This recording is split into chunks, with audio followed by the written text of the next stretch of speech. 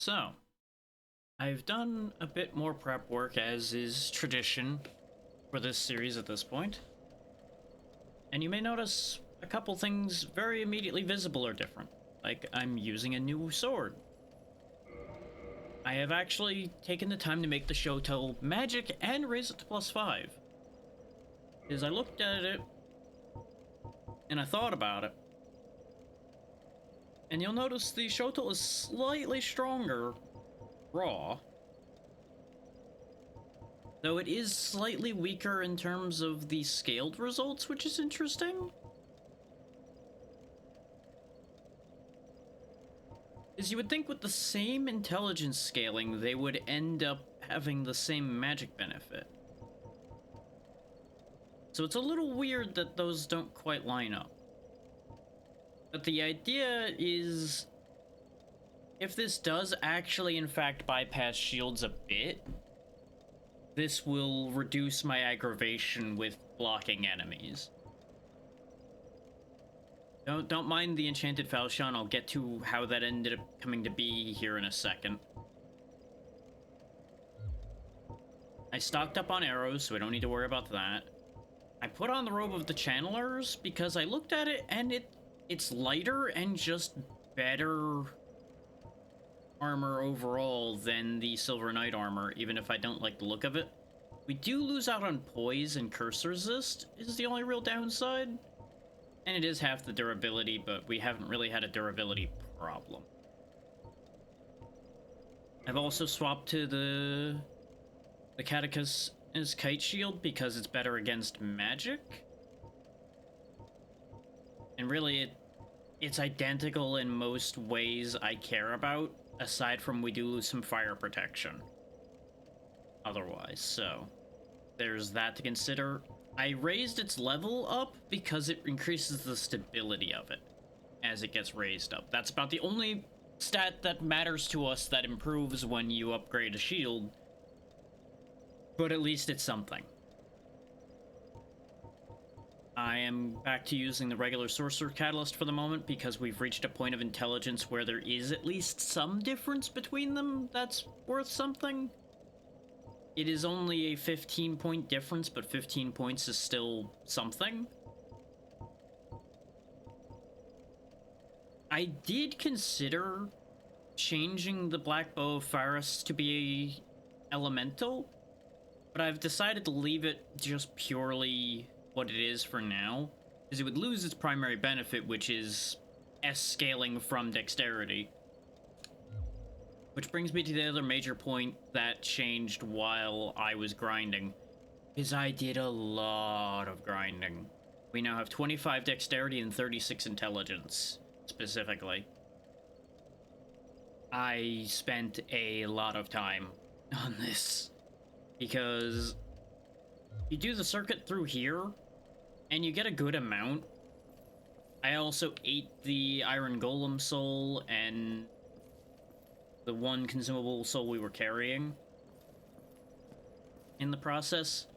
Oh, and the other most notable thing I picked up is if we have a look at our soul list, our spell list rather, I have Soul Spear now. That was fucking expensive. I think I didn't have the Bellowing Ring last time. I do now. Like, I did a lot. When I say that I spent basically the weekend whenever I wasn't streaming doing the prep work here, I would not be joking. Because of the amount of trouble we were starting to have, I'm like, I need to lock in and just upgrade a lot. I didn't go get the Dusk Crown still. I plan to do that on stream either today or probably next time. And as the post about this implies, I still haven't gone and dealt with the Black Eye Orb here to get the Firekeeper back. Let me go ahead and actually put Soul Spear on, since I bothered to spend so much money getting it. Probably replace my Great Heavies with it. The only problem with Soul Spear is it is only 4 uses. And I haven't tried it out yet. I was saving that for when we were all together so you guys could see it too. For anyone that might have never seen Soul Spear in action. Really look that interesting. But it does pierce. And it does a lot of damage. So it's worthwhile.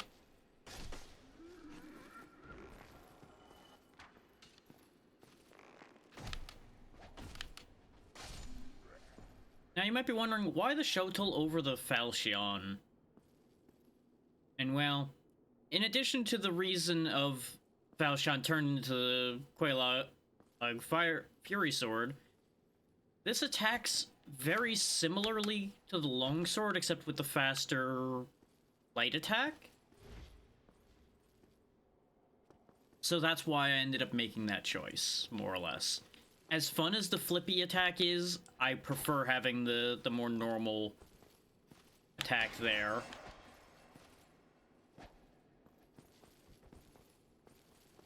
And you'll notice our humanity has gone up a bit. That's been because of just clearing through this place over and over again. I've just gotten lucky a couple times, more or less, and picked up some humanity along the way. I've also kindled this fire once, but I lost the humanity I used for that, because when I transformed into human form, I died like one grind loop after that. It was unfortunate. I don't think there's anything else of note that I changed. So, time to talk about why I have this enchanted Falchion. Because we didn't have a Falchion anymore. I did a stupid. When I was walking around grinding, I opened a couple boxes just by reflex. Specifically getting the enchanted Falchion and the more important thing to have accidentally picked up. Down here in the key section, we got the Archive Tower Giant Cell Key, which I presume is the one that opens Logan's cell.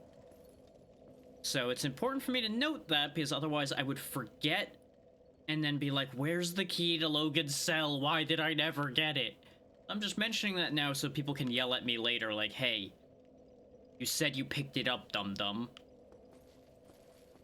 All of that came from right over here. This room right over here had a couple boxes in it. As you can see from the box that's open there. I think it was this room. It was a room near here. Yeah, because this, I believe, was the enchanted Falchion right here, and the other one was the key. And I found at least one other box, but I had the presence of mind not to open it by that point. There's also this one, which I didn't even notice till now, which has the Crystal Ember, which we're probably not going to use, because I'm assuming that works like the other embers in that it allows us to infuse things to be crystal, which destroys their durability. So not really something I'm going to be interested in, but it might have other benefits as well that I'm not aware of, so perhaps it will be useful for something. Even though these guys are only worth 400, they're very prevalent. Oh, maybe it was this one that had one of the two things I mentioned. I may have opened one of the boxes up there and then screwed up and opened this one. That might be the thing. There's also a fog door right there. We're not going to worry about that right this second.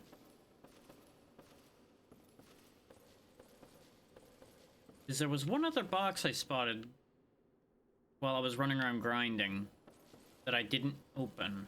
I'm trying to remember where it was now.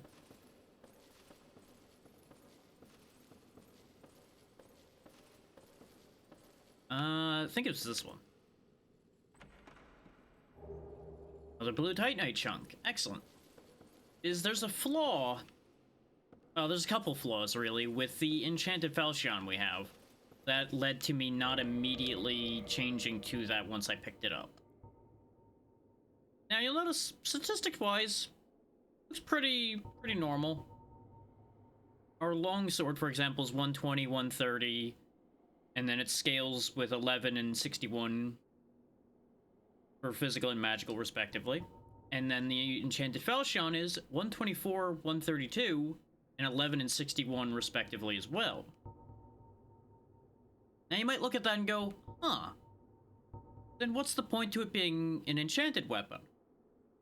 And, you know, I'll be honest with you, I don't know.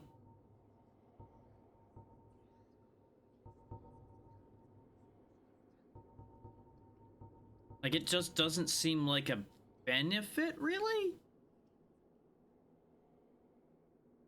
If I, for example, put the longsword in my hand and compare it, you'll notice the Enchanted Falchion is just better numerically.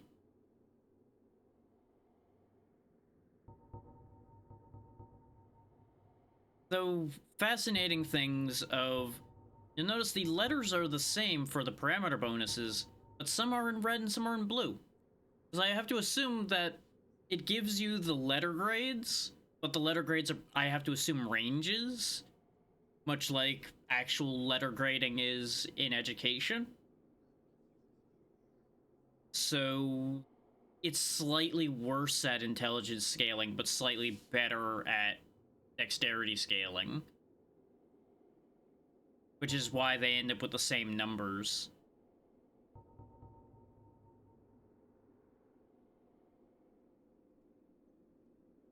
Whereas the Shotel somehow ends up worse, even though it's got one scaling letter better. Because that's the other thing that's fascinating to me. These all have C scaling for intelligence, and yet the magic boost is different on 2 out of 3 of these weapons. Weird. It's very weird. Like, the physical being slightly higher makes sense because there's a difference between an E and a D scaling. But these are all C scaling for intelligence, and yet there's a difference. Bizarre. I just wanted to highlight that. Because things like that are fascinating to me. I know they're not that interesting to most people, which is why I'm getting this out of the way at the beginning, before most people are here. But I want to get that thought out, is I wanted to make note of it.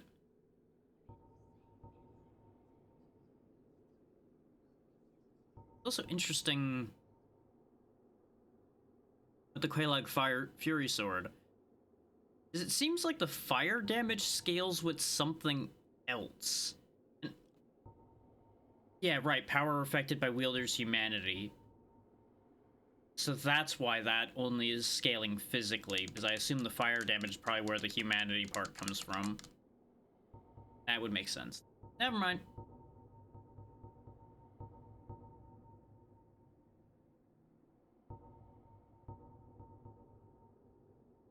And I'm increasingly not convinced that the Moonlight Butterfly Horn's ever gonna be something I'm gonna use. Just purely because it is pure intelligence. Which means it's going to always fall behind these split scaling weapons because my statistics are split. If I was only raising intelligence, the Moonlight Butterfly Horn would probably be the best weapon I could possibly use. But I don't think that's going to be the case just by nature of what I'm using.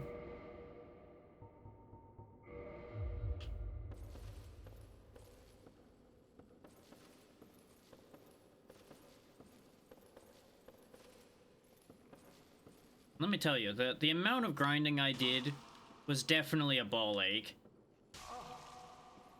Ladder before I die.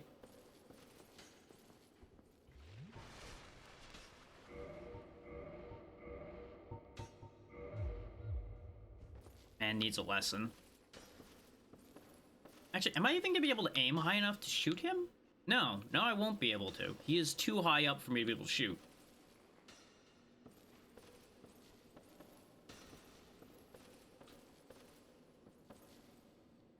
You see, this is as high as I can aim. How? Hmm. That brings up an interesting question. If you ever want to go back up there, how do you get up there alive?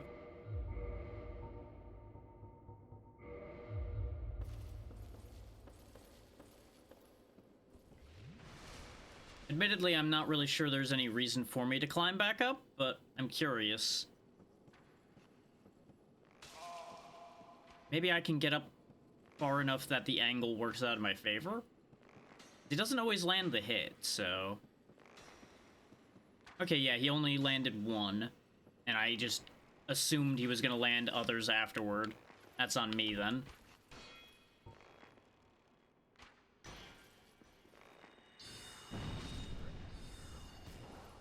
Anyway, that's his lesson for the day.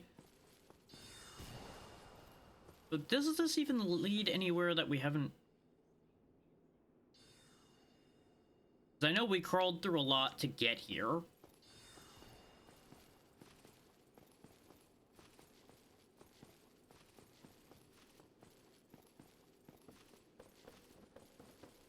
And for those wondering what I'm up to right now, I want to get back to where Logan's cell was.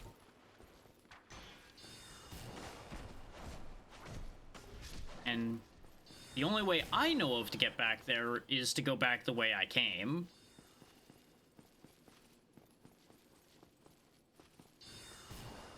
Which that may very well be a bad idea.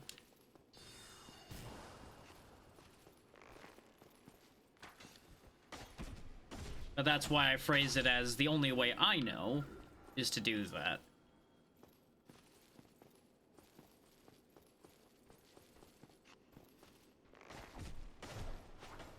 Bye. We have to drop onto those stairs. And that's also going to lead to at least one instance of having to pull a lever again.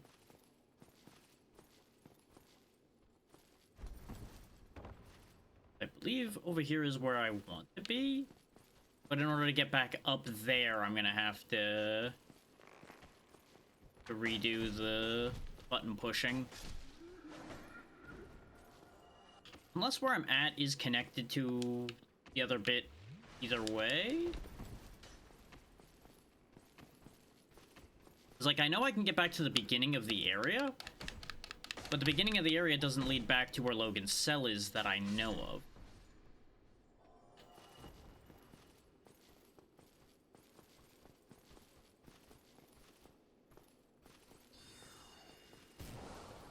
Okay, no, this looped me back here, so no. This is all connected. So that entire endeavor I just did was pointless.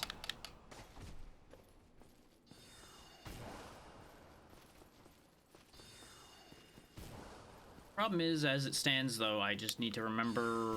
Oh, that's right, it's out here that leads to where we were before. Gotta go around this way.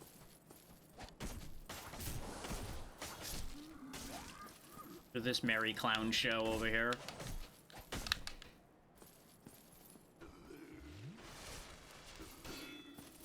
Can't believe I got away with that.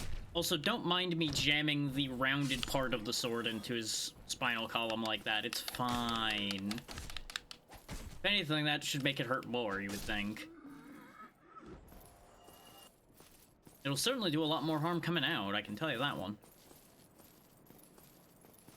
Yeah, my navigation abilities just were compromised for a moment there, but we've made it back.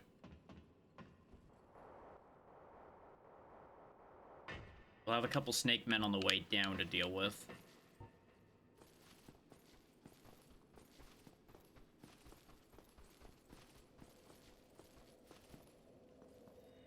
Spear! Wow, that does a lot. Spear! You know, I was really questioning whether that was going to be worth the amount I paid for it. Considering you only get 4 shots per rest, and let me tell you, I am starting to have less doubts. Yeah, we gotta go all the way down to the bottom.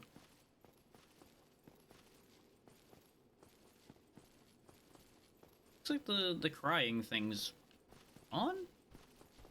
Or they're just way further down.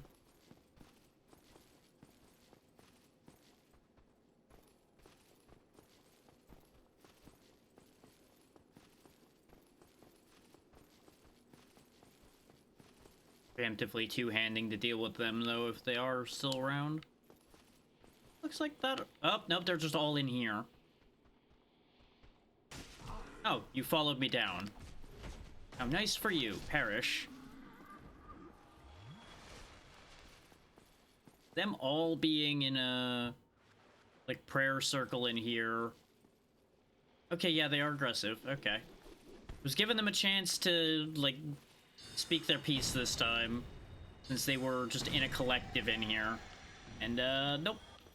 Nope, no longer getting your chance to speak your piece.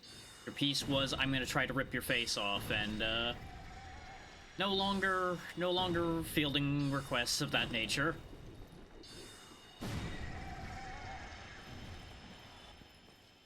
On the bright side, lots of free humanity this way.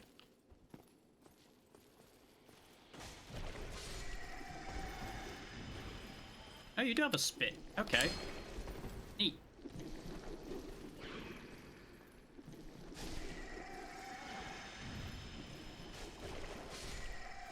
I really expected a lot more of them to activate at once.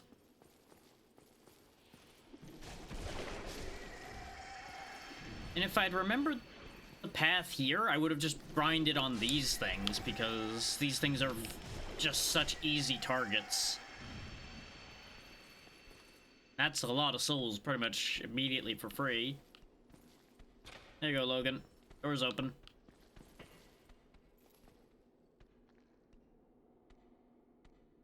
Oh, it's up there. Okay, I was like, I hear footsteps in the room with me. Oh, thank you very much. I'm saved. That makes twice. I must be sure to repay you. I will visit the archives. If I discover any new spells, I shall share them with you. Prepare to be impressed by the onward march of sorcery. I'm certainly hoping so, bud. Certainly hoping so. Hello. Don't mind me. Go on ahead. I'll head out soon. I wish to lay down my plans before I visit the archives. I'm gonna grab what's back here. Really know why you just left this unattended back in the back of your cell, but thanks for the Firekeeper soul, bud.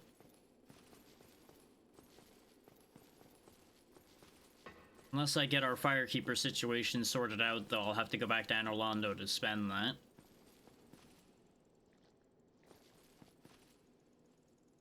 It is a shame that this fancy machinery here is just laying broken here in the middle of the room. That's a questionable sign. You know what?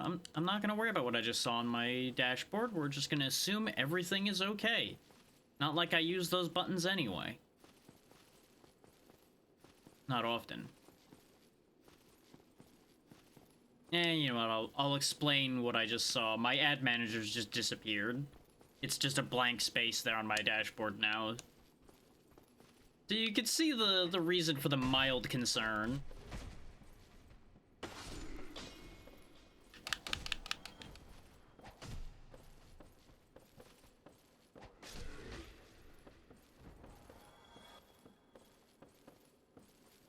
Pretty sure we cleaned all this out when we were here previously.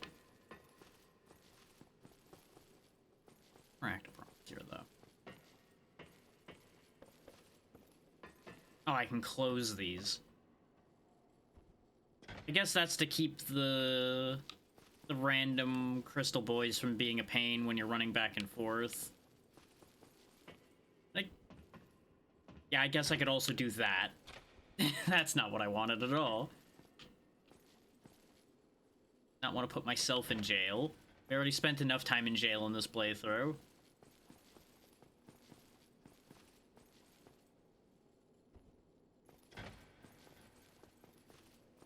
Which, speaking of this playthrough, we simultaneously have a lot and not left to do that I can think of. In terms of things that are just purely required to do. We're more than likely gonna end up doing more than what's strictly required, just in the process of getting there and getting the things done. But it was just occurring to me, like, you know, we are at the very least definitely past halfway. And that part makes me happy. Because as I've talked about before, this is further than I've ever gotten in this game in the past. Even when I was playing this with someone else. Ow. Just ruining my moment. Throwing off my groove.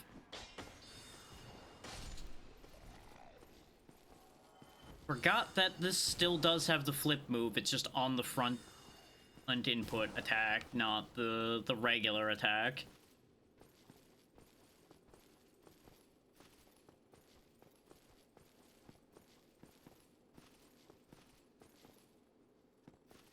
Okay.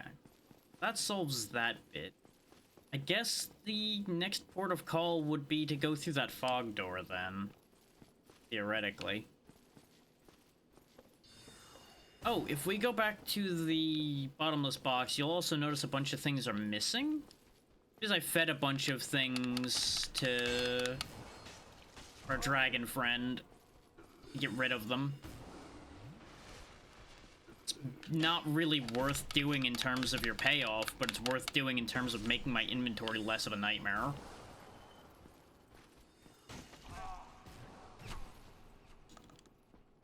Shot right in the face. I forgot to deal with that archer. That is such a pivotal part of the loop that I just forgot this time because I wasn't doing the loop.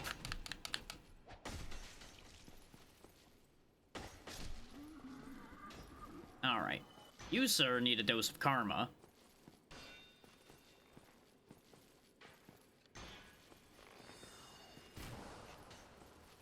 Karma right up the back. There you go. Let's go restore our stuff before I make any more stupid decisions that get me hurt further.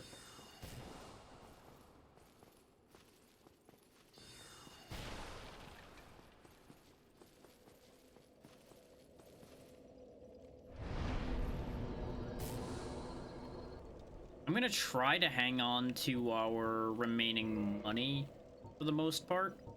And yeah, this was the other flaw with the enchanted sword, for those wondering, is I only mentioned one flaw.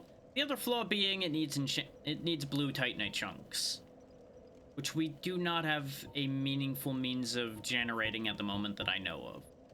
Same reason I haven't leveled either the Fury Sword or the Butterfly Horn, because I don't really want to burn my Demon Titanite without certainty that that's what I want to do, or a means of getting more. Though I seem to recall that Demon Titanite becomes a little bit more available in the Demon Ruins, but I might be getting my wires crossed on that. And the downside to the Channeler armor is, as far as I've been able to tell, you can't upgrade it. So it won't stay forever. Yeah, if we come in here, you'll notice I have a lot of crystal straight swords, but not as many as I had before. It's because these are all the ones I ended up picking up while I was doing the grinding, because I got rid of all of them before. They just drop so many of these stupid crystal straight swords, and I cannot stop myself from reflexively picking up dropped loot. So it's like, put in pocket? God damn it, I didn't want this. Throw it away. God damn it, I got another one. And the process repeated. Same reason why we have multiple of these kite shields. Got rid of those too, and still ended up with a second one.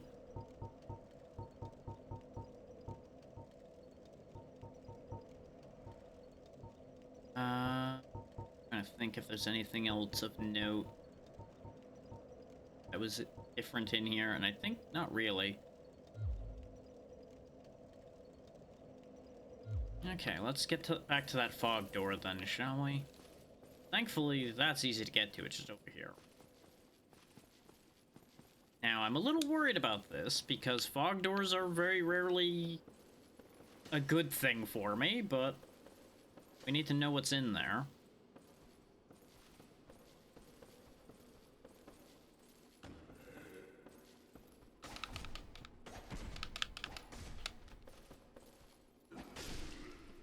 Oh, and in case I didn't finish the thought on me holding on to the money. Okay, that is a book. At a glance, it almost like there looked like there was just an Xbox 360 inexplicably sitting here.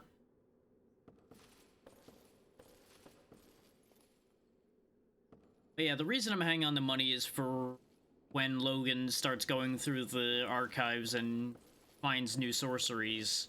I would like to be able to buy them. I don't know / remember where we run into him again, but it seems like a safe bet.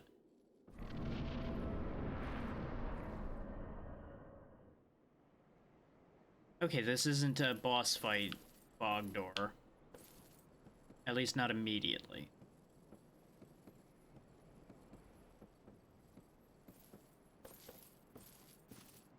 This is just a dangerous area, Fogdor.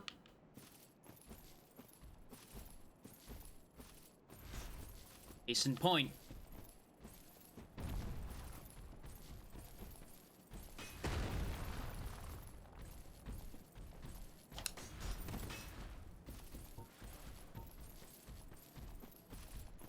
No idea how effective Soul Spear is going to be here, but it might be a better call than fighting these the way we did the first one. Passable damage. Yeah, because my regular arrows do 1/5 of that. So the regular arrows are easier to cast on them.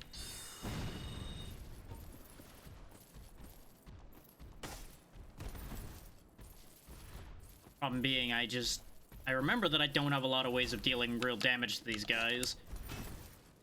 So it becomes a game of I just gotta chip them to death.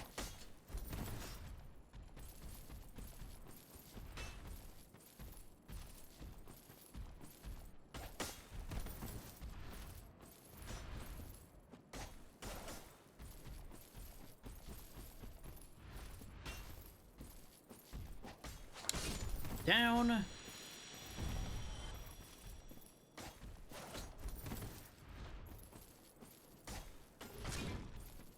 Oh, I staggered him. Knowing he was going to stagger from just 2 hits like that, I would have kept at it. Not that we have the stamina to really go crazy with the two-handed. It hits. Yeah, I knew that had reach. That's why I backed off.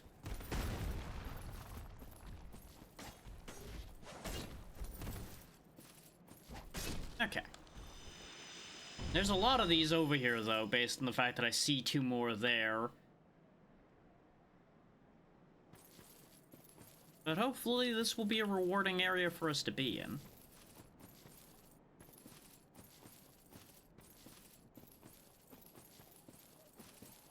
Isn't the fact that this led outside, though? I don't think this is where I necessarily want to be. I think this is where I need to be, from what I'm remembering from seeing this done. As I recall, that's the crystal cave down there, where we were looking before, or where the 2 guys I pointed out were. The crystal cave is where the actual see the Scaleless fight is.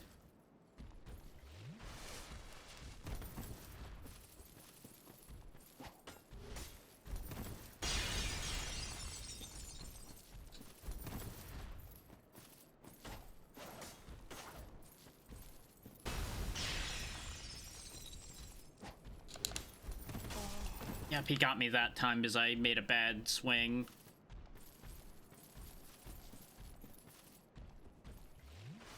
That's very inconvenient that you chose then to do the big punch.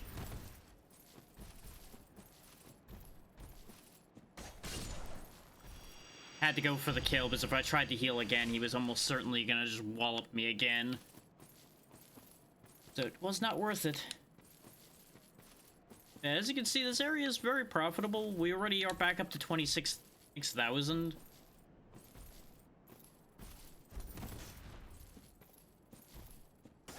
Which, after the expenses I've already made, doesn't seem like as much anymore. Considering that's just a level, but Every level is helpful. God, it is really irritating to get a hit in against you guys sometimes, because you have such a radius of danger around you.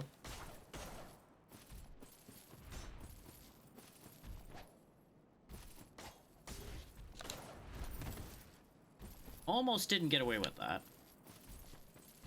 Need you dead, though, to find out what's under that item.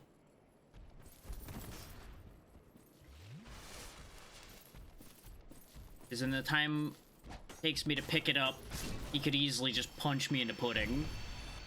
And I do not desire to be pudding. Okay, that's another blue Titanite chunk, so that would get the Enchanted Falchion pretty strong.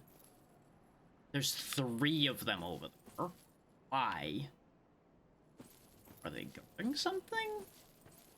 Or is this just a ha ha ha, fuck you? He's looking at me. He sees me. He's just not interested in coming over here for some reason. I don't see any glows or obvious gaps or anything, though, so I'm not interested in dealing with that at the moment. Particularly, if I'm honest with you. And I usually am. Here we've just got this guy just hanging around. Over here is presumably the path down.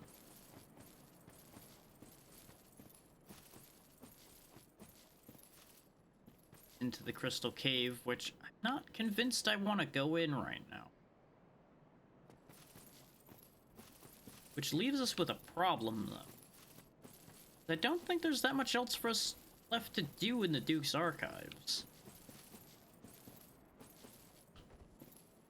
So the question on my mind now is, am I meant to do the fight and then I can get the stuff from Logan?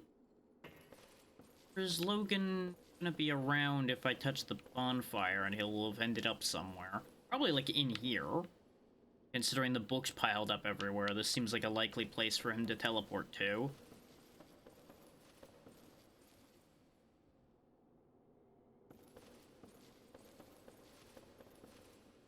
Or like into... Oh, there we go, he's already here. Hello there. I was expecting you. This place is truly magnificent, more than expected even. As promised, I shall share the new sorceries with you, and the secret of Seath's immortality.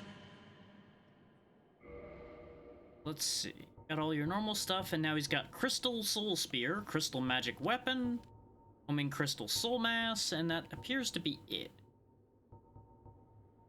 As you can see, Crystal Soul Spear is a little out of our intelligence depth at the moment, with it needing 44.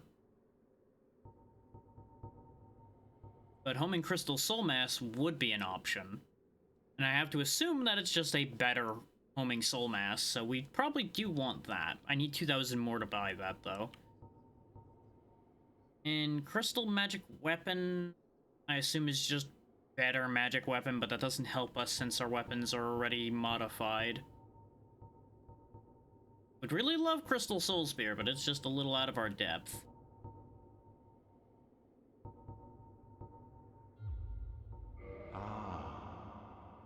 The secret of Seath's immortality. If you have fought him and were imprisoned, you must know that Seath is a true undead, different from ourselves. His wounds close promptly, and no mortal blow affects him, granting true insulation from death. His wounds close promptly, and no mortal blow affects him, granting true insulation from death. It is an effect of the primordial crystal. A sacred treasure pillaged by Seath when he turned upon the ancient dragons. So only by destroying the primordial crystal can you so much as scratch his hide. And it so happens the primordial crystal is in the inner garden of these very archives, the Crystal Forest. There you go. That's why I didn't want to go just traipsing in there yet. In addition to the obvious, I wanted new sorceries. Seath cannot be defeated without destroying the primordial crystal. The tomes stored in these archives are truly magnificent. A great pool of knowledge. The fruits of superior wisdom and an unquenchable desire for the truth. Some would say Seath had an unsound fixation. But his work is a beautiful, invaluable resource.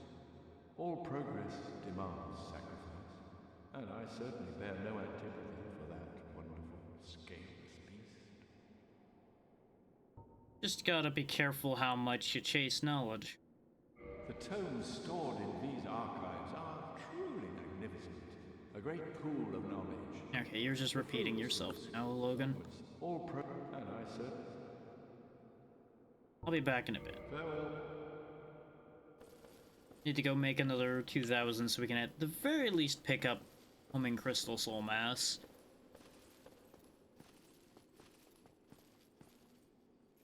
There is something else that I know about that we need from Logan as well, but that's going to take a bit more legwork to make happen. So we're not going to worry about that right now.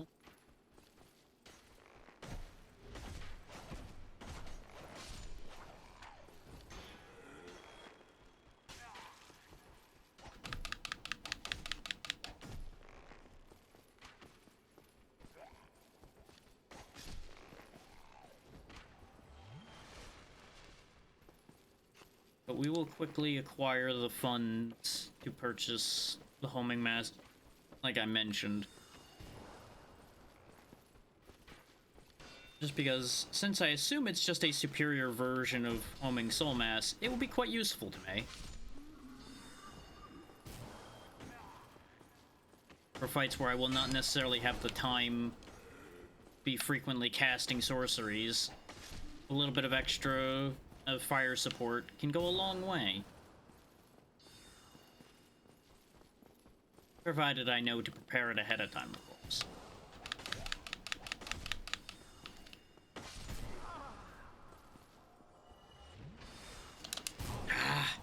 I was mashing roll, but it just didn't take quick enough. Anyway, let's go make our purchase before I lose these souls somehow.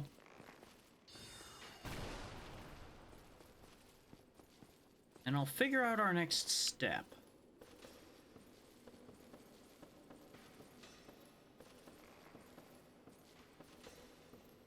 Hello there. You really are very diligent. Oh, I understand. We are in the midst of a revolution. I don't know about that entirely, but sure, yeah. Thank you. Come again. The knowledge here is limitless. I would absorb it, then share it with you. Starting to sound a little less stable there, Bucko. But perhaps he's just giddy from access to such power that he didn't have before. Yeah, we're going to, of course, immediately replace our Homing Soul Mass with the Homing Crystal Soul Mass, on the assumption that it is just superior. Let's find out if it is.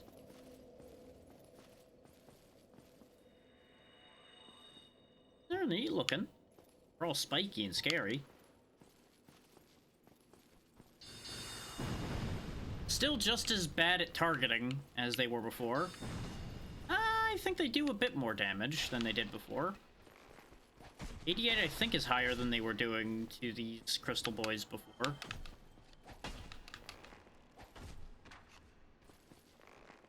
And I'm pretty confident none of them hit the guy up there or he would be dead. Hey, look, another kite shield. But since I've activated Logan the way I wanted to, I think it is time for us, unfortunately, to go down into the Crystal Cave and suffer.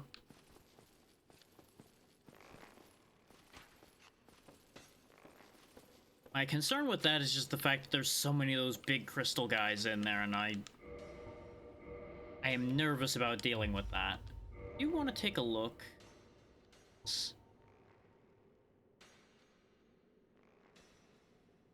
Handled only by the giant god's blacksmiths. So I presume that this goes to the giant blacksmith then. And it only says that it ascends standard weapon to crystal weapon. So I don't think that this is actually going to be that important to me. Unless it has effects that are not mentioned, which does seem to be a thing with this game, but let's not worry too much about that right now.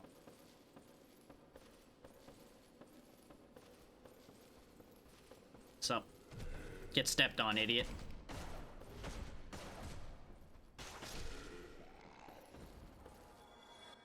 That still remains funny to me that we end up coming out of situations like that better than the one we land on. You would think landing on somebody like that, we'd fall over. We don't exactly have great stability when landing on something so unstable as a living being. But what do I know?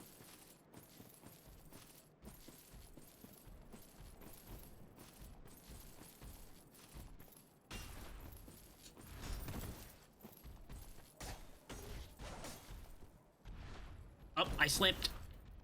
Why does that keep happening? Okay, you know what? Fuck it. They're not that fast, so I'm gonna err on the side of I can outrun them.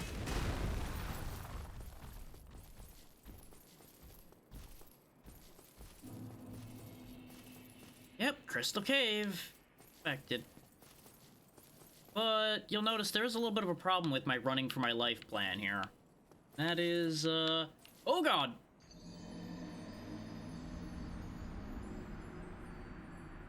I just kind of flew off of there? I did not move that far. Huh. So that was a different problem than what I was going to point out. I was going to point out the fact that I didn't know where I was going from there. And then I just suddenly, whoop, into the abyss I go.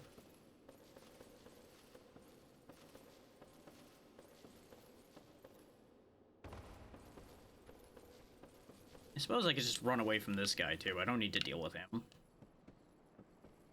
He's gonna struggle to catch up to me.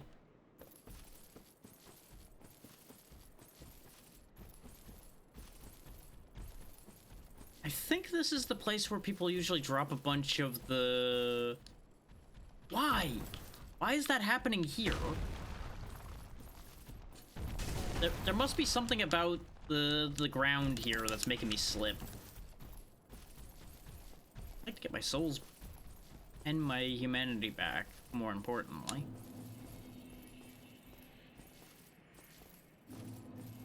If I could just, like, get rid of the golems chasing me, that'd be great. I think there's a thing I need to do here that's gonna take too long to do while pursued. It would be very handy, though, if I could convince them to fall down the hole.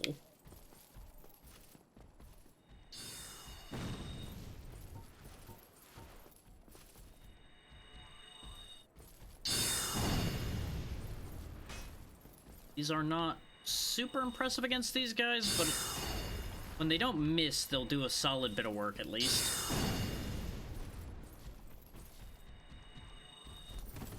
As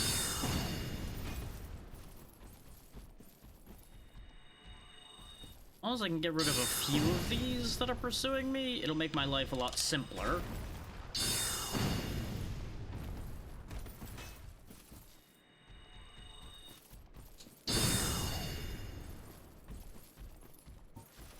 And I'm sure we all saw Seath just kind of hanging around down there where we landed when I fell to my death.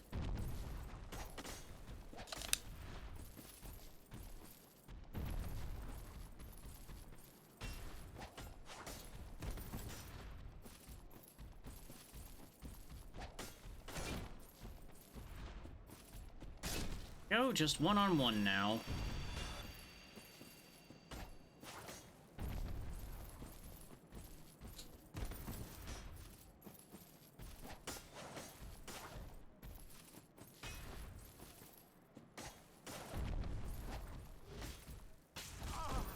All because he happened to side jump away from that attack before.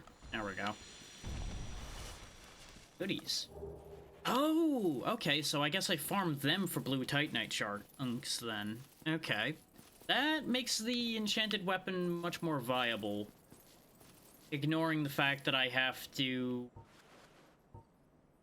go to that one specific blacksmith to make it useful. Oh. Is that path visible before? I swear I didn't see a path there when we walked down there. Unless it's only visible from above and the fog makes it hard to see it. Which I suppose is entirely possible. I don't know what this guy was doing. He just kept walking towards me menacingly and I didn't like it. That's why you saw me hesitating so much. I was like, I don't understand what's happening, so I'm gonna not take action until I understand what's happening here.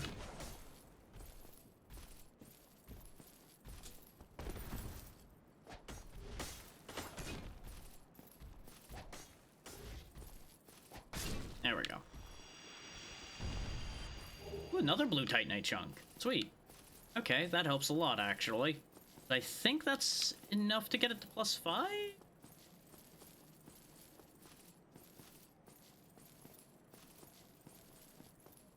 Assume this is where I need to go.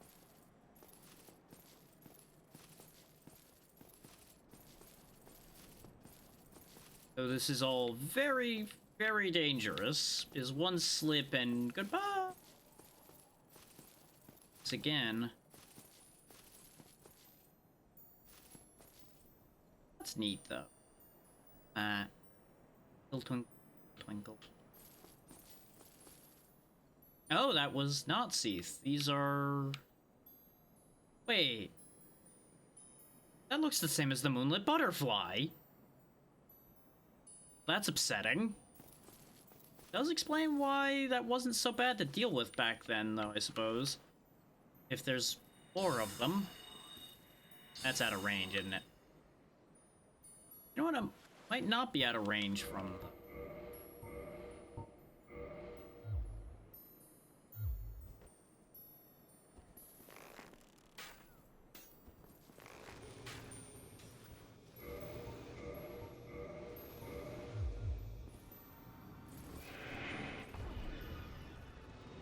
Question becomes, is it in range of my magic now? The answer is no, and oh god, that hurt. And I'm dead.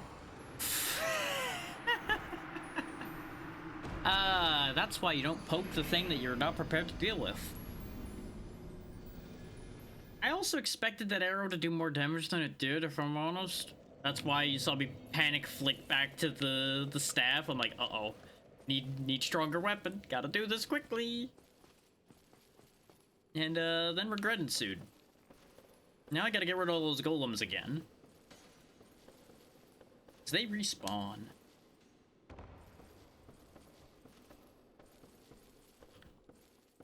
Yeah, just an entire cave full of moonlit butterflies, so that's a thing. Also, he did a much better job of keeping up with me this time, so this is a problem. Oh, you dropped over there. I was like, I expected him to... What the fuck is happening? Why is this area just slipping hell?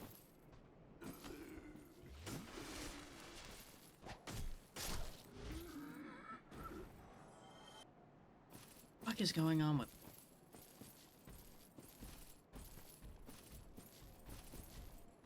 Yeah, I thought I heard one of you nearby. Hi, Zero. How it goes?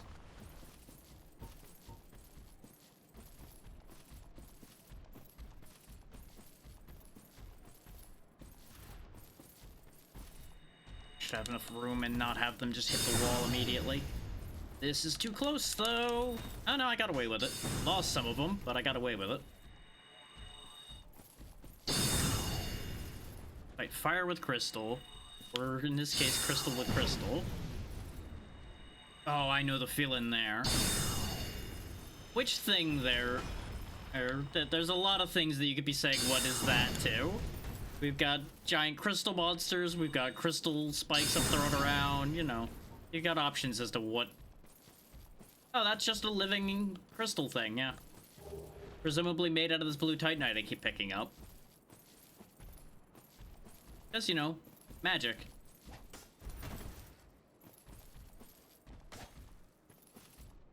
It's a friend to me only in that it's dropping something I need. Other than that, it's not a friend of mine.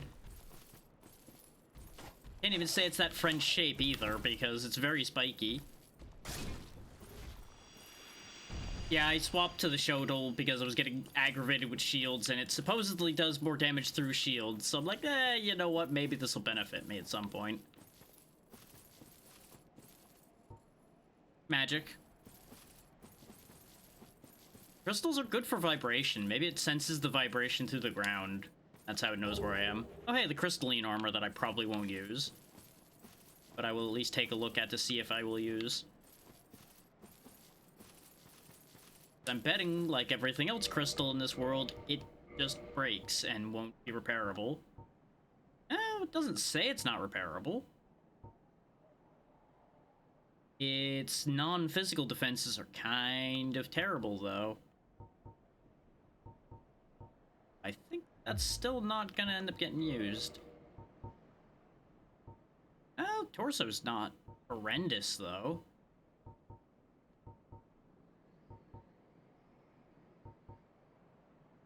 Worry about that later. Right now, I got humanity to go get. That involves getting back through Heckle, Jekyll, and Jackass over here. Why did you shoot that spear up there, game? Why would you do this?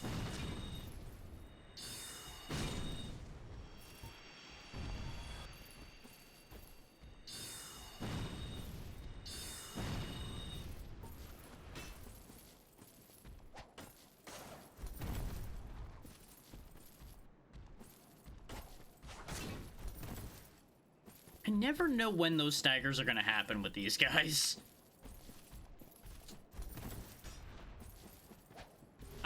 It's pretty near true, because it doesn't give you that much lore anywhere else, so... I would say yes. Because there's a lot of information in your item descriptions in this game. But there are people that will tell you things, too, so it's not all in items. Just a lot of it. So that's more or less the same thing they did in basically every FromSoft game, so... doesn't really stand out too much to me. His Kingsfield did that, Shadow Tower did that. Armored Core at least had, like, emails and such you'd get too, but that's the same as the NPC conversations, more or less. And yeah, the world design tells you a lot too, though that's more you have to infer things, and that's less guaranteed.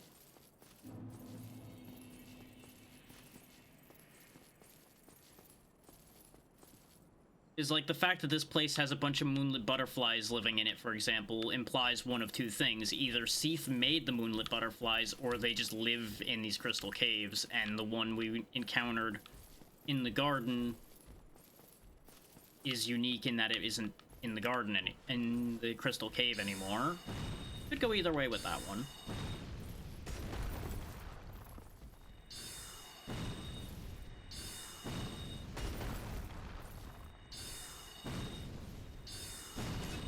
That was a very lucky stagger.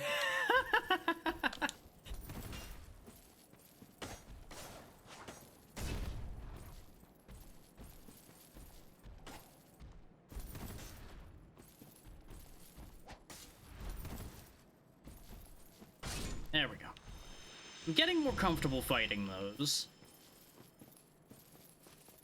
Still would rather not, but, you know, don't exactly have a choice in here.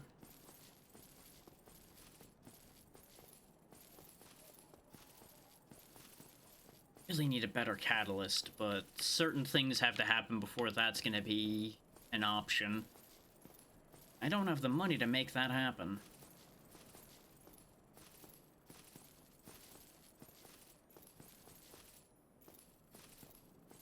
Anyway, gonna pick my stuff back up from before, and, you know, maybe not antagonize the butterfly this time.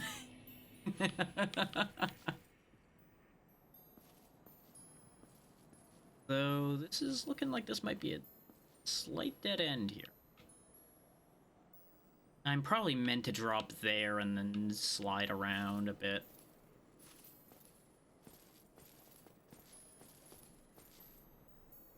I don't like that red thing that I see over there. That seems like that's gonna be a problem. Oh no, that's just a... Wait, why is that... Why is that there? Oh, no, I know why that's there. That's informing you of a mechanic. That's telling you the same thing that those crystals breaking in the air is telling you. There's hidden floor here. Even if I didn't know about this, there are so many clips and things of people dealing with this area that you can't end up not knowing, at least partially, how this area works. In that, there's a lot of hidden floors here. So, you know, trust exercise a bit here. See? Path ahead. I have to assume at some point it stops dropping these crystals along the path. And I'm gonna have to start A, guessing, and B, dropping lots of prism stones and such around. Still crystals landing, so I'm assuming I can make it to this platform. So the ads are about to start, so that's a whole thing. Oh, you are going to be a problem. This is a horrendous place to fight one of you. Yep, that's why! God damn it. I knew that was gonna happen, but no matter what I did there, I was SOL. I hate. Anyway, when the ads are done, we'll deal with that problem.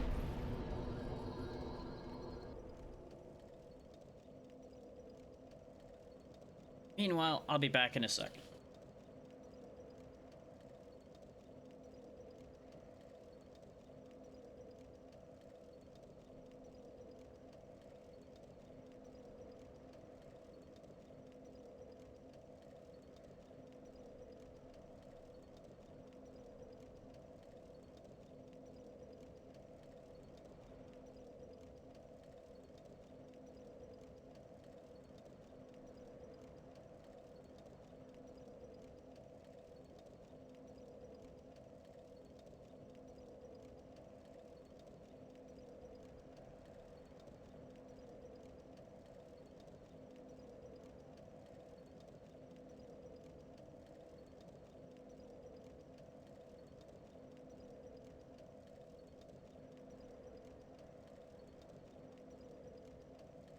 I had forgotten to grab cough drops because my throat's been bothering me on and off. I wanted to have a few of them on hand in case it started getting irritated again.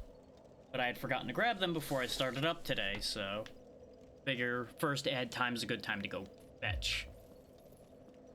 So I would like to go get my stuff back at the very least.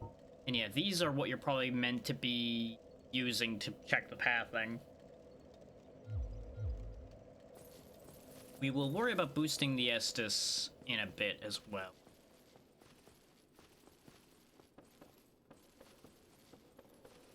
I have an idea for how to solve the crystal golem in the tunnel problem. But we gotta get back there first before I can solve that issue.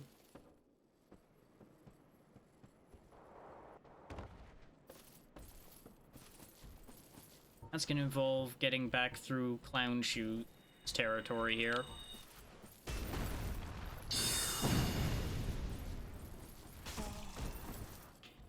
I say as I'm the one who's getting clowned on. I probably could lure you far enough over this way and then loop away to probably get you out of range. Let's get rid of you.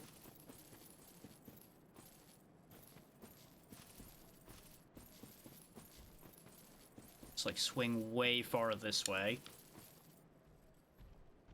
Attracted a new one. The other two are still trying to path to me though, which is upsetting.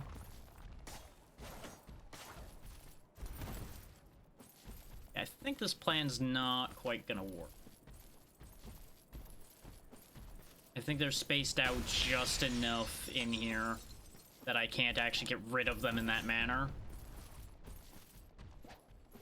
Not with any consistency.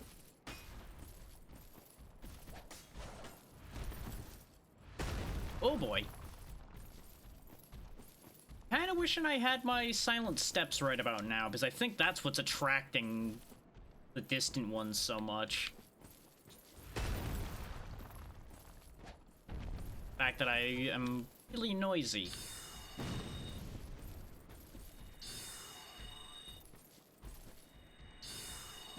Where are they going? They're all just heading down the... Ah? What the fuck is happening here?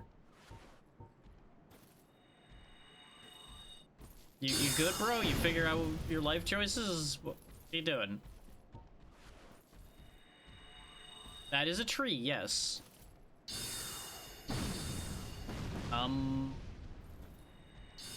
There he goes. He's figuring things out now. Welcome back from the ads. We're still working our way back down to where we just were. These guys are having a whole moment here, and I don't know what's going on. But I am, as you might expect, happily taking advantage of it, considering the situation we're in.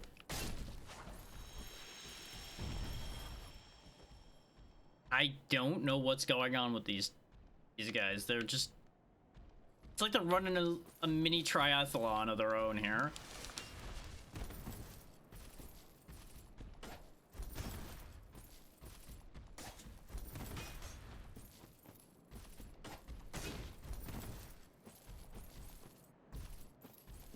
What is happening here? This like one spot is just breaking their brains.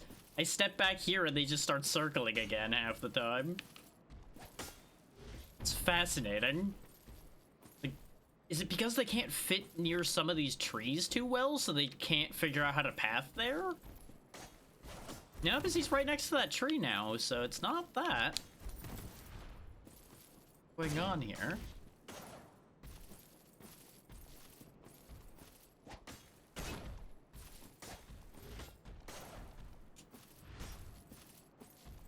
I'm so glad he chose to uppercut instead of doing literally anything else. If he had done any of his other moves, we would have been in trouble.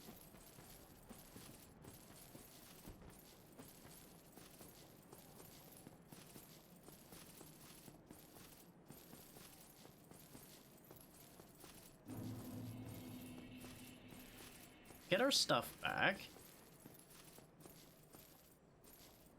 Alright, first we gotta deal with this guy.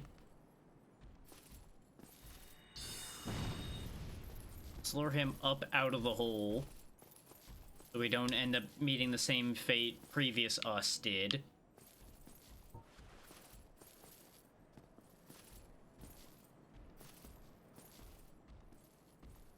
I might try to just rain arrows down on the one that killed us. See if that works out in our favor at all. I have a feeling that it won't.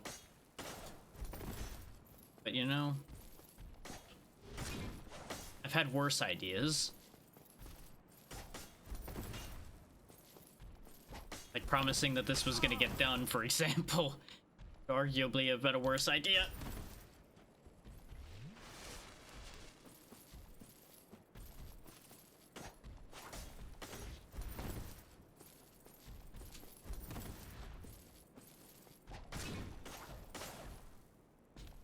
There we go. But what I'm probably gonna do after we get our stuff back is I may very well take a quick side trip to go get that enchanted falchion upgraded a bunch, since we have so much blue titanite suddenly. Or potentially turn this into an enchanted shotel and upgrade it. Oh, yeah, no, I should be able to do that. I was about to say, I think I don't have enough material for that, but no. We already have it at +5, and that's enough to turn it enchanted. So that'll work. Wait a minute. Oh, there's a flaw in my plan, though. Do I have any homeward bones?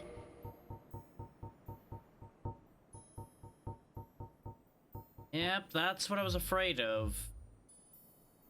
So there's a flaw in my cunning scheme here. Oh, also an item, right? Huh. I have to assume you have to jump for that, and that seems sketchy as all hell. Oh. Can I? Okay, you can walk back up that. Never mind, we're fine. I thought for a moment there I wasn't gonna be able to walk back across that. And that was gonna mean I was going to have to accept my fate down here. But if that's the case, then I don't need to worry.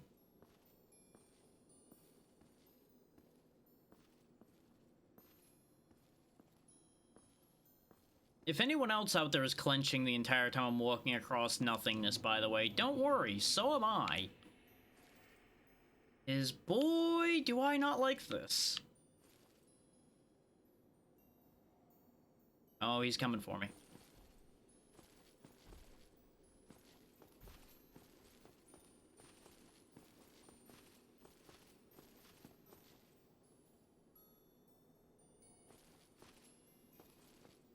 So does he understand how to get across? Looks like he does.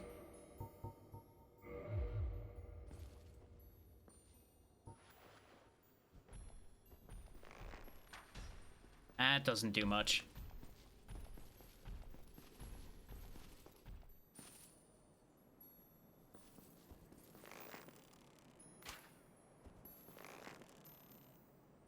Apparently that got his attention. Oh, he's a little bit stuck.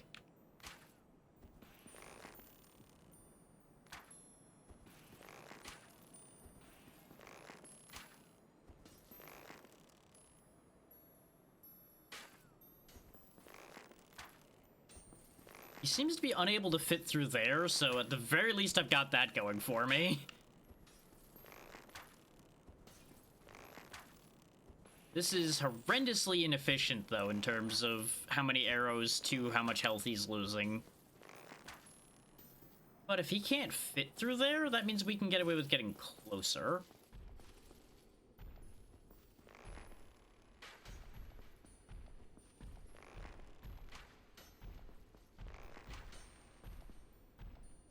It also means I can shoot this way instead of using the aimed thing.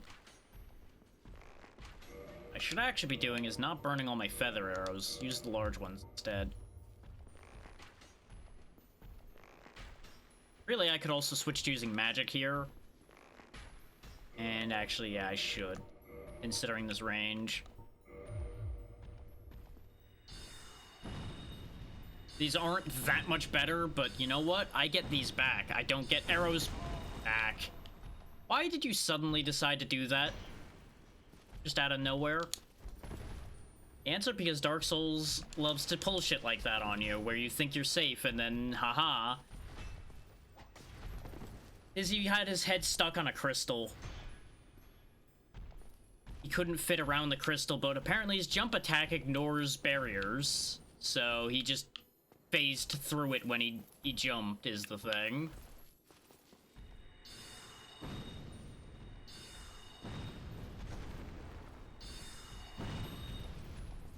Bear in mind, a lot of the pathing and AI in this game, while impressive in some ways, is actually also simultaneously pretty primitive.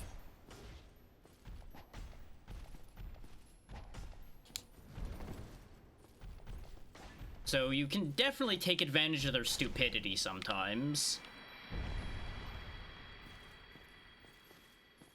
You see, as he was coming around the bend, he got stuck between this crystal over here and these crystals jutting out up here because he's big.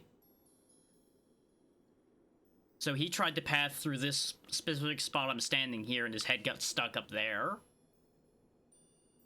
Oh yeah. It absolutely makes sense. I'm just saying these are also facts about the game. This isn't meant to, like, demean the game in any way. This is just, hey, this was it back in the relatively early 360 era, from what I recall, that the original Dark Souls came out. And that's the same thing that this version's built on. Is this isn't the remaster. The remaster, I assume, probably cleaned up some of that.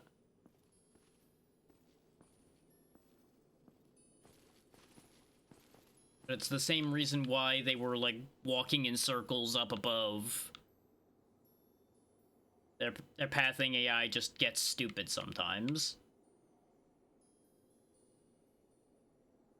I don't know if you're gonna aggro. Because I'm gonna have to walk decently close to you.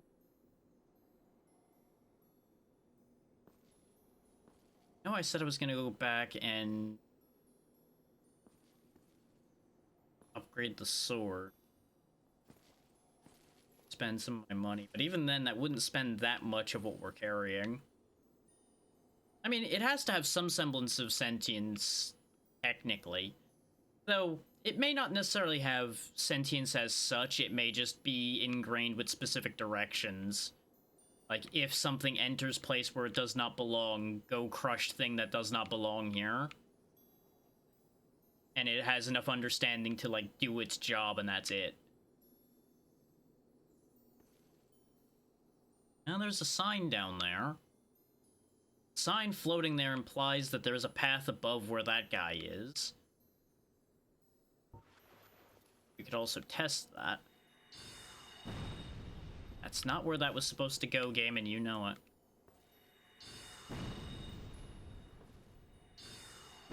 See how it's hitting solid terrain there? Without hitting the crystal? That's more than just the hitbox around these being bad, but the arrows would be a better indicator of this. This place being one of the reasons why I went and bought extra standard arrows.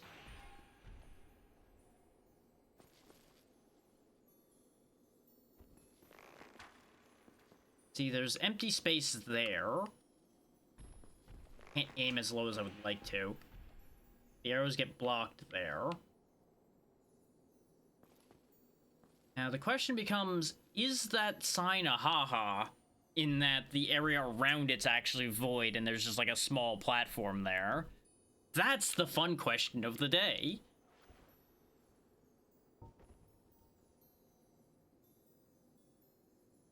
Theory though, if it does drop me down onto that platform, I should be able to run for my life up that fast enough. Problem is, it doesn't look like that goes anywhere. So I'd have to figure out where the path from there is. Or I'm meant to go behind him and go down, which would make more sense based on the situation. Getting around him is where that gets interesting. And I don't dare step out too far this way to try to get a shot at him, because of what happened to us previously, where we just kind of magic slid off of one of these to our death. And remember, I can't aim that low. And of course the lock-on ain't doing shit here. But it does tell me that there is path behind him. I tell you what. In case we get shafted here, Ring of Sacrifice time. Oh, there's just like invisible wall throughout all of that. Okay. Blah! Oh. Yep, there was ground, but then there wasn't! Why? That was some Looney Tunes shit right there. Where the ground worked up until I acknowledged the issue, and then suddenly, whee! Anyway, we're gonna go spend my money like I was talking about doing. It's gonna take a little bit of legwork to get back, but that'll be fine. A better weapon is worth the legwork. So first we go here.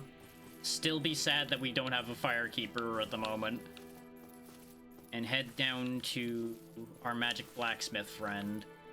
And I might make a stop off to the giant blacksmith just to get rid of the crystal ember. So it's not just sitting there in my pocket.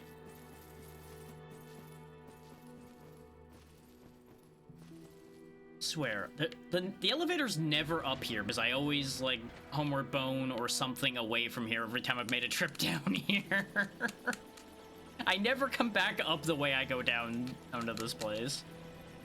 So I suppose technically I could run around down here too if I really want to at this point. I'm a lot less concerned about this place than I was before.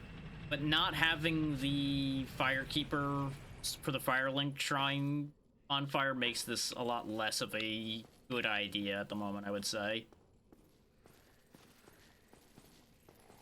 Considering there's not another bonfire that I am aware of in the immediate vicinity. I have to assume there's a new Londo bonfire somewhere. But I would also not be shocked if somebody told me this is one of the few areas without a bonfire anywhere. Hey, hang on. Is that an ember? Oh, you wanted the crystal one. Oh, I'm sorry. We Never mind. don't deal in shoddy embers like that. Perhaps you should try an old smith out in the country. Why'd you bring it up if you were just gonna make fun of it?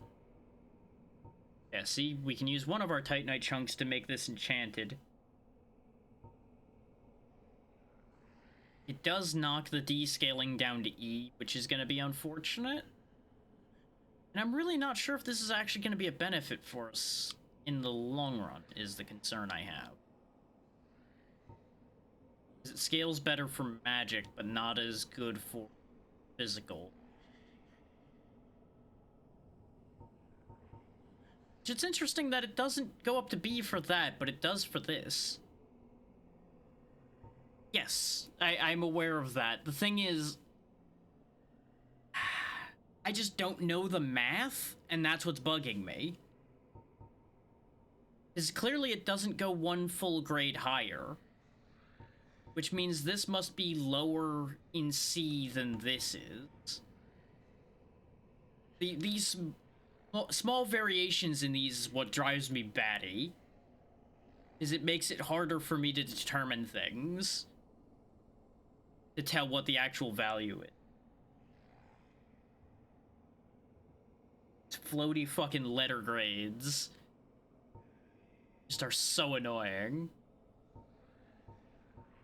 His int is always going to be our highest stat, but there's always going to be some dexterity, and that's where the float here is. Considering I'm probably not raising my dexterity that much more through the rest of this playthrough, I think this will still benefit me in the long run to do this.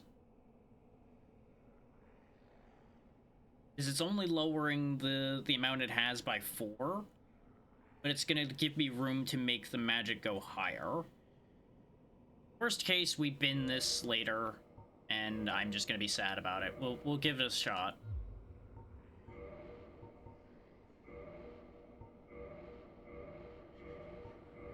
Because at the very least, we can now upgrade it, make the raw numbers on it a lot better. Yeah, see, that is much better for us now. And it did go up to A scaling from the upgrading, so that was worth it. And that's the other thing that keeps getting me with this, is your scaling changes as you upgrade these things, and I can never remember that because it's so frequently not right in front of you.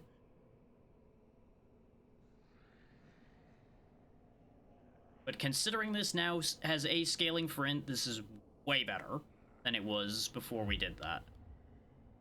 We did burn all of that blue chunk, but that's fine. You really help break the monotony.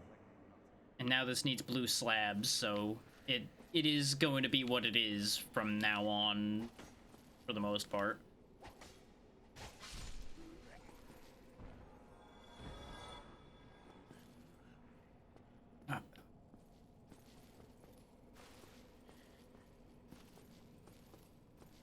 So I'll ask you this, Zero, before I go running back away from here.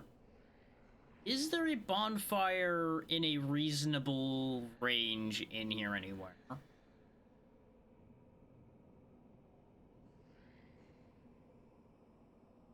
Yep, that's what I figured. We're not doing that right now, then. We'll go sort out the Firekeeper problem first, and then we'll deal with down here.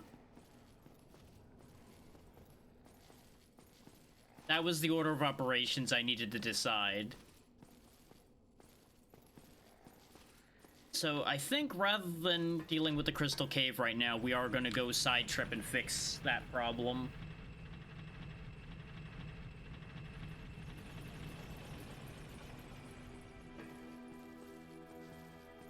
Like, that might just be what today ends up being, is a day of side trips, because Dealing with the cave is not exactly fun. And I did get the main thing that I wanted out of Duke's Archives sorted out. We do need to deal with that area, but we don't have to deal with it immediately. I may start hopping around a bit to make my life easier. But one way or another, in order to do anything, I need to... Well, actually no. Going back up to go to a bonfire to warp solves one problem, but leaves me another problem. For the order of operations of what I'm thinking about. No, still better to do that. Do the Firekeeper thing first. Yeah, but that's low priority.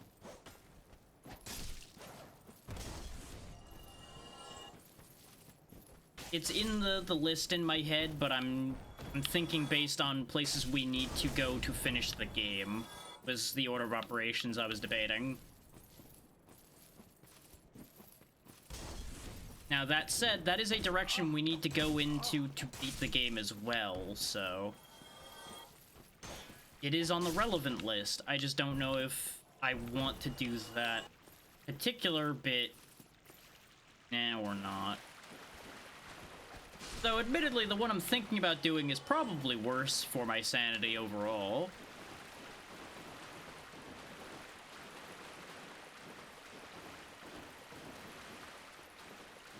And the only reason I'm going back up here is just to get to a bonfire we can warp from. So we can get back to Anor Londo, do the whole bit we need to get to where the Black Eye resonates and everything.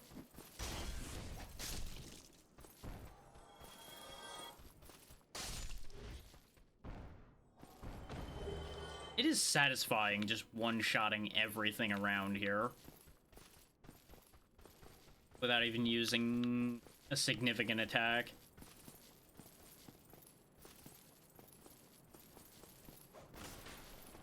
These guys make excellent target dummies.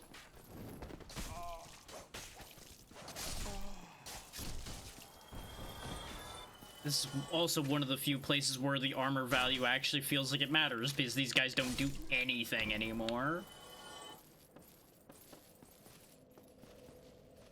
There we go. Touch bonfire. Go elsewhere.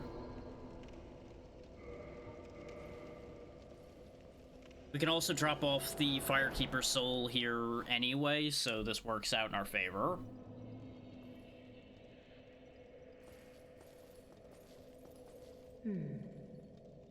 So you have received a revelation. Very auspicious. I hope for the best. I pray that through you, her wish will be granted. There we go. I only had one? Yeah. There we go. Now we have +3. Sweetie Miki, thank you for the raid. What are we up to today? Hopefully all we're having a grand time.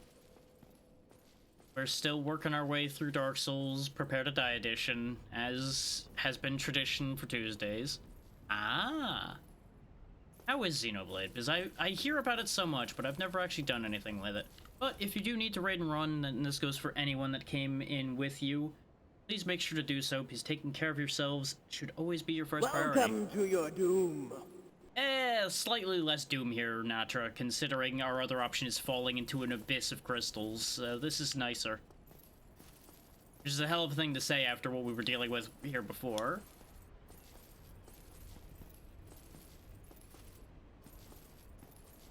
Yeah, just doing a little bit of backtracking right now. Ah, okay. So I assume then you're working your way back through the whole series then.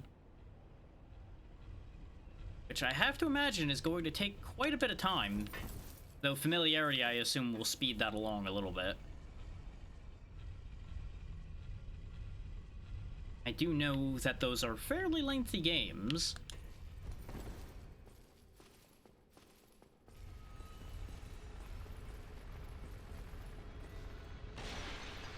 Yeah, for all those coming in, if you know how Dark Souls 1 works, we are currently going to deal with the Black Eye Orb problem.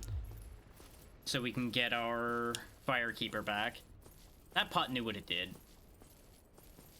I've tripped over that pot before. Vengeance for all of my stubbed toes. Yeah, that makes sense. Aggro shenanigans will always be a problem no matter what game you're playing.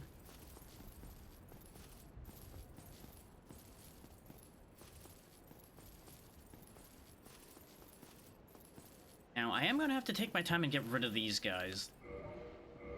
And it's a good thing I realized my catalyst wasn't in my hand anymore, otherwise that would have been a problem.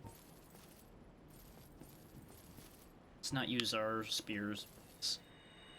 Though they're probably just gonna block these with their shields. Wow. I knew I made the Shotel better, but I did not expect to just rinse him like that. That is satisfying after what I went through with these guys before. For your ankles. Come here.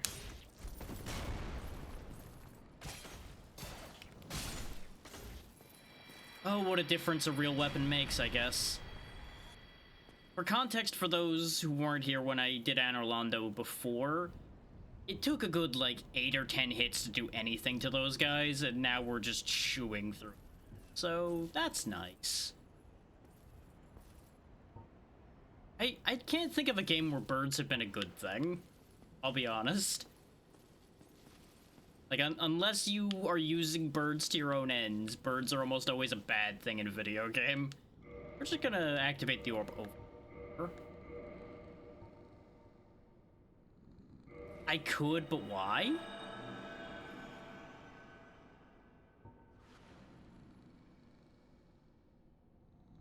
Invading world of the guilty, a spirit of vengeance.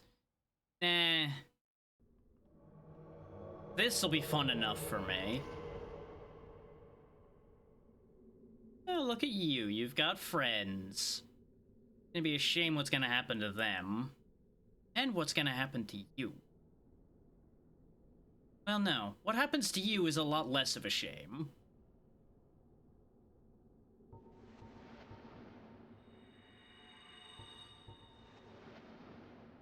Bring it on. Can I actually hang on? Can I, like, pull one of your friends and deal with them first? Oop. Nope, that seems to have activated the whole bunch.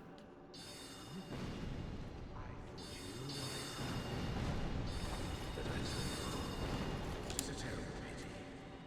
Like a moth flittering towards a flame. You fellas, no? Don't you agree?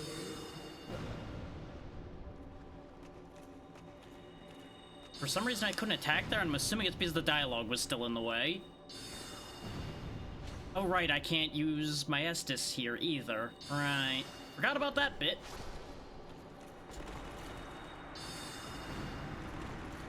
Now I'll deal with you in a minute. You wait your turn.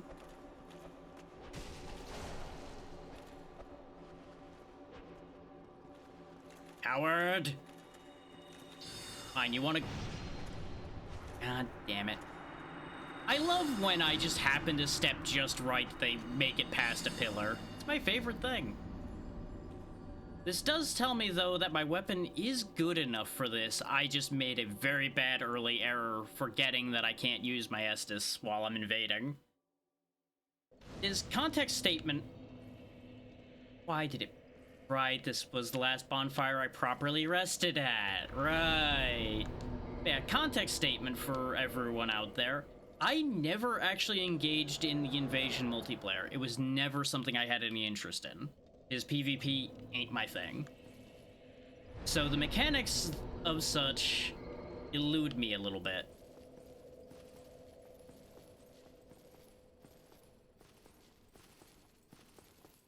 Though I believe you could still use your Estus as an invader, couldn't you? Aside from when people use the medallions, so maybe just treat it as him having used a medallion.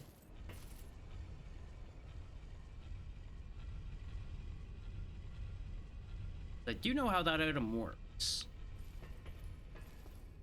I actually used that a couple times when I had gotten invaded back in the day.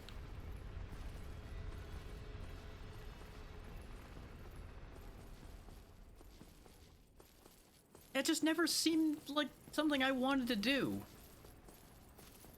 Got invaded plenty. That told me all I ever didn't want to know about that. Oh yeah, and welcome in Luna Wolf and King Uther. I meant to say that before, but my brain was still processing through everything I was talking about, so bear with me there.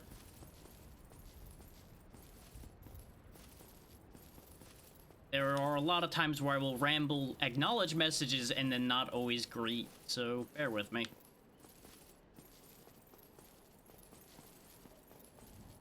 Okay. Yeah, there's an amount of focus required. Something I should also point out is this will technically be my first completed playthrough. And I say technically because I've seen it done many a time, and I've done a large chunk of things in the past myself, but this will be the first time getting through everything you need to do.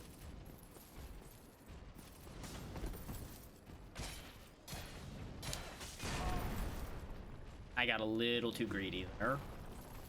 One more good hit should do you if I actually can hit him. You're gonna have to hold that thought. The answer is yes, but I'll give you a more detailed answer when I stop getting my head caved in by halberds.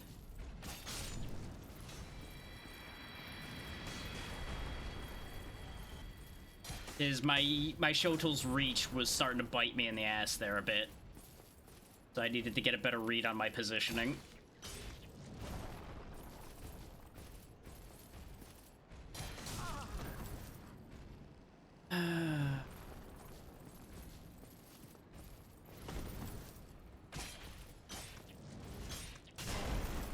I love when my character doesn't follow directions. It's my favorite thing. You probably could hear the amount of inputs happening where I'm trying to tell him to roll, but animations be animations. Even though you would think the animation would have completed there enough that you could roll, you can't. There we go.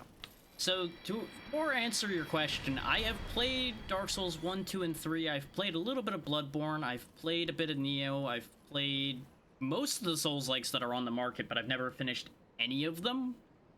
Is invariably every single one of them hits a point of, I'm just no longer interested in this enough to deal with what it requires of you. That's basically always been the byline. These are getting completed now because these were earned by my community.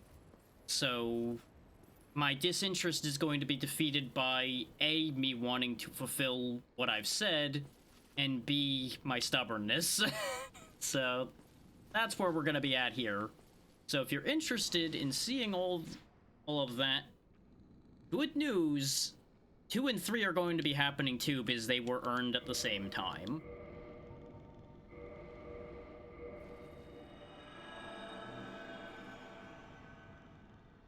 And they will be happening more or less back to back. So as soon as this one's done, I will be starting 2. And as Zero and I have talked about before, I am very interested to see how I respond to 2 after 2 having been the one I was the most interested in when I was just hopping in and out of them long ago.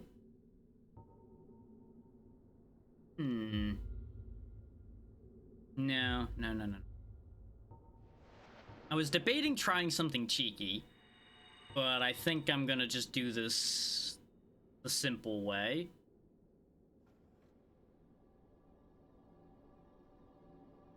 But I'll explain more about the Dark Souls 2 thing after this fight's over.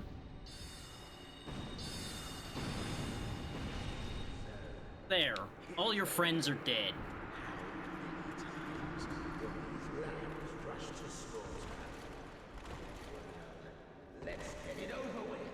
You and your fancy double shotels that you can't even properly use in this game.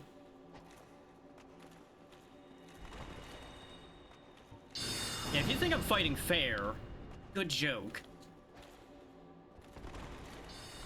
You who attack the defenseless shall perish as a joke, as you deserve to be.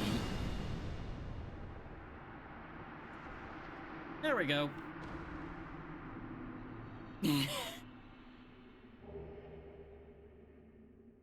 Guilty pay the price, returning with souvenir of reprisal. Thank you. I didn't want to do it that way. I wanted to stab him, but after the way the first one went, I'm like, I'm not dealing with it this time. Hey, another Firekeeper soul. I don't know. The eye said he was guilty. That's good enough for me. And it does seem awfully convenient that he disappears at the same time our Firekeeper dies. Funny, that. And he was conveniently carting around a Firekeeper soul.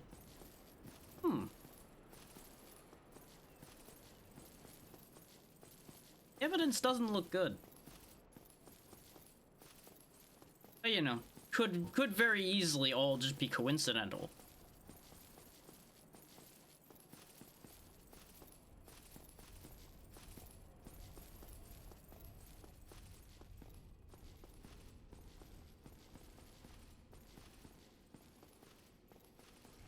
But hey, job's done, and that's what matters. And I think I do want the... You know, that would be very convenient, wouldn't it?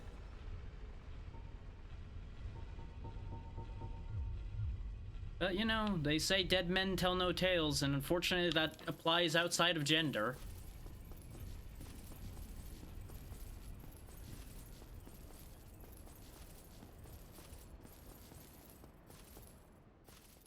Wouldn't it be so weird if we could find out?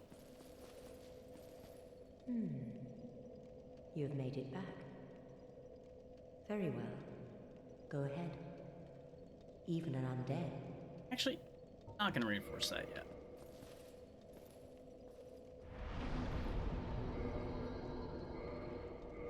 Back to Firelink we go.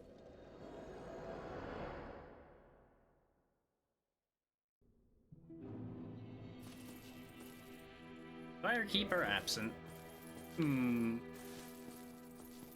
Almost like things like that don't actually amount to anything. Except, we can return the Firekeeper soul to its owner. Which is why I didn't use it, because I had a feeling that if I used it that way, we wouldn't be getting our Firekeeper back. Thank you. I'm Anastasia, of Astora. Now I can continue my duty as a keeper. But I only hope that my impure tongue does not offend. I assume when her body reformed, it reformed how it originally was, not how it had been modified to be. After all, you would have to figure the damage we take before we come back, we'd be in pieces after a few regenerations. So one has to assume that those who are brought back come back in their last, like, solid form, essentially. Whatever their best previous form was. Kind of like a restore point. But now Firelink Shrine functions properly again. And we got enough to gain another level, so let's just push that intelligence up another step. Only fitting, after all, because we learned a lot out of that scenario. We learned vengeance sometimes does pay off. We learned that if you restore someone's soul, their body comes back. Which, that lends itself to a whole other slew of questions. And that raises a lot of questions about the Firekeeper souls we've been using, too. Here's a fun bit of food for thought. That Firekeeper soul we used to bring her back wasn't marked. How many other Firekeepers have we just been letting go to dust just to boost our Estus?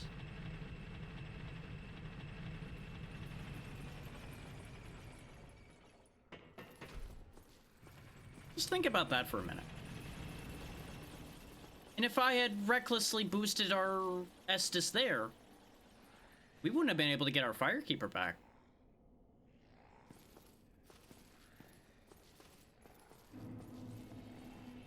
Lots of things to think about. Now it's time to go make a mistake. Because we're gonna go ahead and go into the New Londo Ruins now that I have a closer spot. Oh hey, speaking of people making mistakes, you wanna have a go, huh? You've lost your mind. Here, maybe this'll knock some sense into you. I never liked you anyway.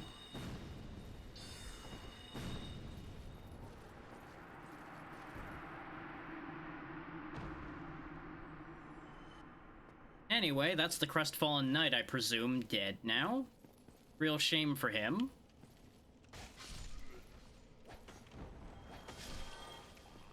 Yeah, never really liked that guy. He was always a downer.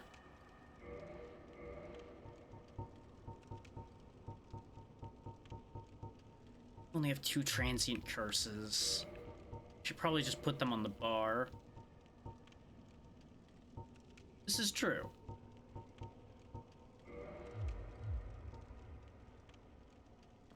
Really, we did him a favor finishing the job at that point.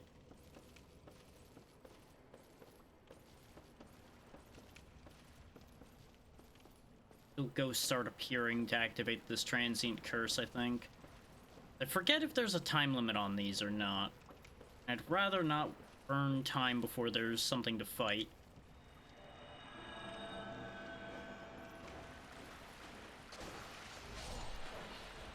Thankfully, we are more than strong enough to just delete these. That's what my memory is saying as well. Thankfully, they do drop them sometimes. And since we have a little bit of humanity in the tank, our odds of getting them to drop are decently.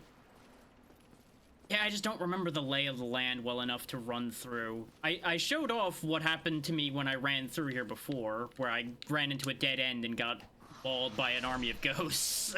Because that's what happens if you forget the pathing. You just get overrun. Yeah, they're dropping enough curses that we're gonna be totally fine in here. Because arguably I should have done this way earlier.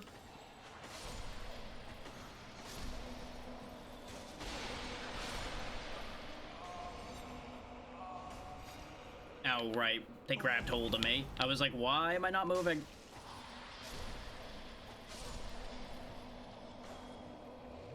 Drink. So there's an extra bit of comedy to have been grabbed there, because it's like the game can read my mind. I was about to make a Ain't Afraid No Ghost joke right the second it grabbed me, and it's like, well, you know what? I'm just not gonna make that joke now, because clearly I'm getting punished before I even air that joke. It knows. Just knows.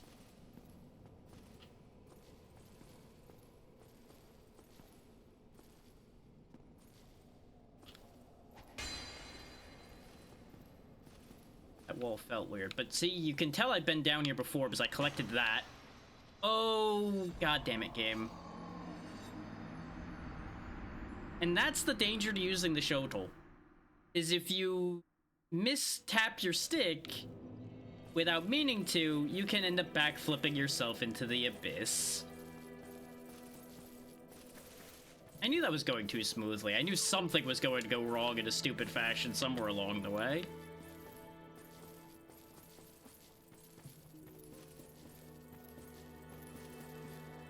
Because the problem is, it doesn't take that much of an input to get the forward input moves to happen.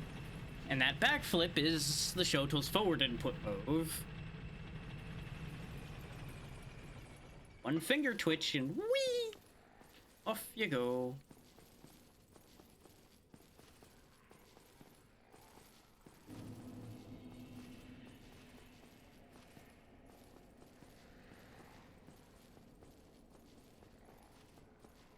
Bright side, at least we gained enough curses that dying a few times here won't end up meaning we have to go find more anywhere. These last way longer than I thought they did.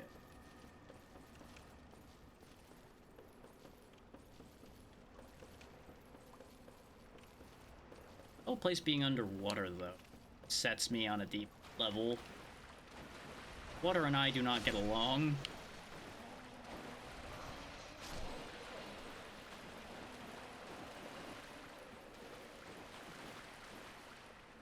Of course, things I don't get along with are also why I am avoiding going back to the Crystal Cave for the moment, too. Is there's only a couple things in any world, really, that I fear, and that is water and heights. Yeah. That's why I'm watching the floor, because I know that there's gaps that you can fall into. Yeah, no, that is absolutely understandable.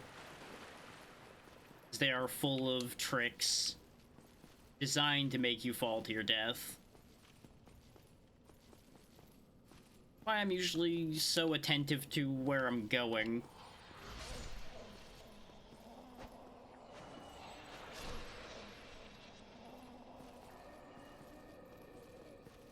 Back on the treadmill there, Zero.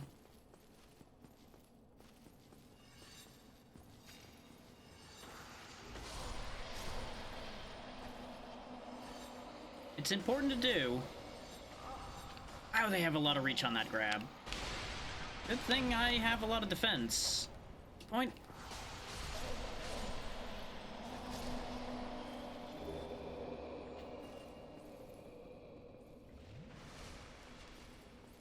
Lord knows I need to do more exercise like that in general myself. I've gotten better about it, but there's still a lot to be done. I don't think there's any reason for me to come out all the way down there since the item's been this way. Chest over there. Ghost.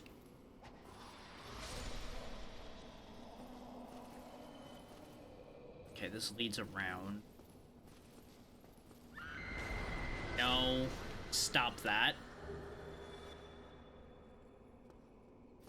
Don't remember what that does, but I know I didn't want it happening.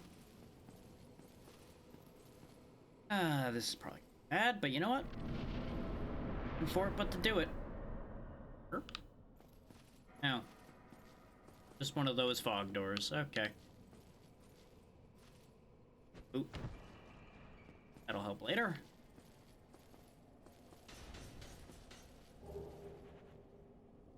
Well, that was rude.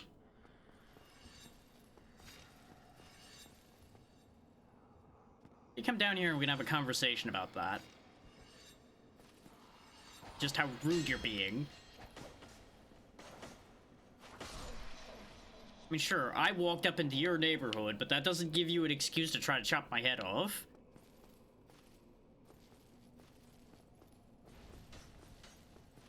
Tourism in this place must be terrible.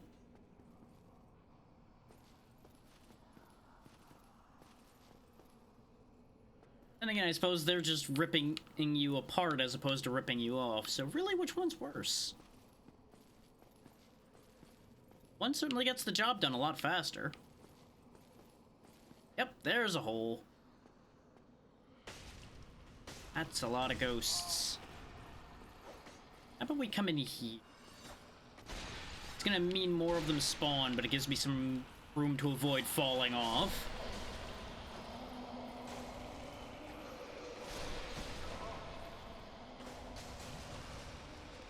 Mind me just tanking my way to victory here.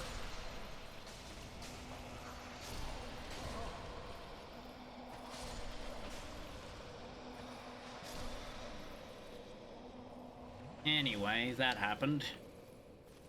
Hi. No, no, no, no, no, no, no, no, no, no, no. No. Not allowed.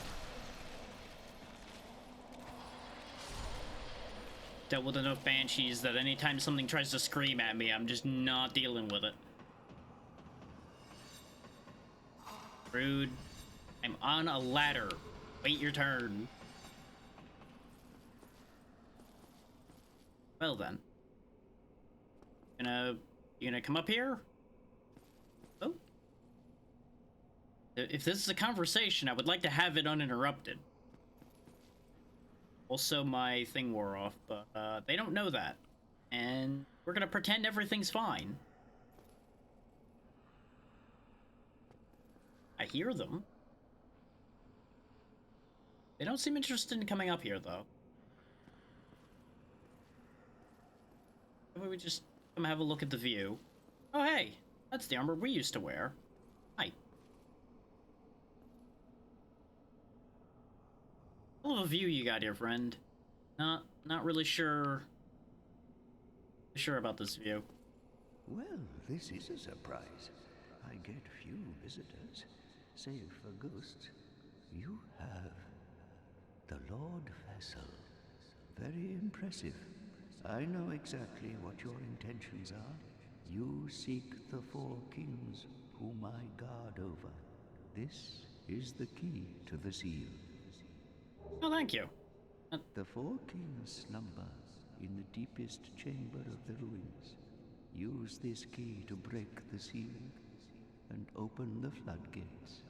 Oh, and do not forget, the dark wraiths reside in a dark void called the Abyss. But the Abyss is no place for ordinary mortals. Although, long ago, the knight Artorius traversed the Abyss. If you can find him and learn from him, the Abyss may prove surmountable. That's a lot of good information. Hello there. What is it? The key to the seal is now in your hands. I will help you in any way possible. Have curse broken, sell transient curses, and resist curse. You know, it might not be a bad idea to have this in the back pocket. We'll go ahead and just pick that up while we're here. New Londo was sacrificed to contain the Dark Wraiths. Mark my words, the Dark Wraiths are the enemies of man and any living thing that has a soul. They were never meant to roam again. New Londo. Okay, that's just gonna repeat. They... You, goodbye. Interesting that their primary weapon other than their staff is just that knife, though. That's a choice.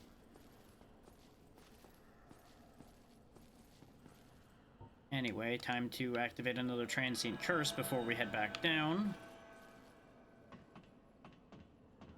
So yeah, that gives you some insight into what we would be dealing with as the boss of this area, though. That whole Four Kings situation.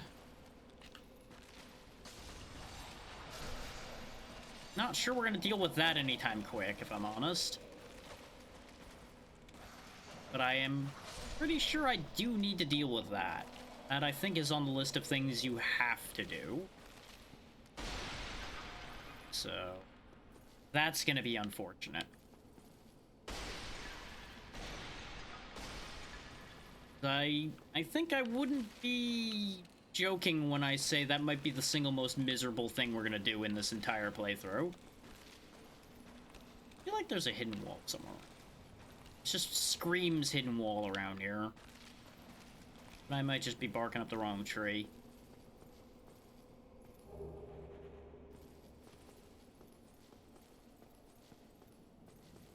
Yeah. I have a sneaking suspicion from what I remember of that situation that it's gonna make the Capra Demon feel fair and decent by comparison. Or Spite Ring?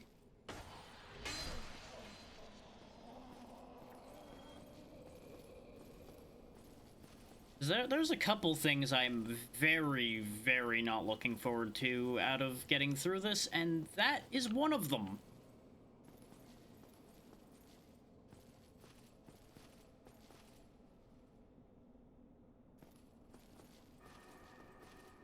That's gonna count as me sliding through it, is it?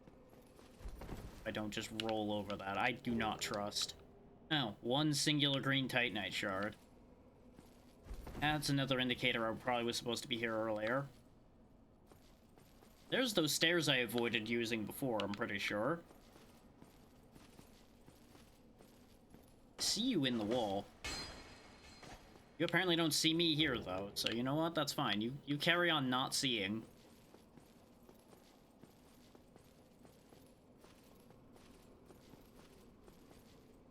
Didn't get that one chest. Oh. Elevator.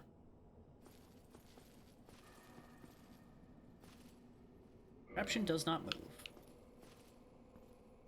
Key to the seal. Oh. Think I know what that elevator's for now, and I'm not that interested in activating that right now. There is once more a reminder about the 50% off all pixel art thing that I'm doing right now. That is till the end of the month, so got anything you want? No. Composite bow and large arrows? I think the composite bow is better for strength, isn't it? Yeah, that's the bow that you use if you have a lot of strength. So it is useless to us.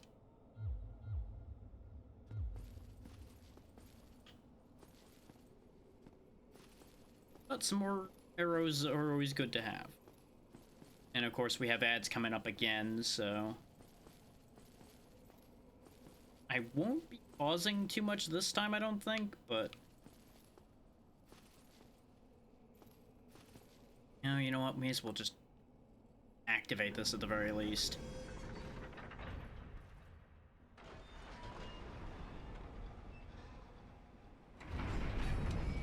The thing I don't remember is, does this drain the water from the ruins, or does this make the... Yeah, this drains the water from the ruins. Okay. Giving us access to the lower parts. I couldn't remember if this flooded it more, or lowered the water. Oh, hey. That revealed something nobody would really want to see, probably, but it's there.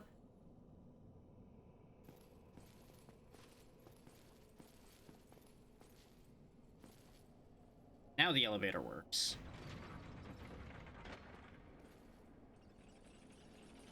I presume this lets us go down there.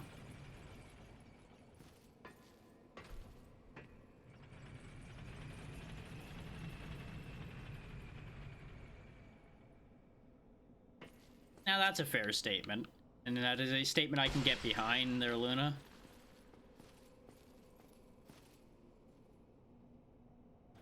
If only it wasn't attached to a direct consequence of I'm gonna have to deal with it. Oh, hi. Hey, remember that whole thing about Dark Wraiths? Yeah. Things I'm not going to fight fairly. Dark Wraiths. I know what they do. I know what they're capable of.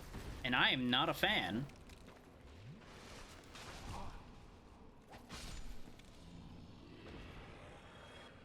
Is what I remember is that Dark Wraiths can steal your humanity. And that's not good.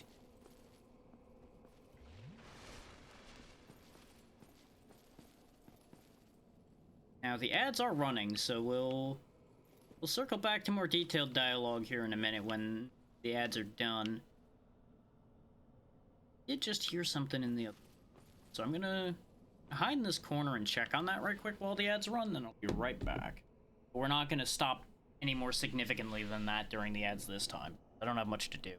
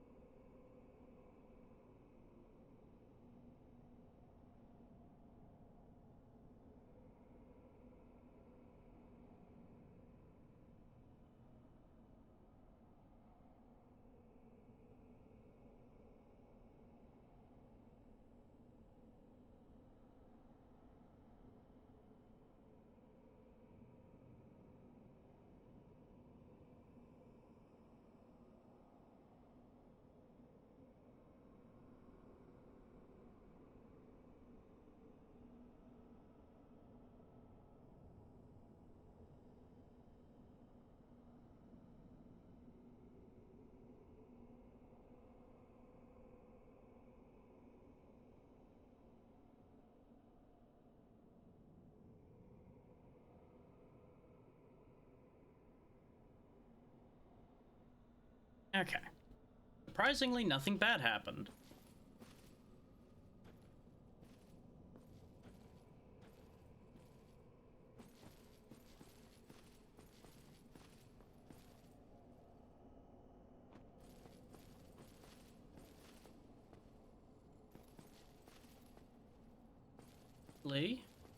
I'm gonna have to be very careful.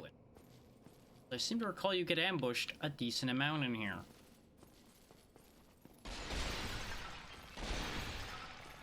Nothing in there. Okay. Prizes. Bushes waiting for prizes? Yep, right there. I heard the steps, I just didn't know where. Welcome back from the ads, everybody. And yeah, to finish the thought on the always wanting to see more dragons, good news! Not only am I part of a dragon VTubing group, so you'll see plenty that way, but I myself am one, of course. Hey, a Titanite chunk. Ian. There's another wall. Really was hoping to have found a bonfire before spotting this. I'm pretty sure that one's an issue. But we're not carrying that many souls. The worst thing we'll lose is the 3 humanity, so... Science. I'm always looking for a bonfire. I feel like that's a natural state of being in these games. It's searching for a bonfire. I timed that roll real bad. Wow, that was more aggressive than I expected. I should have kept my shield at the ready. I was dead in here no matter how I looked at that. Based on what I just saw in the darkness back there, we were done for either way there. Hey, look, a bonfire. Anyway, gonna have to make my way back down there.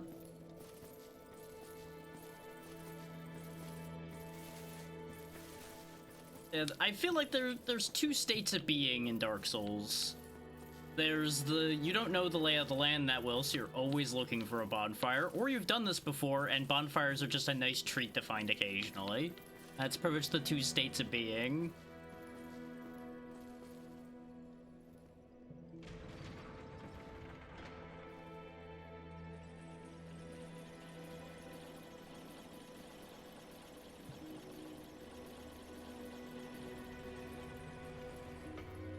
I would like that humanity. I say while carrying like 15 in my pocket, but you know, shh, don't worry about that. Oh, more than that actually. Anyway, you know, don't worry about that.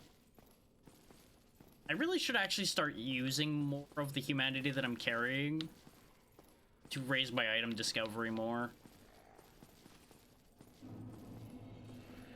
Is since I'm not worrying about turning human all the time, I really don't have that much other use for it. So it just kind of sits there in my pocket. It really is weird, isn't it, that the rats are the source of most of your humanity. Them and those, like, squid creatures in the archives are, like, the best sources of humanity. There's a lot to think about there. Maybe the rats ate people and that's why they got so big. They just absorbed humanity by proxy. Or perhaps they just ended up being granted greater souls and that's how they got bigger. There's a lot of options. The bright side now, less hidden and fall off ground around here anymore. Just much more regular fall off to your death ground.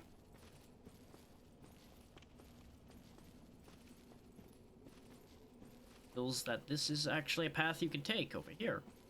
I assume you could have walked over here before now. I'm pretty sure I've been here before in the past. Yeah, this is the Firekeeper soul that Zero was talking about before. I seem to recall getting that when I'd played in the past as well, without having lowered the water. It's just easier to do that when you can see the floor.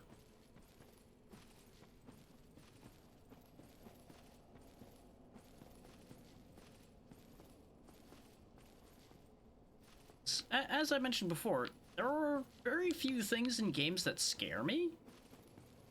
Putting me out in an area where I can't see anything but water is definitely one of the things that will make me uneasy. And I was talking about this with somebody before I started stream for the day. But jump scares really don't get me that much either. Like, there are only a few things that will genuinely get me.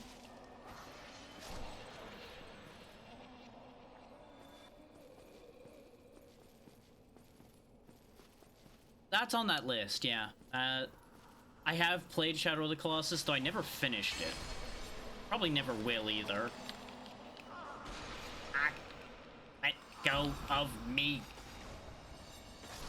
Don't know or like you like that. I loved the idea of it. The actual execution didn't do a lot for me.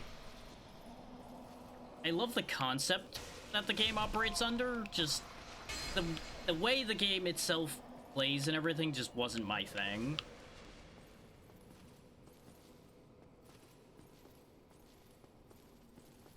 But it is absolutely a very good game. Just not every game meshes with everybody, you know? The wrong way again.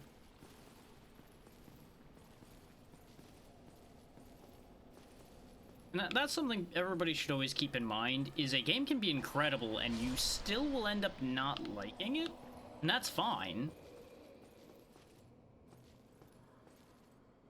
It's actually a very common thing. And it's important to also not judge people for liking something. Yeah, exactly.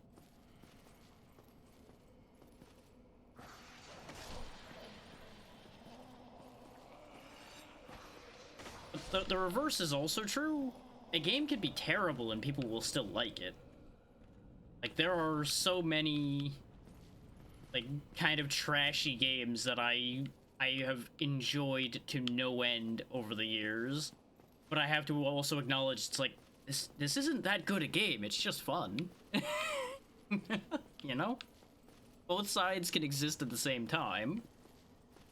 And it's also important for context to experience some of those. You need to enjoy. You don't have to enjoy, but you need to experience some of the less good games to have a frame of reference for what good feels like sometimes.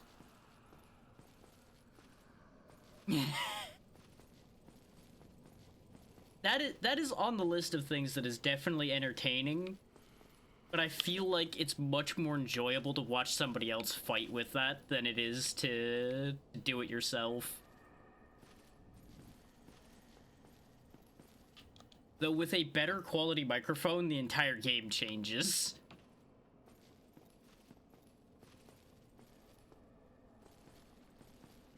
Like, as soon as you're not fighting with N64 microphone quality, it becomes a very different experience. Is Pikachu suddenly actually understands what you're saying?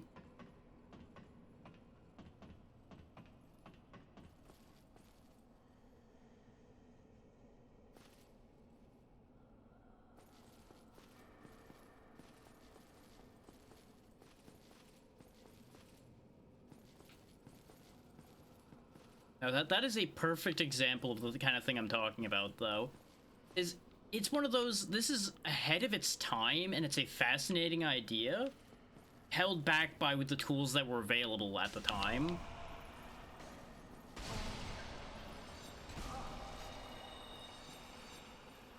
I fucked up because I think my curse had worn off. Thankfully, it's an easy fix. Well, yeah, that doesn't help in a lot of cases. That is a big part of how a lot of games end up in that fascinating but kind of trashy state. Ooh, Jagged Ghostblade. Is like something will either be just like too ahead of the curve and it just doesn't function, but the idea is incredible. which by me saying that, I'm betting most of you have come up with at least 3 examples off the top of your heads. And I'm betting a lot of them will be different examples, too, because it's happened so much. There we go. We have a weapon that can actually hurt ghosts without us having to use those transient curses. But we'll just keep using the transient curses.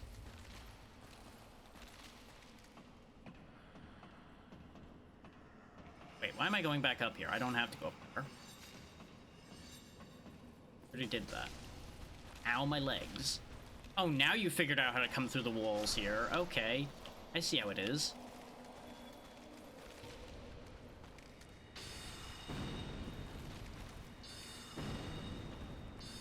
It's weird how being cursed allows my magic to actually hurt those.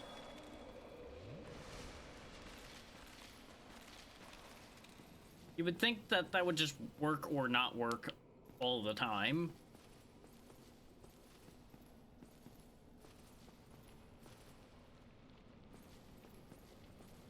So many weird ways this world works.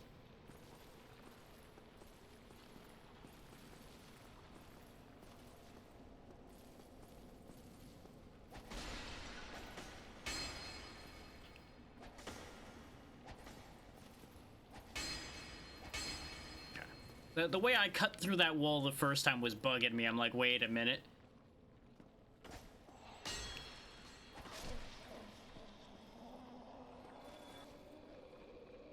Let's just drop off over there.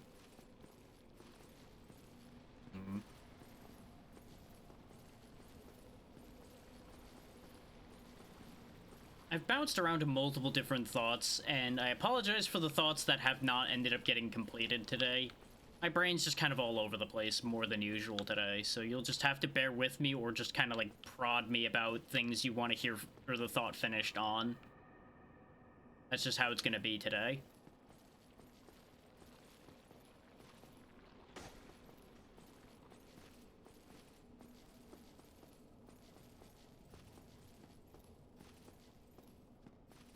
I will either get interrupted by another thought or I will get interrupted by something happening. Both can and will happen. At the end of the road here. Something on. Is something on. I was looking at this and I'm like, I can jump there. That means I probably want to jump here for something.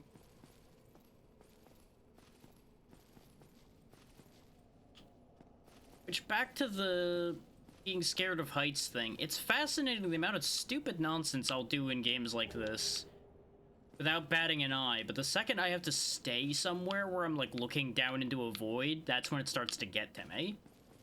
Like, I can walk around on rooftops like this no problem at all, because I know what I'm getting myself into, and I know that I put myself here.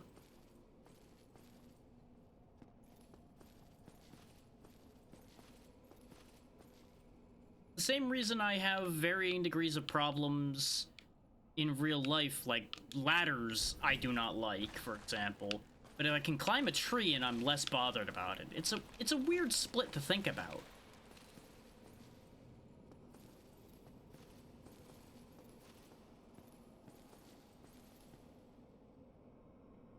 It's a thing. Am I right in thinking that there is a hidden wall in here?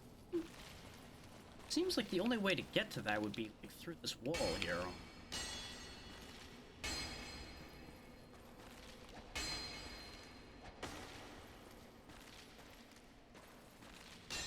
Probably isn't through any of the walls, though. It's probably like another path that I can't see from there.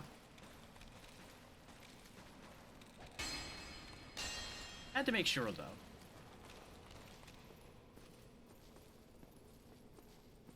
On where that is. The fact that I can't see an entry point on the left or the back. Oh, no, there's not a visible entry point on that side either. I'm kind of surprised that never happened, if I'm honest. It would situationally be funny. The problem is, for every time it would be funny, you'd also have these tragic times where somebody's going to end up having wasted so much of their time because of it. And that's where the split point on that ends up being. Because that genuinely could end up, depending on where it gets placed, that could genuinely be something that makes people put the game down. Never pick it back up again. It would have to, in my mind, it would have to be placed somewhere where it would have an impact, but not too heavy an impact. They'd have to be very, very careful where they put it.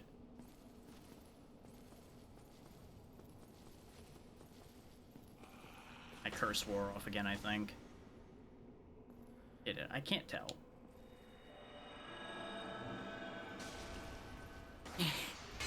That'd be a very wide variety of opinions on that thought, I think.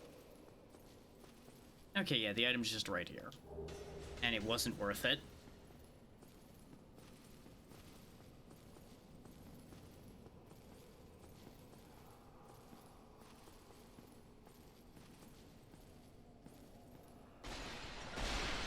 But I do stand by my statement of being genuinely surprised they haven't pulled the bonfire mimic bit at all. Because that is absolutely something that would be right up FromSoft's alley for pulling on you. Damn it, I'm gonna sneeze. Hang on.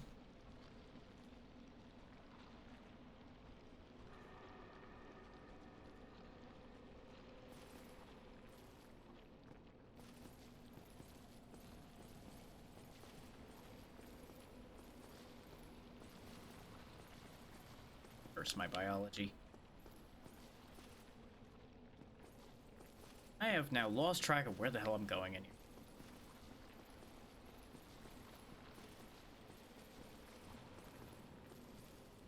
Talked about this before, but the fastest way to get me lost is just give me a bunch of identical hallways.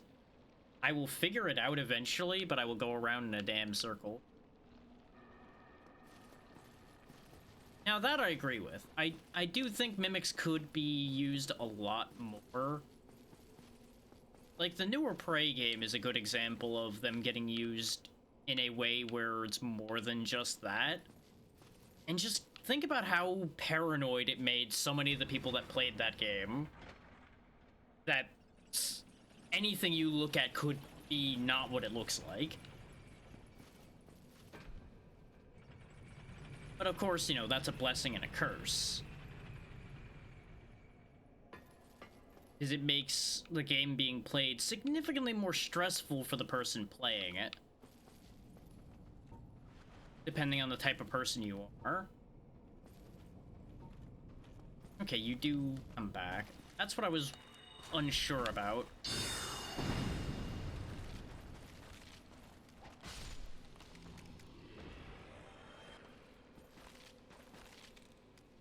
Should get my stuff back. Debating dealing with these. And I'm really thinking that's just not a good idea right now. Let me get my stuff back first, and then we will toy with that which I probably shouldn't toy with.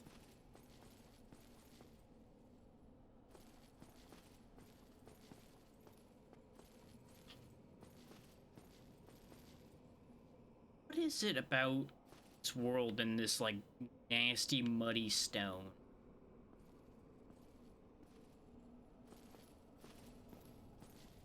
It's a very common theme in this world, I've noticed. Hi. Going. Wanna come get me?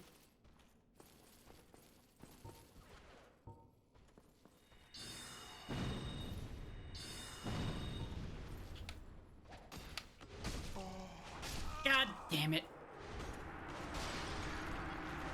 Don't you love when your character just decides to stand there like a schlub instead of pulling his shield up like he was told to? Well, never mind. Don't need to worry about getting that humanity back now. All it takes sometimes is just one wrong press, and you just get to sit there and watch things go wrong from there.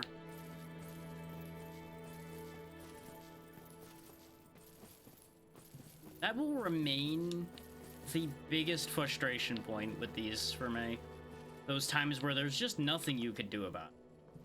Is you've already made the mistake that ends your life, and you just have no recovery.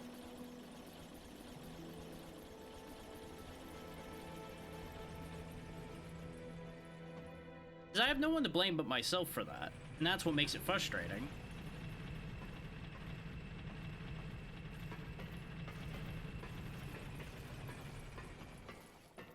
It's one of those you have to confront your own mistakes things, which is a good and healthy thing to have, but it also makes it massively inconvenient at times.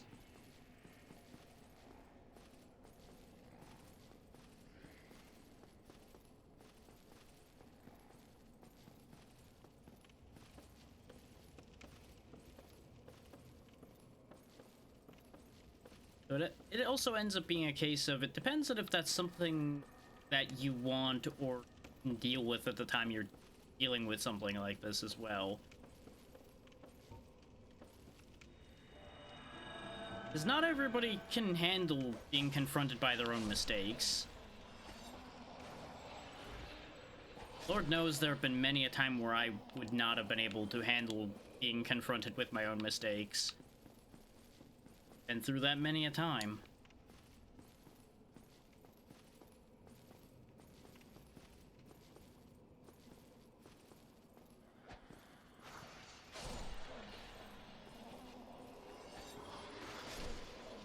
And if that sounds deeper than something like this may warrant in your mind, understand that no, everything can have deep conversations about it. This is true.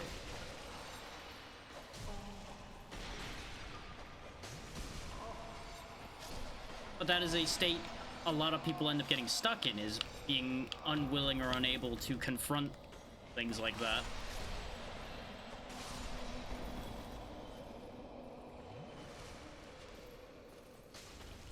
But you will have a lot of cases where people will tell themselves that something that went wrong, despite it being their fault, they will construct an entire narrative in their head of, oh no, it's somebody else's fault. It happened because of this, not because of what actually happened. And I can say this from experience. I'm not going to go into what it was that I had constructed the narrative about, because that is something best left behind at this point. But this is why I can say that with relative certainty.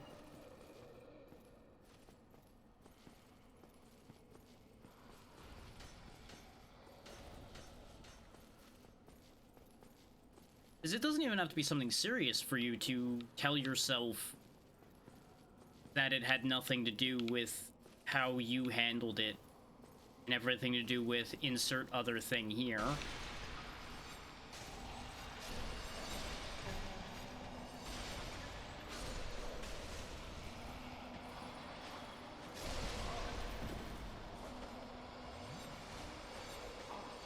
I just fixed that health bar. Give it back.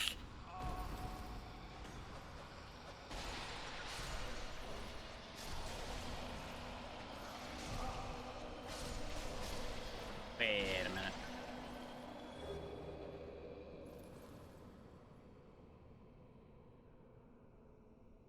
Did something up there change?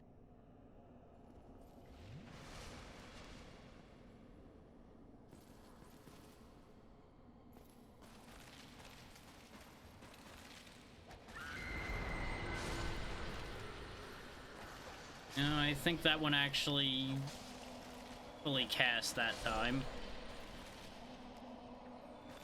I heard the follow-up sound effect.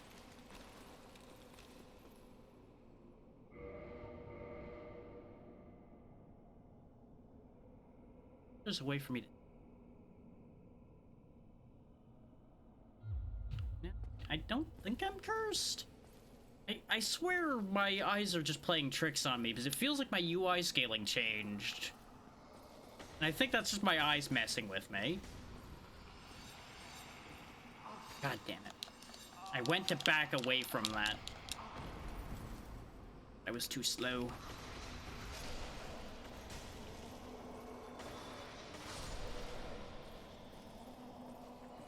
Very easy to get whittled down hard in here. Oh, there definitely is, but I don't know how I would have done that without opening a menu. That's why I'm pretty confident my eyes are just being weird. And it's one of those, you look at something so much that it ends up just kind of getting weird without anything actually happening.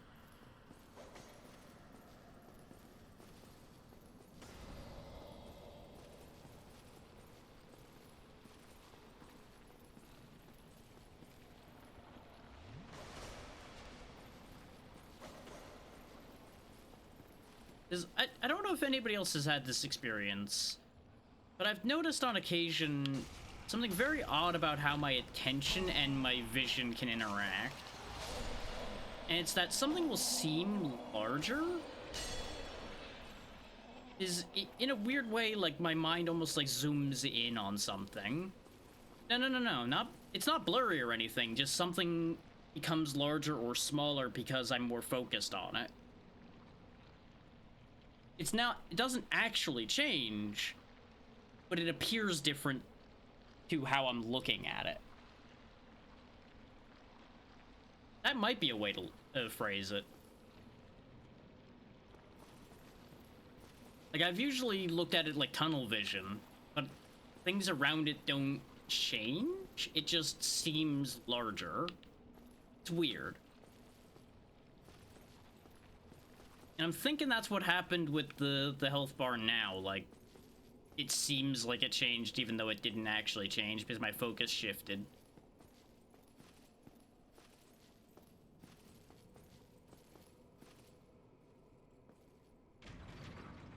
I don't have any good way of explaining it, so bear in mind the way I'm explaining it now is not necessarily entirely what I mean.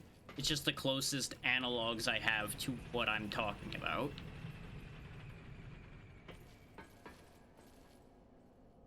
In ways that would actually make any sense in general.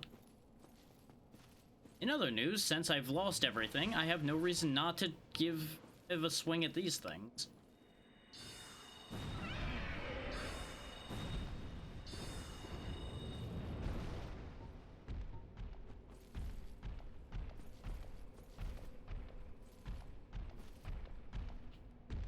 No, you're just going back to your... What are you doing? If I just don't do anything, is it gonna settle? No, now it's coming for me. Okay. But I take one step back and it... Ah. What a strange behavior pattern this thing has.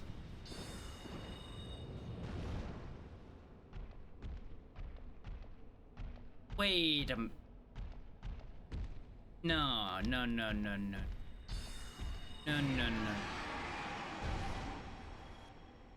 No, I think that's exactly where...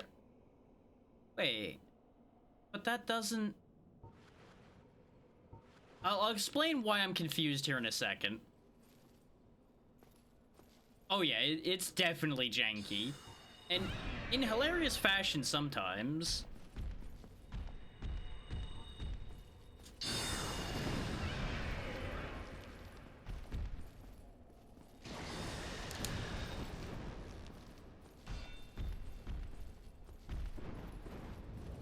I think I've realized something about where we are, and that's why I'm having a moment. Just, once we finish dealing with this, I'll explain.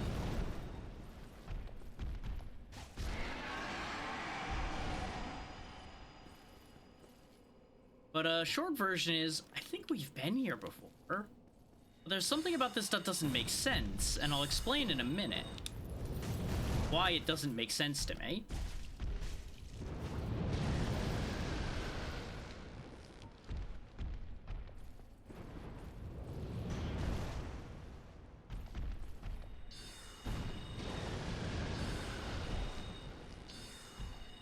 Very much a case of I paid enough attention to realize something.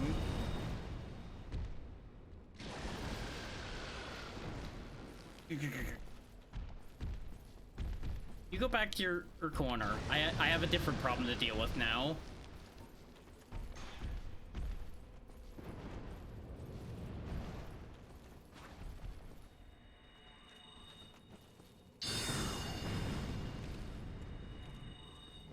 No, no, no, no, no. That's the thing you don't want them to do. That right there, that's when they suck the soul out of you. You don't want that.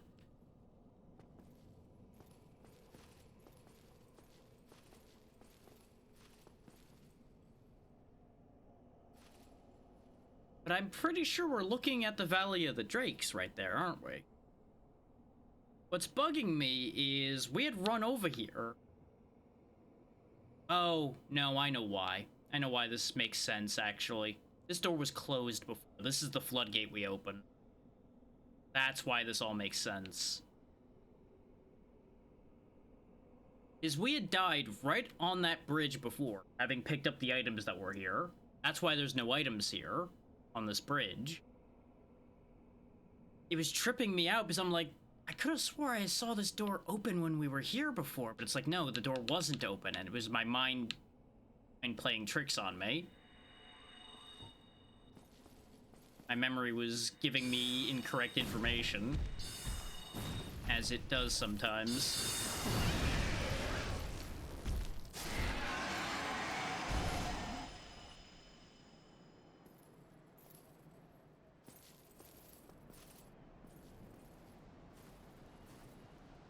I'm not gonna trigger the Valley of the Drakes thing. That's very clearly where we are.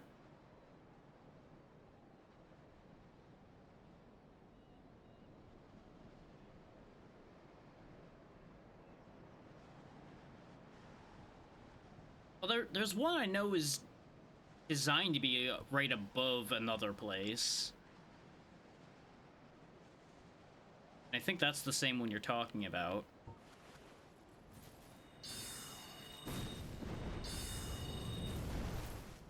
Like, the way everything connects is fascinating, even if it gets confusing and somewhat irritating to traverse at times because of the interconnection.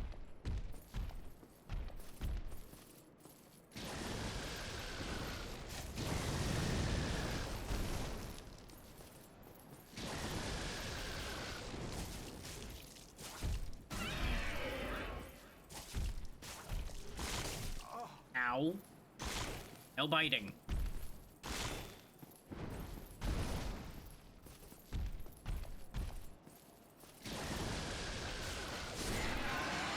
Okay.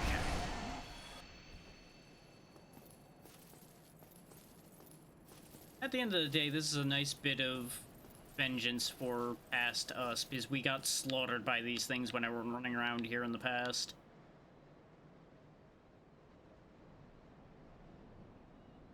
Yeah, that's up there is back where we grabbed some stuff from the dragon that's just hanging out over there, for example. And a bit further up is how we got back to Blighttown in the way we did instead of going through the depths.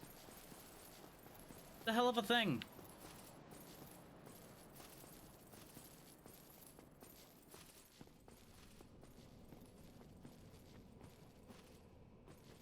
All because my memory was tripping out about whether the door was open or closed. Is that the entire reason for that moment I had looking at that. I was like, but the door was...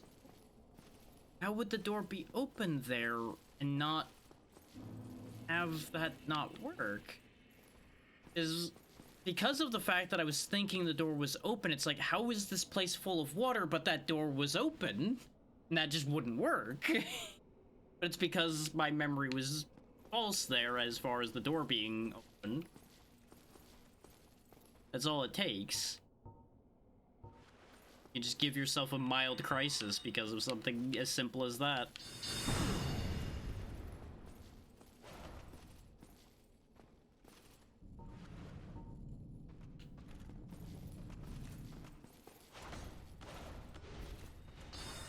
They really have nice moves with, like, the spin attack they do and everything. Now they're pretty good at what they do. Even if that does lead to them being a problem for us. Now, here's the room where we died. We lost our humanity inches away from getting it back, as always.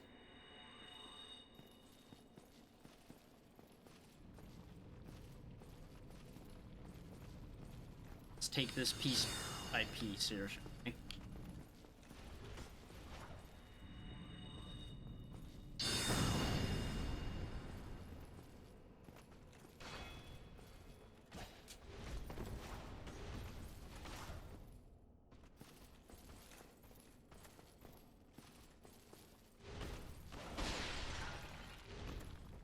downside of that fancy spin move is it leaves him wide open for a bit. Yeah, that shield doesn't stop me.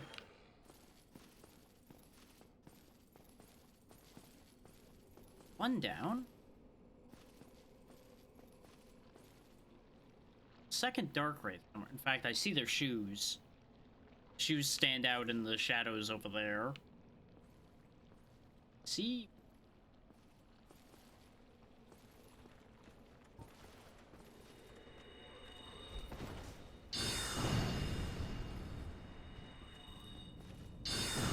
Just gonna deal with that.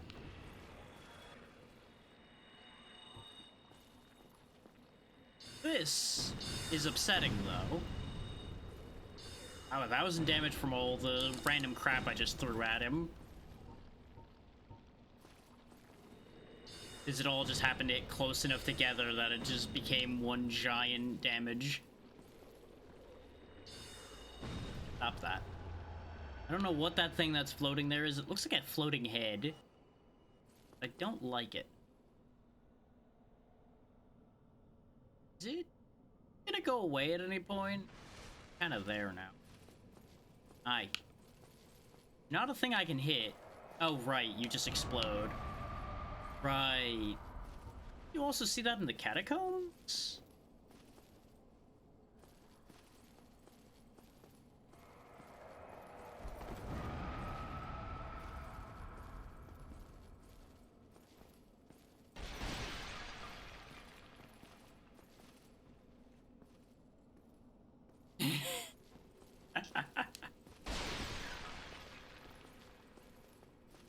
There's a lot of ways to look at those. They always go out with a bang, that's for sure.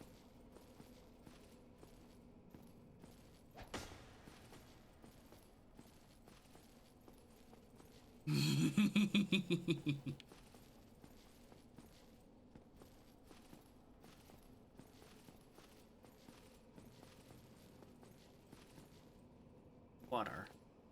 That's what life, right? Water. Item. Catch. I heard it. Sometimes the best traps are right in front of you because you'd be too busy looking everywhere but in front of you.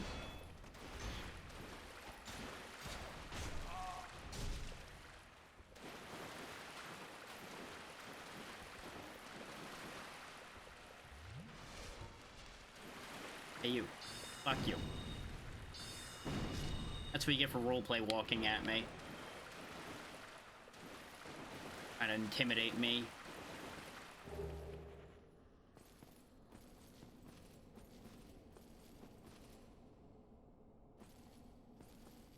Remember, intimidation only works when your opponent is actually affected. Otherwise, you just set yourself up for things like that to happen.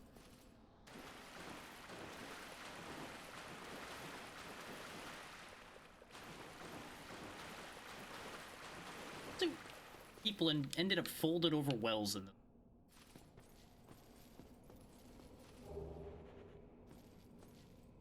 Were you just having a drink and then everything went horribly wrong? Oh hey, more invasion items we want. So to be fair, in this version of the game, I think we literally can't use them. I don't think they ever fixed the issue, nor is there anybody playing Prepare to Die edition probably anymore.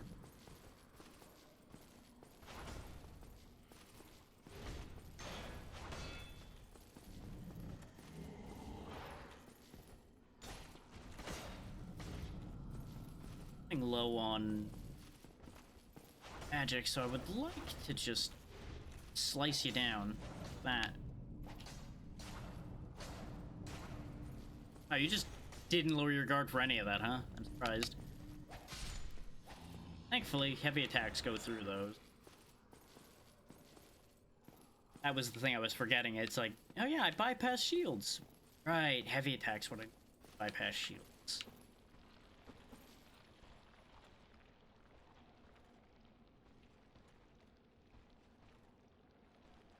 I hope I'm hearing things.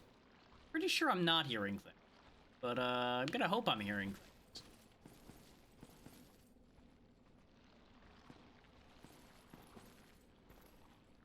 The door.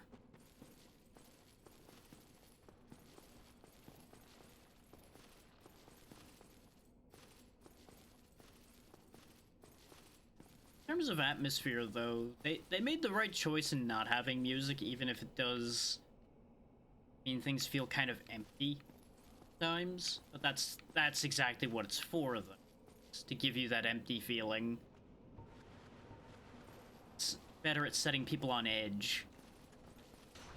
So setting you on edge isn't necessarily the main point of it in this particular case.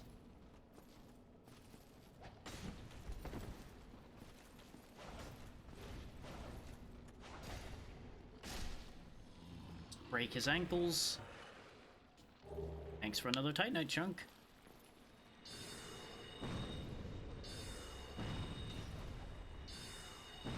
Yeah, that spear that it just spat out, that's what we saw before when we had died while seeing it.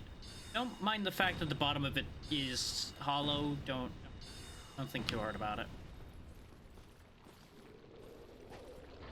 You're not supposed to be able to see the bottom of those, I think. Up 5,000 souls. Thank you. Whoop. You were a distraction, I see.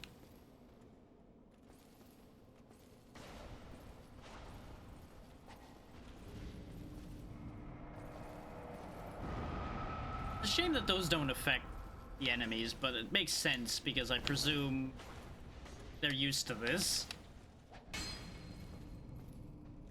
No. No shielding for you. Really want to get rid of these souls. Can't without losing them. Heard that. That was me, was it? Bones I was crunching. Not pointed at us, so gimme. Titanite chunk.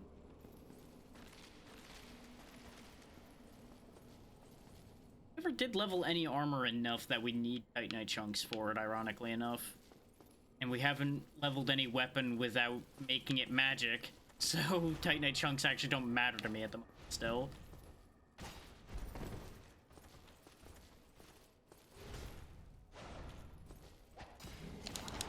No, no, no, no, no, no, no, no.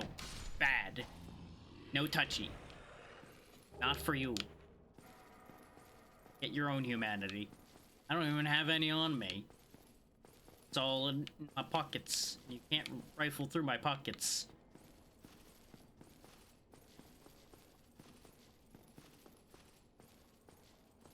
The gap there. It looked like there was. Oh, see what's behind door number this one. Yep. Yep, that's what I thought was down there. Hell, you know. Curiosity, right? Curiosity.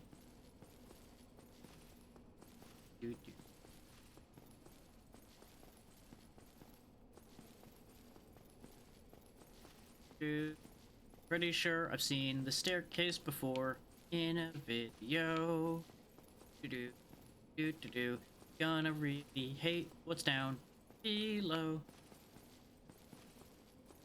Really gotta go a real long way. It's getting real dark down here, isn't it?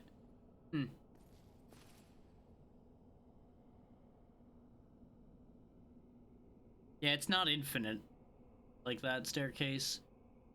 Backward long jump's gonna save us here. Whee! Oh, that is just death down there, huh?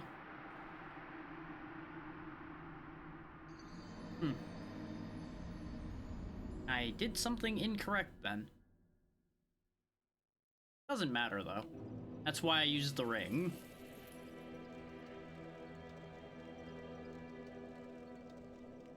Shame to have wasted another rare ring of sacrifice, but well.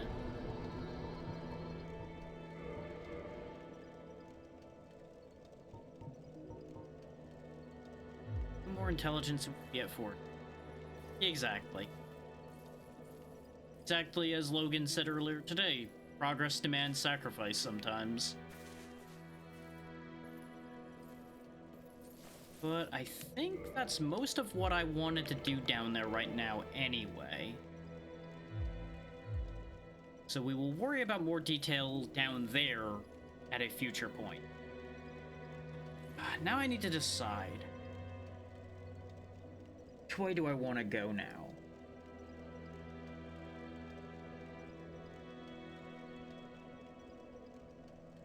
Because I can realistically go most anywhere right now. And I think because of where we are right now, one of my more convenient options is one of the more miserable choices. We could go stick our nose down in the catacombs. I could, but that also involves dealing with the DLC. Assuming it even is in the Prepare to Die edition that I have, because I can never remember if that's separate or if that is rolled into this version.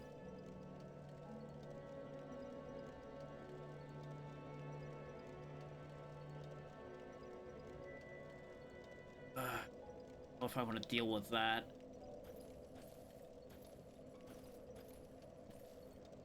I'll ask you this question then, Zero, since you're suggesting it. How far in do I have to go to get it? Because I know what you're talking about, I'm pretty sure. I just don't remember how far into that idea that is. And there's a catalyst I can get through that as well that wouldn't be the worst thing to have. But I forget how useful that actually is without going a specific angle. Good work.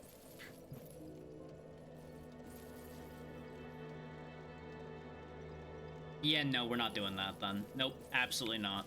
That is going to be entirely too much of a ball ache to be worth it to me.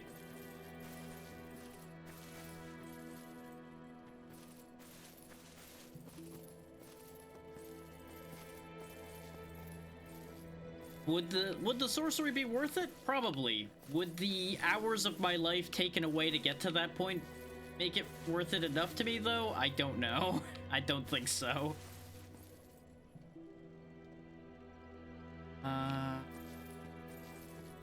Is the areas I'm considering right now, just as a context statement for those curious, is I'm torn between going down to the Demon Ruins and hating my life down there, or going into the basin and dealing with what I need to do there, instead of going into the Crystal Caves again. I fully acknowledge that I do need to deal with Seath at some point, but I'm wondering if one of those two paths would be a better idea. And, you know, I did mention going into the catacombs, but that is lower on the list of ideas in my mind than the other two.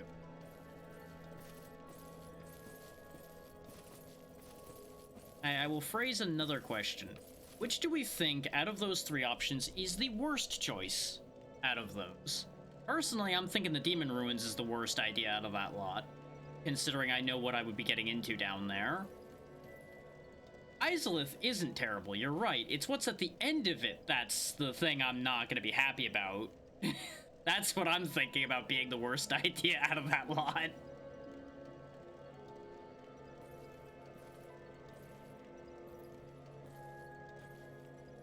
But I also acknowledge that I'm gonna have to do that, I'm pretty sure, so that is required at some point. And of course, you know, I still have to get past Ceaseless Discharge down there as well.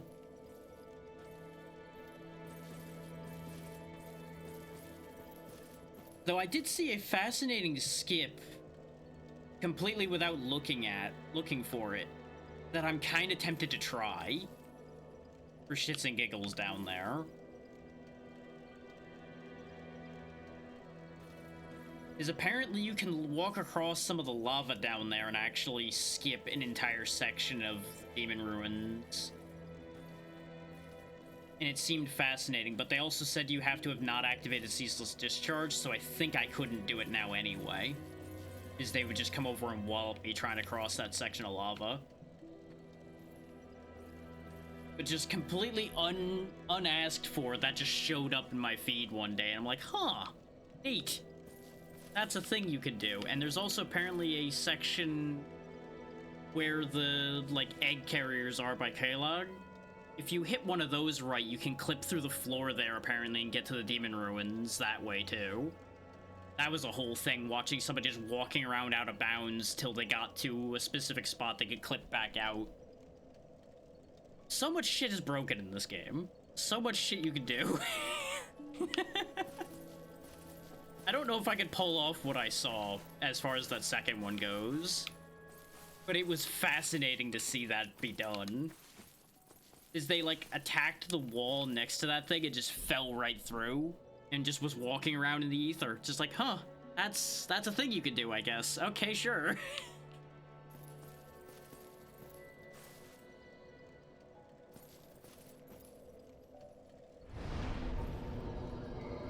Yeah, unfortunately, I have no warps closer to most of the places I'm thinking about going. The Undead Parish would be close to getting to the basin, because I could just go down where the thing is. Is that the basin that's there? Not the garden. I keep getting basin and garden mixed up. I could get there eventually either way. Now that's garden that's there. Basin's the other one that we'd walked into from the other bit. No, you know what? I thought about it first. We're gonna go to the goddamn demon ruins. I'm so gonna regret this life choice. I'm just gonna say that now. I'm going to regret this life choice, but we're doing it. I've decided. It's one of those just rip the band-aid off and just get that section over with type situations.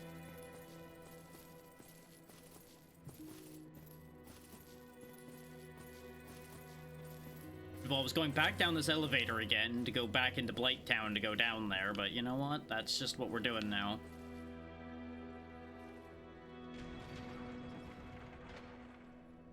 And I can at least point out where I saw those tricks happen. Even though I probably won't be able to pull them off, I will explain what I remember seeing. For those more interested and capable than I am.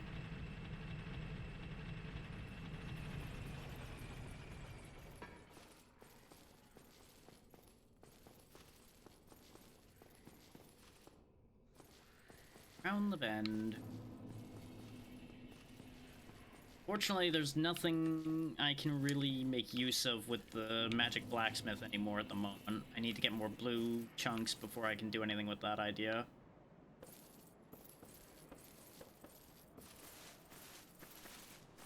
It'll be nice to see how much stronger we are relative to these guys too, though.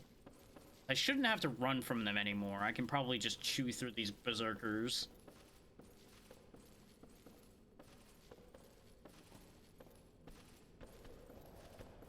So, you know, taking a hit from them probably still not high on the parade here. Okay, yeah, we do solid damage. Not as much as I had hoped for, but about as much as I should ever expect, probably. This is what, like 4 hits to kill them? 5 hits? 4 hits, I think. Because I had already hit him once, and I hit him 3 times and he died.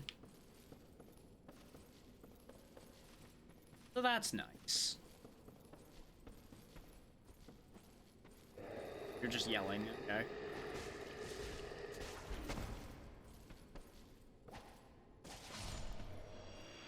It'll be a nice change of pace having things that are a lot easier to kill for a little bit, till we get to the ruins themselves, and then sadness ensues. I'm gonna just make my way down there, even though the ads are gonna be running, by the way, because you're not gonna miss much with me trekking back through here. You've seen me in here for hours and hours before.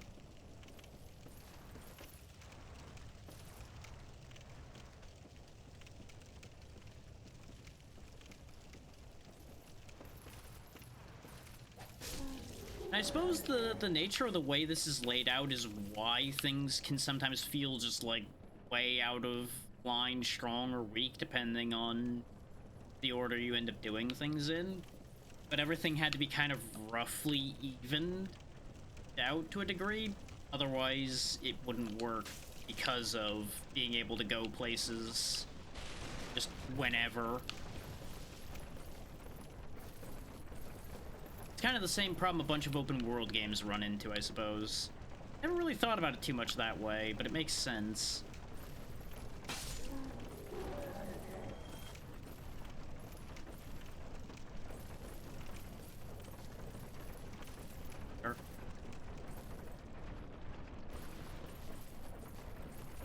Yeah, there are some exceptions to these statements, what can I say? My exit from here.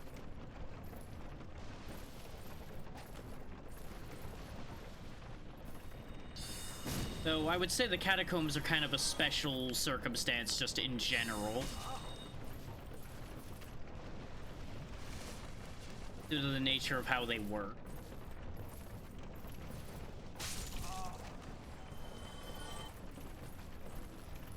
It's fascinating how much of a pain these things manage to still be even now. Kindly fuck off.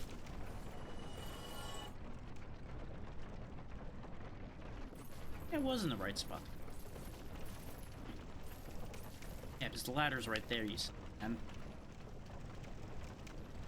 How many times we've been here, I'm going to forget where ladders and things are because this whole place just kind of blends into a slurry. Which really shouldn't be a surprise with the way this place looks.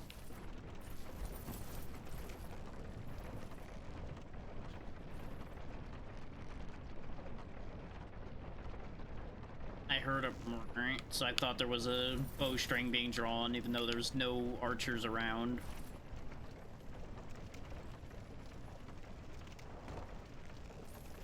That's the corpse we threw down here earlier.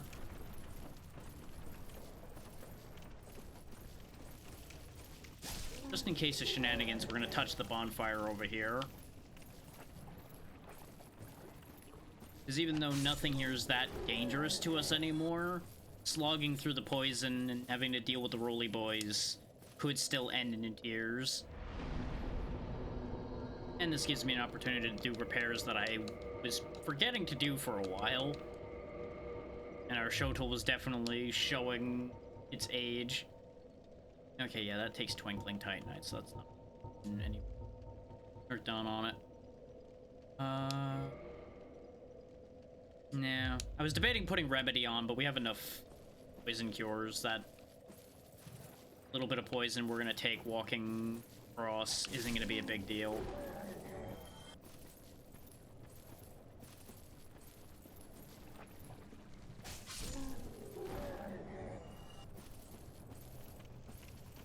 I think I'm gonna do it the same way I did it before when we were doing the runs for the fight, too, is we're just gonna cross over and go to that far side so we don't have to deal with the Roly Boys directly. Which does mean tanking some poison, but it's not really a big deal. We have so much more health than we did then, and it wasn't a big deal then, so...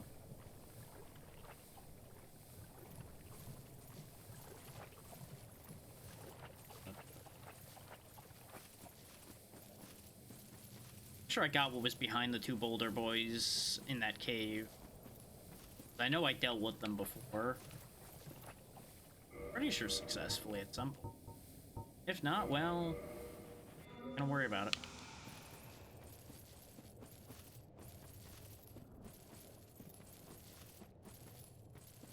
This is over. Dealt with.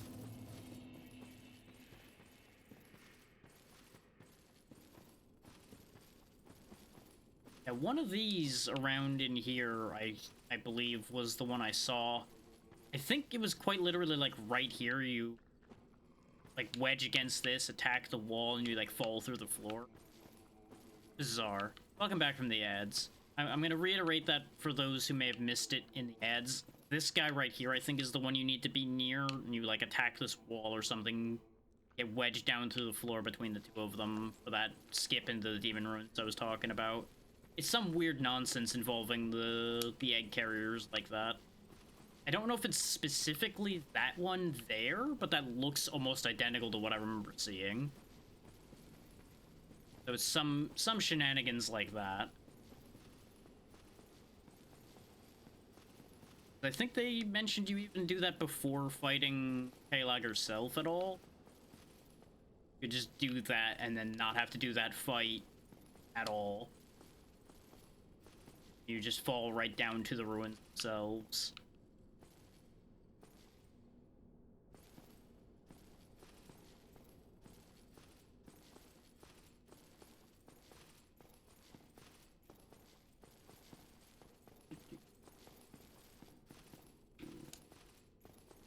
Bonfire's past this elevator, right? Even in... Right, because we bust through the wall here. Bonfire. Oh, you're around here somewhere. There it is.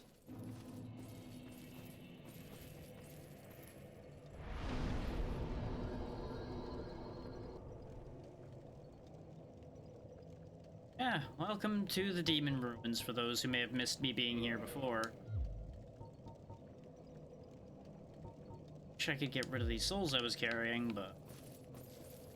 And yeah, there's Cecil's Discharge in the distance. Still a hell of a name choice. I really don't know why they chose that to be his name, but you know what? That's just what it is.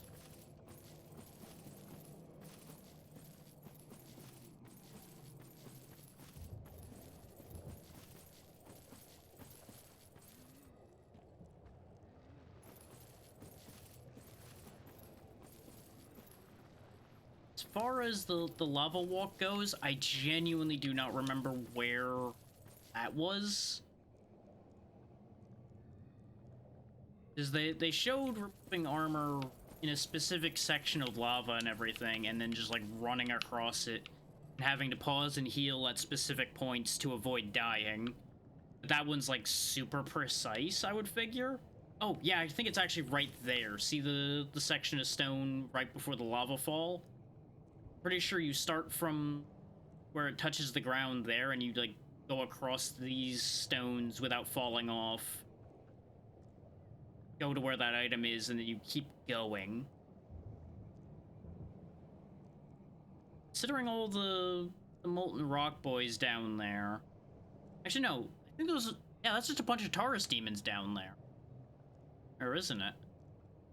So yeah, I don't know if that's the right spot.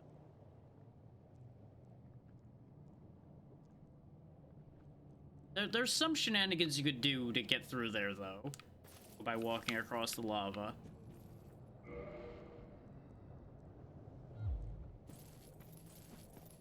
And yeah, I think down there is where the other clip I was talking about takes you to.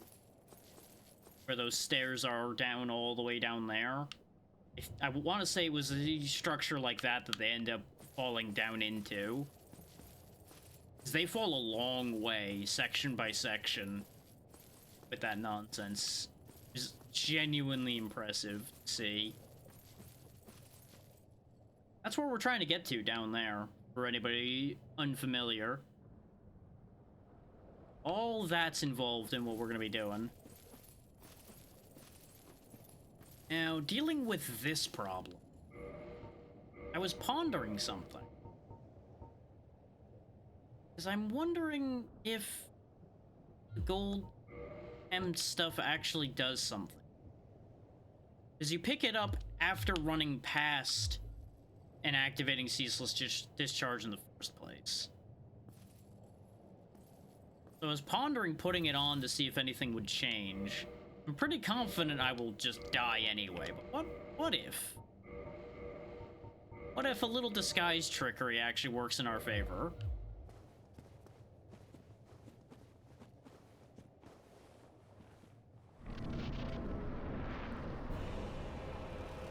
Considering the health bar is still there, I'm going to assume that this is not going to work out as well as I would like it to.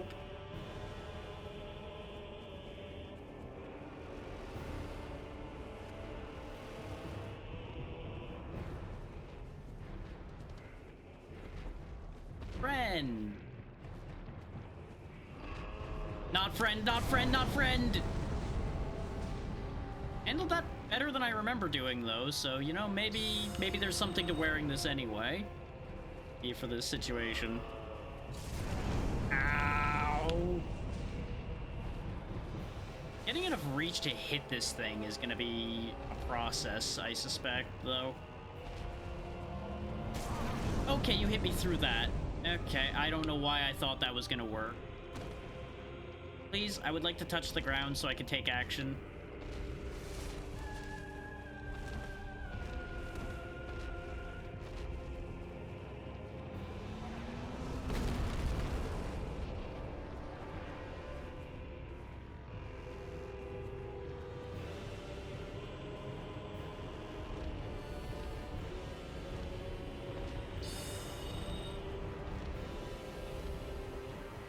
Still too far. Ah! Good God.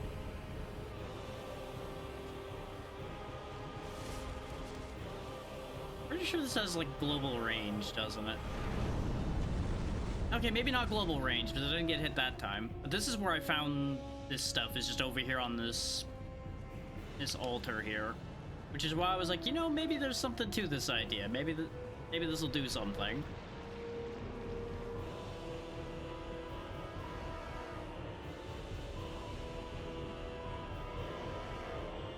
Sword, I'm going to assume, is going to be useless to me in this situation.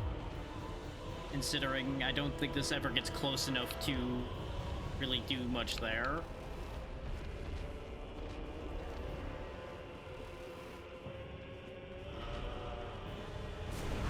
Okay, you do have that much reach. Okay.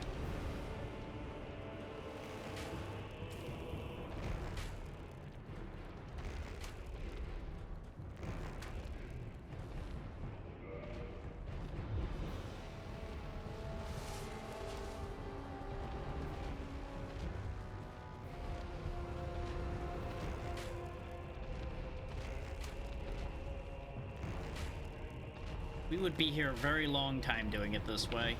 Which arrows am I using right now? I think I'm using my standards right now. Just not gonna help that much. Yeah. To try to do it this way, I should use better arrows than that at the very least.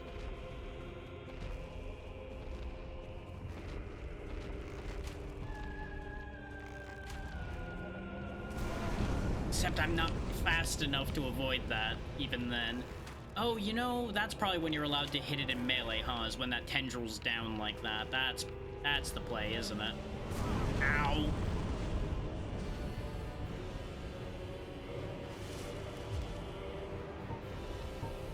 I'm about to get blasted again. Hey, come on and slam. Okay, my shield didn't do anything particularly there. Yep, that's what you do. Okay. Wow, that still has a lot of health, though.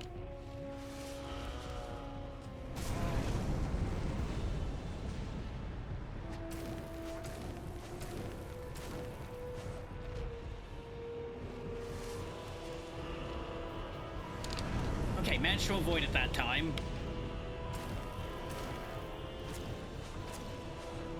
So there's a tell. And I was not timed well enough that time.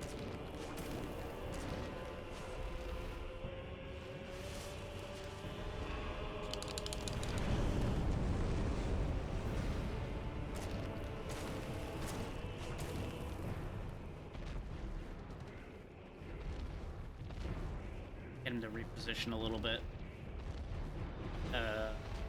Good, bro? This works. Keep fucking about. That still doesn't reach, huh?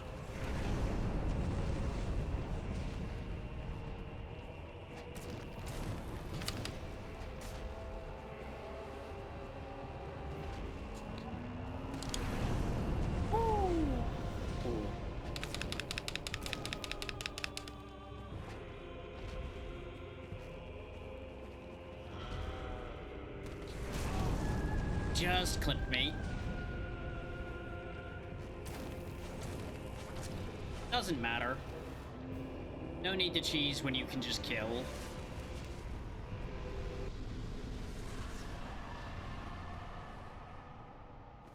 Wasted a lot of Estus there because I had to remember what to do. Now we can actually enter properly because lava will be gone. Without breaking the game and walking across the lava. I mean, yeah. There really isn't too much of a fair fight there at all. Is, you know, how do you fight something that big in just a straight up fair fight, particularly?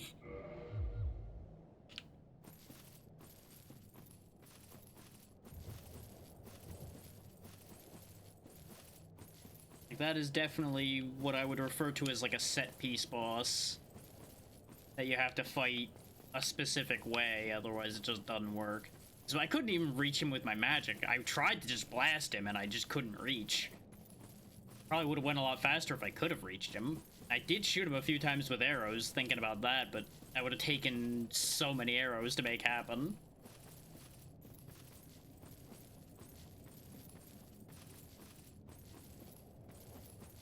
But let's go touch the bonfire and then we go down into awful land for awful things.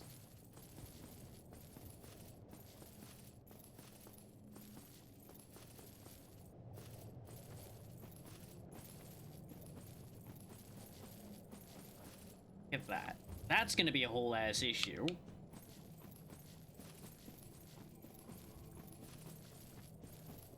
That's an issue we'll cross once I go touch the bonfire.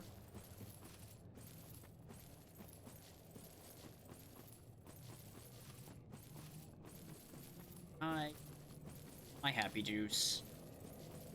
I need... So, speaking of needing more, this does only give me 5 flasks. We didn't kindle this one at all. Let's do something, shall we? Considering, you know, I have so many humanity.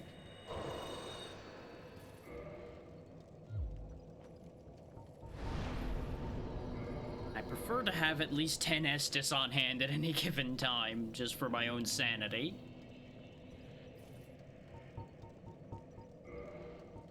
Because otherwise you have to be so frugal with your usage, and that just ain't me. I'm very good at maintaining my resources, but not good enough to want to sit there and only have 5 heals, especially going into a situation like that.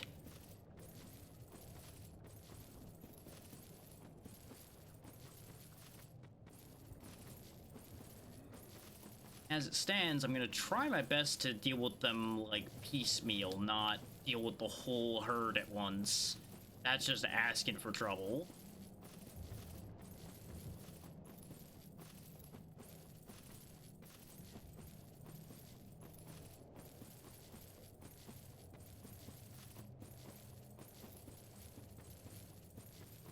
Oh, it's kind of funny in a way.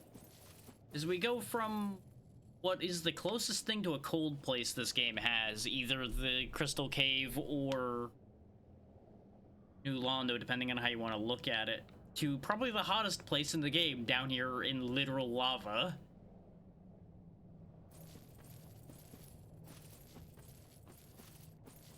And yeah, I see those choppy boys, just in case anybody's wondering. I do see them. You see me too. Thanks, Lock-On. Very cool.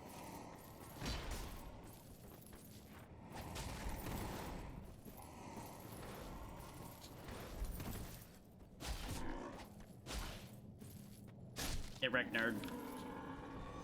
Ah. So nice just being able to kill those. Very satisfying. Could just go this way. Avoid the Taurus Demon herd entirely.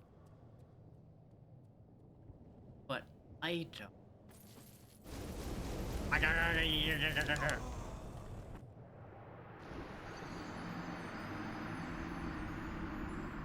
I may have not noticed the difference in the floor there until too late. Not gonna lie, wasn't paying attention to the floor. That's on me. There was nothing to have been done about it after the first bit of burning, though. Even if I had rolled back away from that, I don't think it would have mattered. I think I'd walked far enough in by that point that it was over.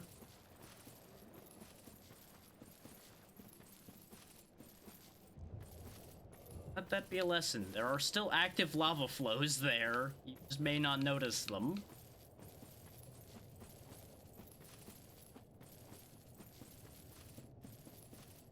On the bright side, now I don't have to worry about losing being human because I've already thrown it away.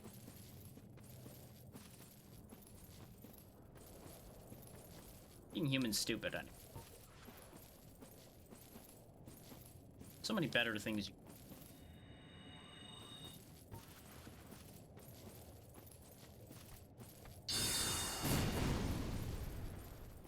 Wow, he almost died from that. Up. At least I got to do that again, and you know what? I'm happy about that. Yeah, looking closer, it's pretty obvious the difference there. I just was like, I'm gonna squeak along the edge and be smart. Turns out squeaking along the edge, not actually as smart as it may seem. There's actually a lot more of a barrier around here than you might think.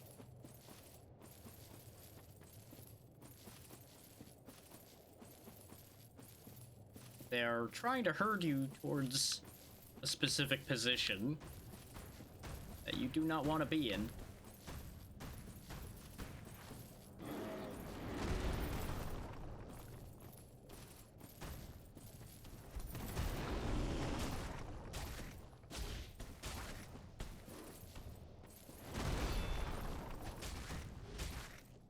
Anyway.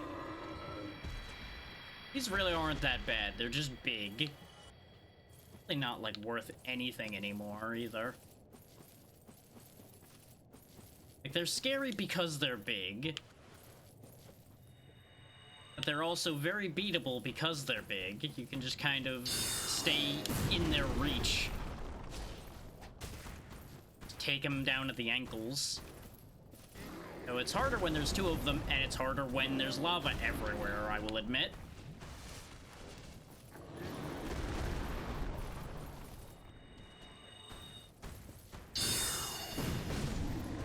Go.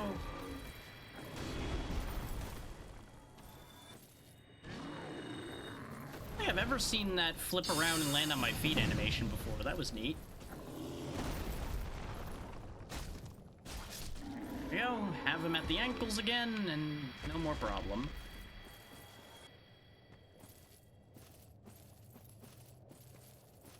Now, I can't help but notice there's lava between me and what I came over here for, so I assume I have to go through all of them to get to it then. Or walk the lava. So it looks like I might have to walk the lava anyway. Other volunteer?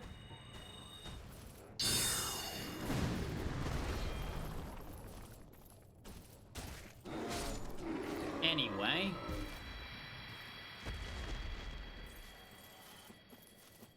Yeah, no matter how you look at that, that looks like it's a lava walk to get to.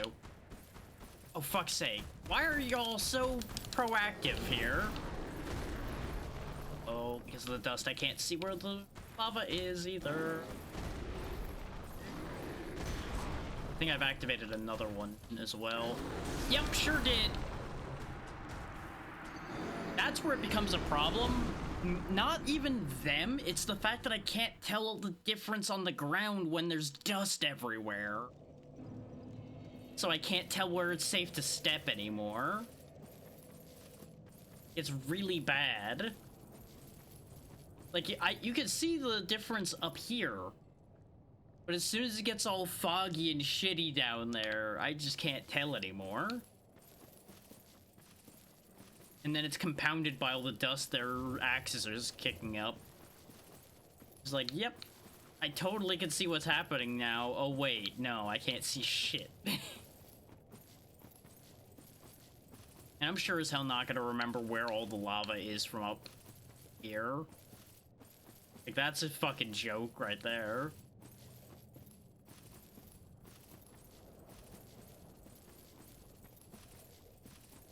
Look at this. It changes very dramatically once you walk down into it.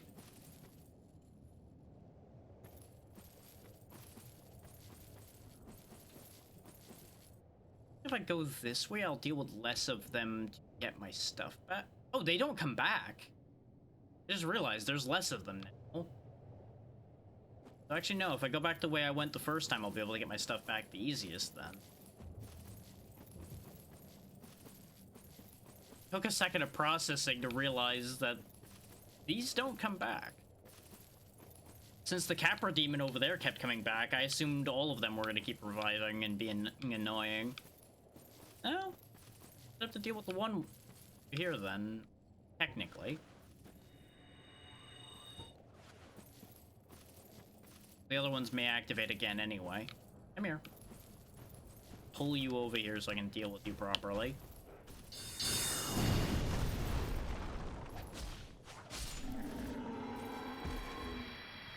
Burst him down, and now I don't have to deal with him. That's the real safe way for me, probably, to deal with them, is just burst damage. Rip through them before they know what's happening. Problem is, when two of them come up like this, it gets a little harder to do that, as they cover each other.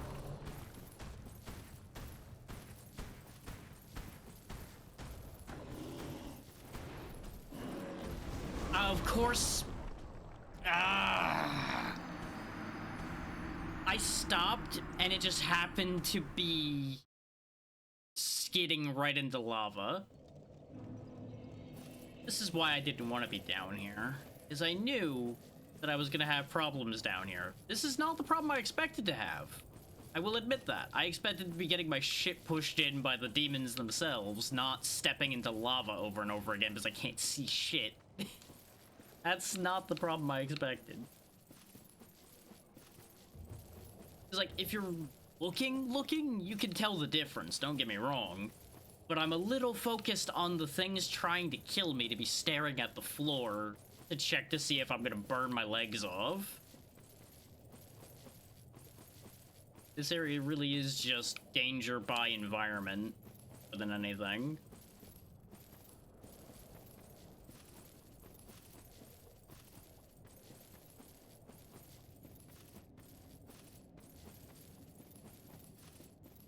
The fact that these two seem to be linked is a whole other issue. Actually, no. Activate this first. Then go for Soul Spears.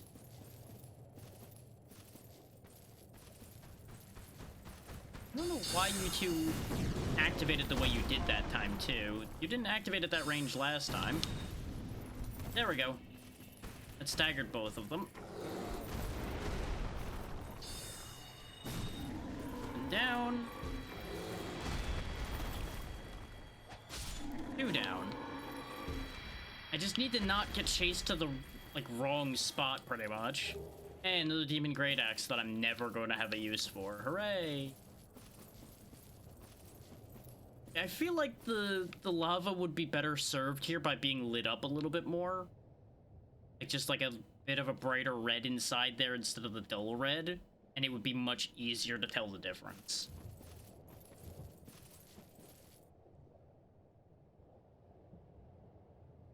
The amount of damage it does is a whole other issue.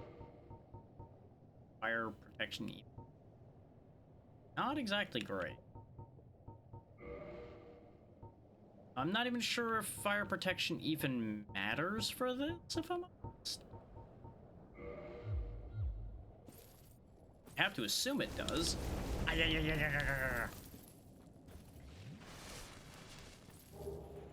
Not fucking worth it in the slightest.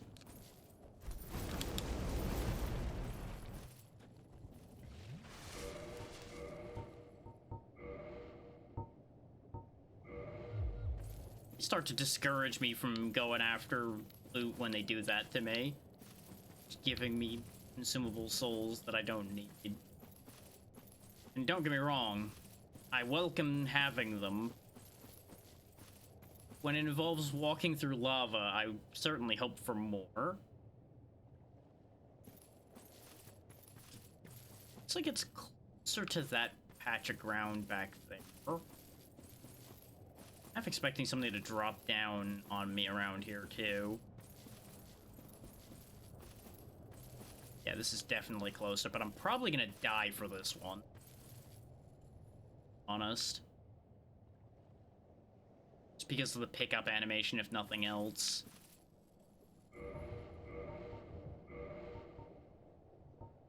Just in case fire defense does make a difference, we may as well go all in on fire defense and see if anything happens there. 60 defense increase.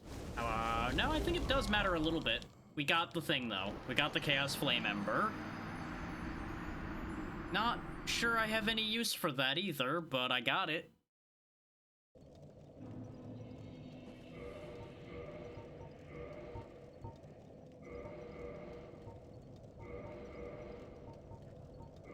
You're back together again. There we go. I have less of a hang-up than most about wearing a dress, but at the same time, I would rather have some metal between me and the things that want me dead.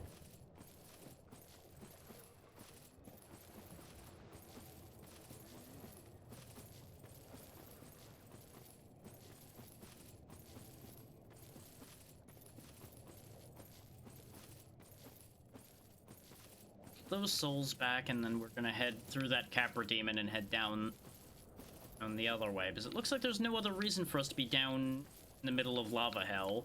Technically, I didn't even need to go down that way at all, as it turns out.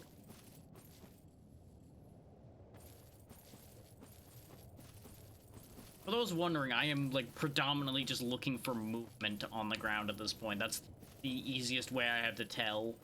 There is a color difference, and I will not ever say that there isn't. But sometimes it's not as obvious as it feels like it should be. With the way the ground shifts as you're moving around and these, like, giant orange puff clouds keep happening, it really starts to make it all blur together a little bit.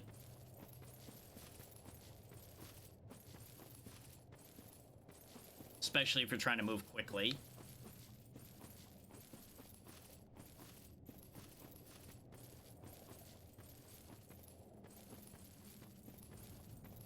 I'm kind of curious how this looks in the remaster, because I wonder if they actually did anything with that. Because I know people were saying that there was a difference in the lighting, specifically, between the remaster and this version. But I wonder if that helps with situations like this, where it's a little janky to see what you need to see. Also, it's a big fucking hole. It's a long way down.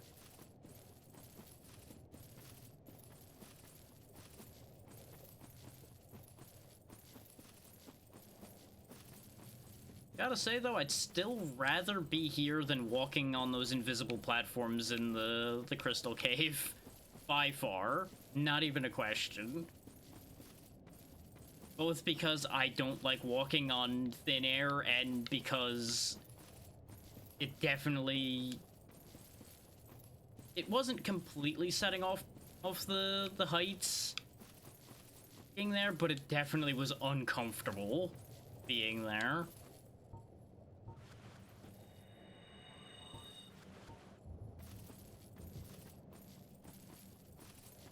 Like, honestly, the closest a game has come to setting off my fear of heights has actually been Peak.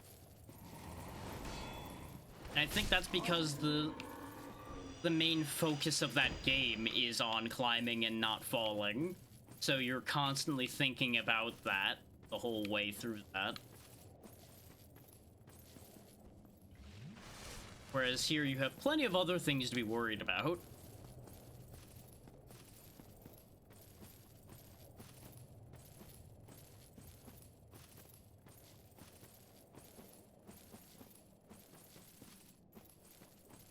Oh yeah, there's a lot more Capra demons here.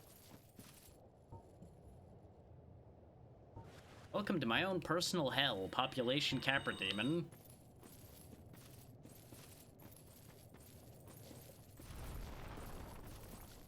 This is still better than the original Capra demon fight, though, because you have...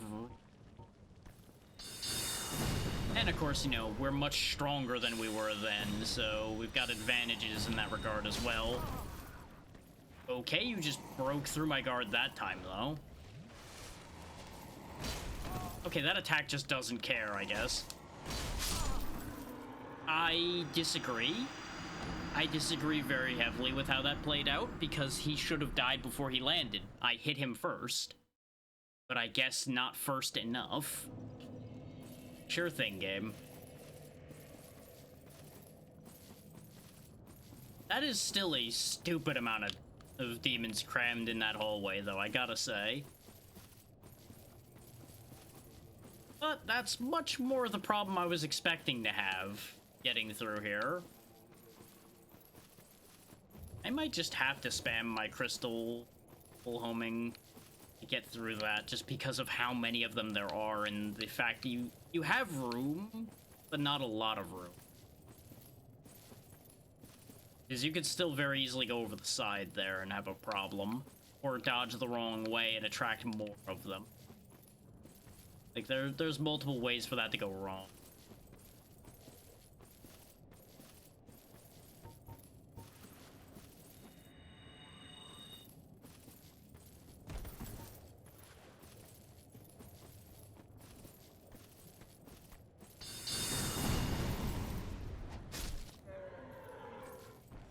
Down. Too many to go. Problem is, I don't think I have enough crystal homing soul mass to deal with all of them this way. Like, I'm gonna run out of charges before I run out of demons. Especially when they bump into bits of terrain, even though I'm trying very hard to avoid that.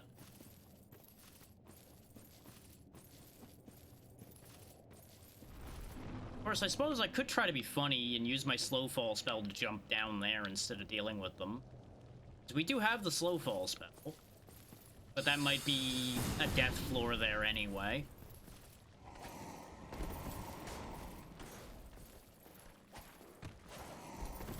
Fucking cowards.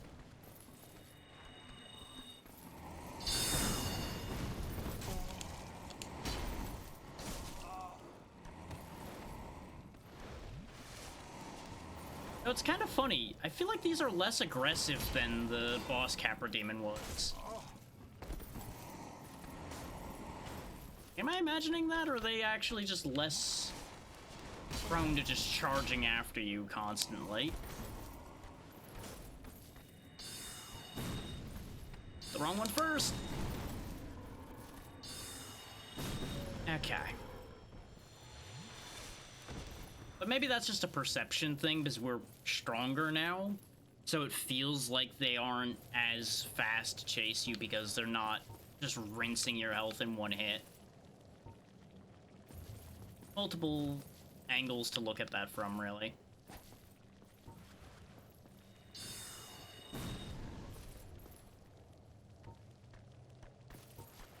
I could set up Soul Mass and then Soul Spear them, and that probably would be good enough to kill. But one spear and one slice is also good enough. The idea is making sure it does enough damage to kill them before they can do too much.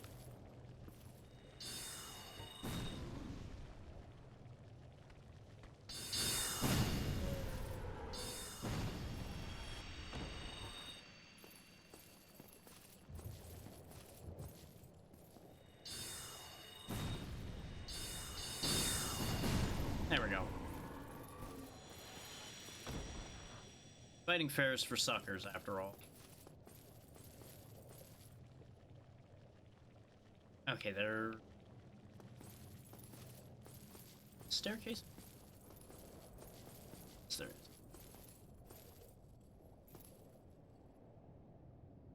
Okay.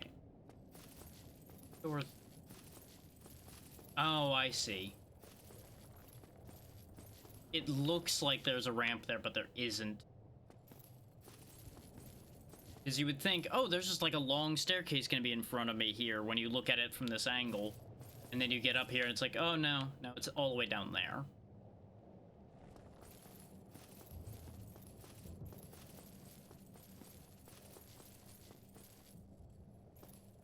What are you doing?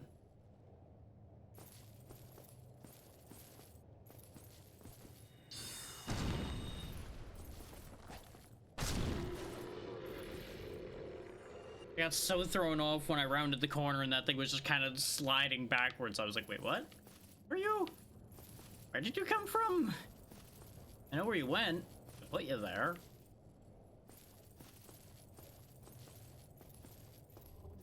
I almost think that something like that would just reach over and grab you. It's also probably a hint about things we're gonna be dealing with here. Oh, hey. You know, I didn't realize it was right here.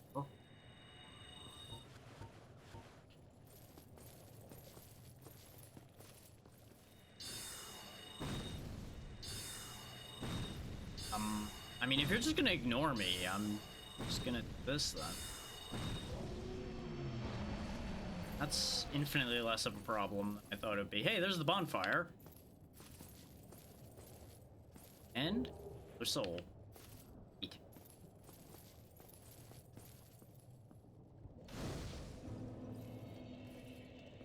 Let's get rid of these souls before I lose them. So close to intelligence 40. And I never did eat Smo's soul. I could just eat that.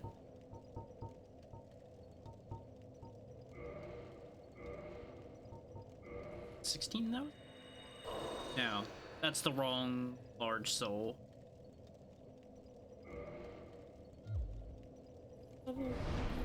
9,000. I can never remember the value of these souls. With these. Okay, those are 4,000 each, so 2 more of those and we'll be close. So if I just eat 1 large soul of a Proud Knight, that should be... Now those are 3,000.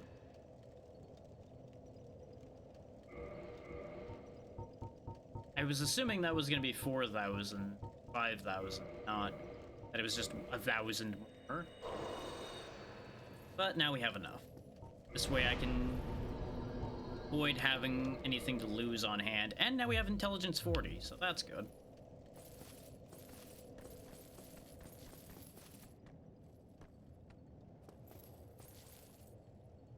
Just sitting here, it's just like those things where it's like, is that a statue? Isn't that a statue?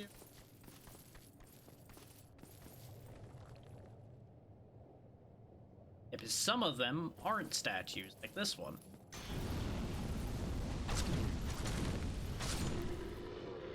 Which is why I was looking at the other ones with suspicion.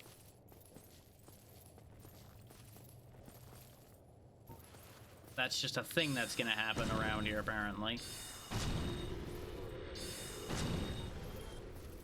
No.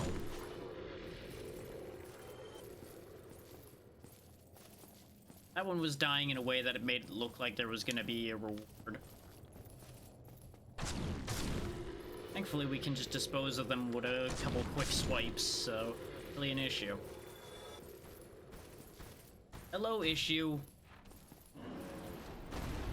A little different than the other ones, but I think that's just the lighting in here.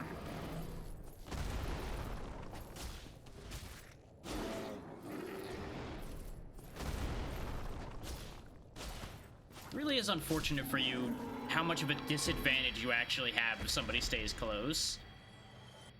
No, that was the same as the other ones.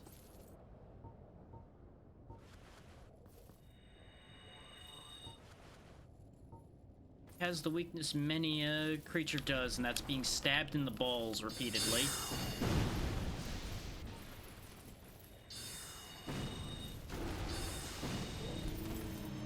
This is why I keep my spells ready to go at all times, because I may not know everything about this area, but I know pieces. I didn't actually know those things popped out of the ground, but I knew they existed around here.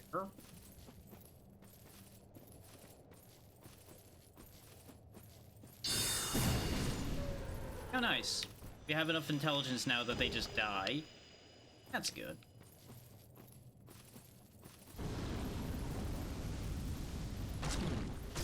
Speaking of things that just die. Good thing these guys are so slow. No. Did they, like, follow me down from the fire? Where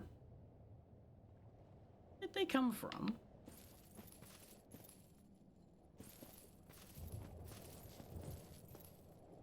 So... yeah, you know, while I don't have much, let's find out how bad an idea that.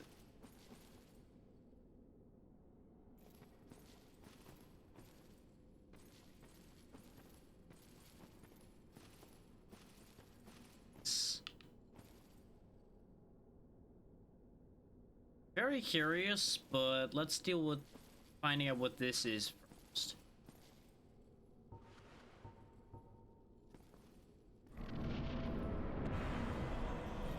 Oh, it's you, okay. The big fiery version of the old asylum demon that we dealt with so long ago.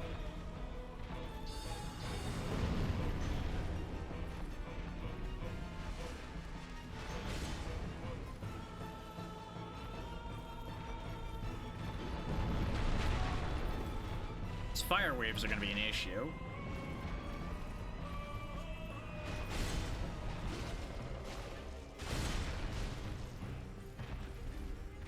Similar case, though, if I could just have at his ankles to a certain degree.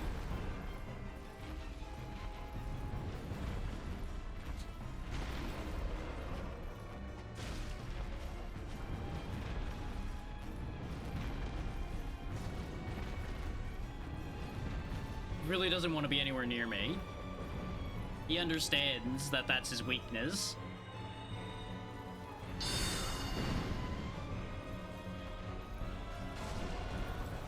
Wow, that hurt.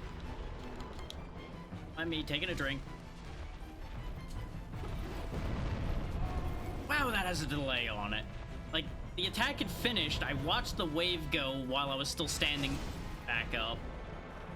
And I still just got shafted there.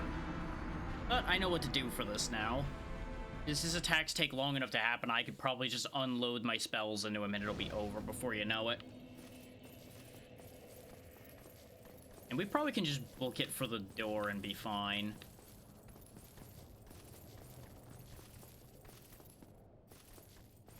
Within reason, of course.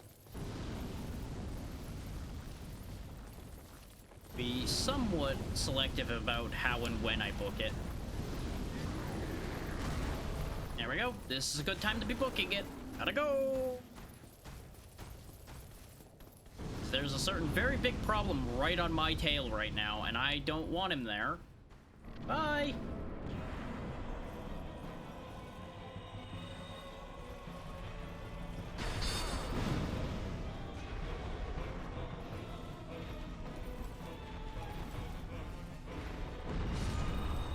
Wait.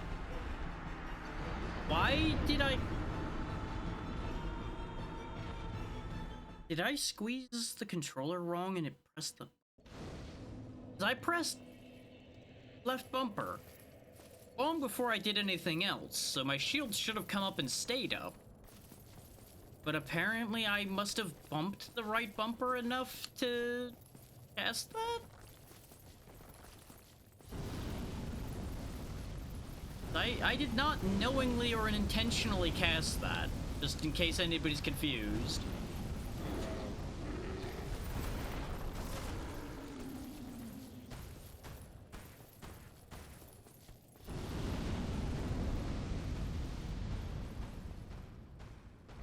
I'd love to have time to cast this before getting in here, but such is the way of things.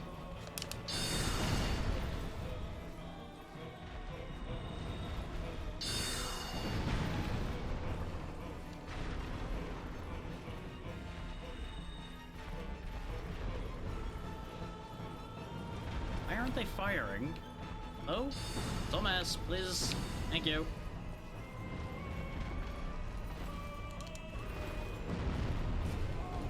God, that attack is kind of stupid. Look at that. I rolled after the swing was already done, and it's like, nope, that's gonna count anyway. It's bad enough that you take up the whole fucking arena, buddy. Could you at least not have massively delayed fire waves? that I just cannot dodge for the life of me.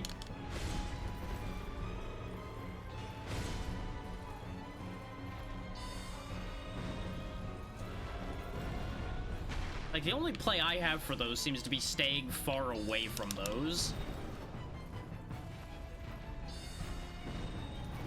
Which is counterintuitive to the whole staying under him so that he can't slap me with his axe instead.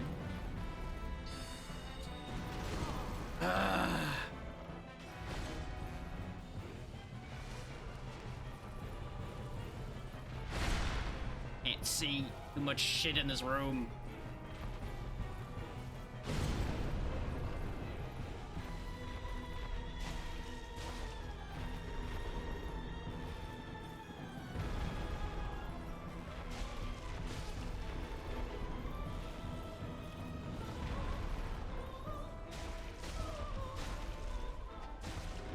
Die. No more of that.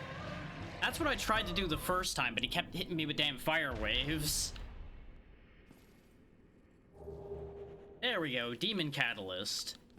One of the things I was thinking about. Except it's not actually any good for us, apparently. I thought this had better magic scaling, but apparently not quite. So that's a shame. Well, never mind.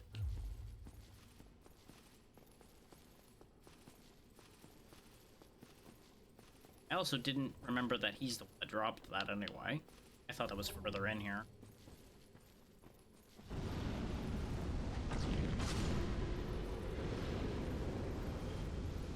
Really, really love a better catalyst, though.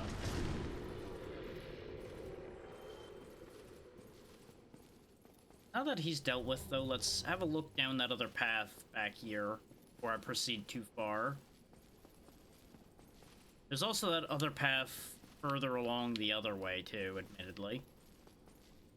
So many split paths. Quickly, they realize I'm here. I also just realized something that would be helping our cause immensely. Remembering that I didn't have a second ring equipped anymore because of the sacrifice ring. I probably would have won that fight the first time if I had remembered to put the ring back on. I only just now realized because I looked up and went, wait a minute, there's something missing up there. I knock one of these down? It seems like it's otherwise a case of an empty room for nothing. And usually when there's an empty room of nothing, there's a trick to it. Didn't see any prompts along the way, though, so...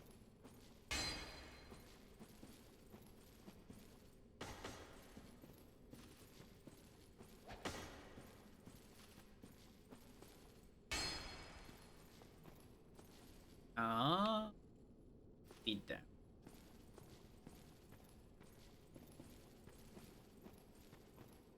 Remind about that item up there.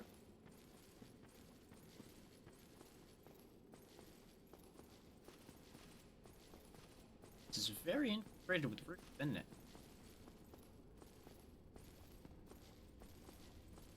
Sufficiently so that this hallway is useless to us. Here's... Especially judging from the giant black void back there.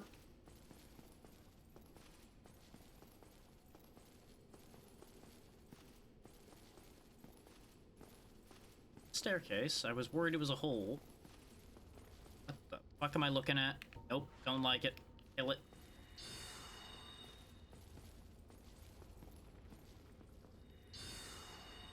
Big enemies make me nervous, but you know what makes me more nervous than big enemies? Tiny hopping enemies. Remind me of Fleamen and make my natural aggression towards those things kick in immediately. Sunlight metals. Oh. Oh, I remember something about that. I remember about that, and it's not good.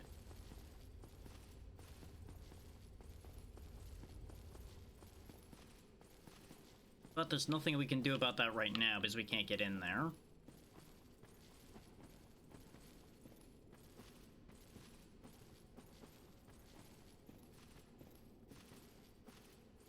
How we talked about the fact that nothing good ever happens to anybody in games. Yeah, just remember that statement and what that item I picked up means, and I'm not going to explain any further. Unless we actually end up in there properly at some point.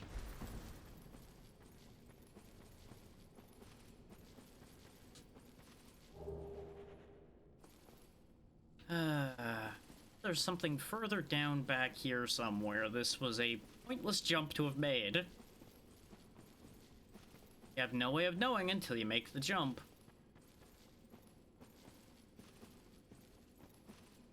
This was a pointless jump to have made. Lovely. I would really think this would be one of those situations where you knock one of these pillars down to make a bridge, but all these pillars are too short to make it across, so that wouldn't be something that would work anyway. This is gonna sting. Oh. Especially when I miss. Because he didn't jump, he rolled. He was supposed to jump. Just to be clear. That was supposed to be a jump. But the classic, since you don't have a jump button, you have to run X amount of distance before he properly jumps scenario kicked in, and eh.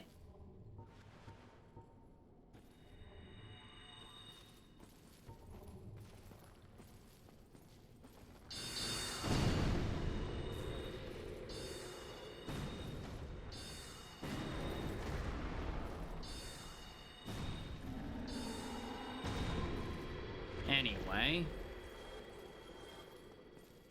clearing my path. I want to find out if there's something over here.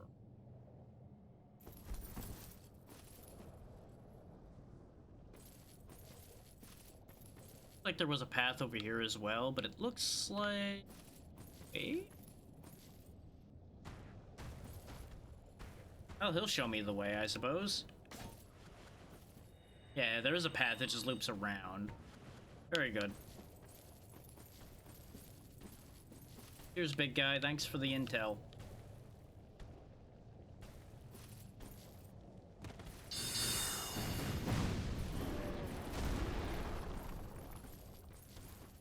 Up. His corpse got in the way of me fighting this thing properly. In case people are wondering why I was not reaching this thing, the corpse of the Taurus demon was blocking me, even though he was invisible. Okay. So that's what we're doing over here.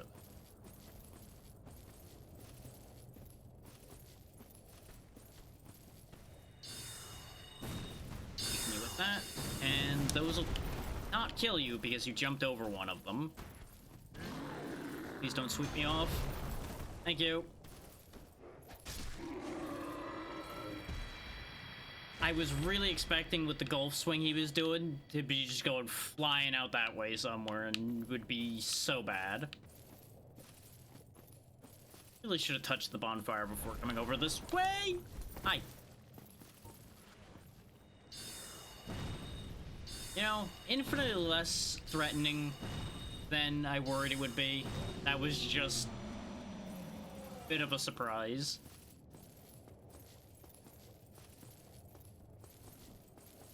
I never mentioned that I also don't like bugs.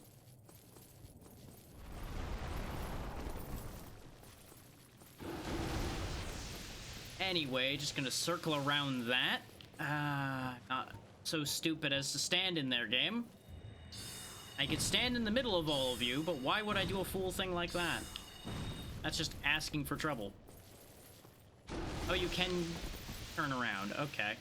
I was just gonna stab them because I assumed they couldn't turn around, and they can. They definitely can. Thankfully, they don't have a ton of health. So we have enough arrows to kill both of these, as well as clearing them out. Of arrows. I probably could just shoot these too.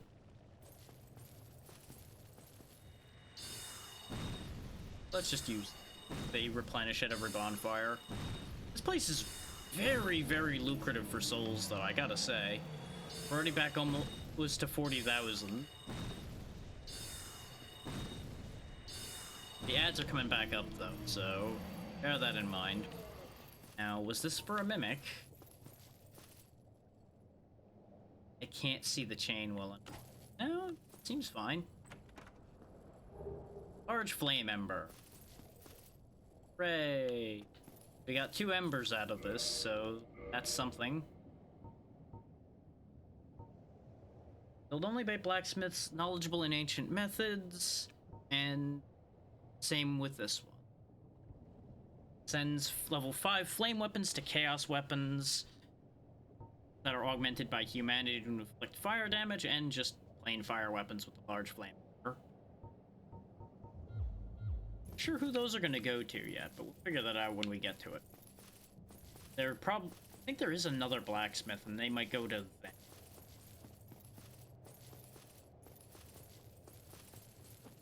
Got quite a few blacksmiths to make happy, it seems, considering the amount of embers we now have.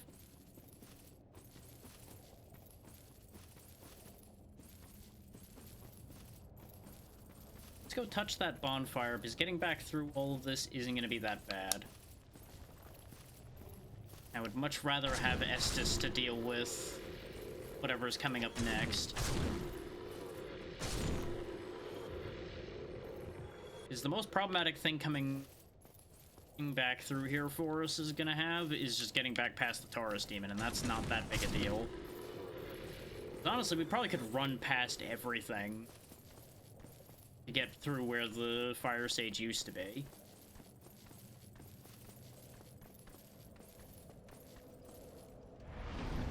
And get rid of this. I'm probably gonna spend like the rest of the game pumping intelligence, if I'm honest, I feel like I'm functional in terms of my base stats now. Like my vitality, my stamina, and everything. I feel comfortable with what I have. I might pop the dexterity up to 30, but that's probably as high as dexterity is ever gonna go at this point.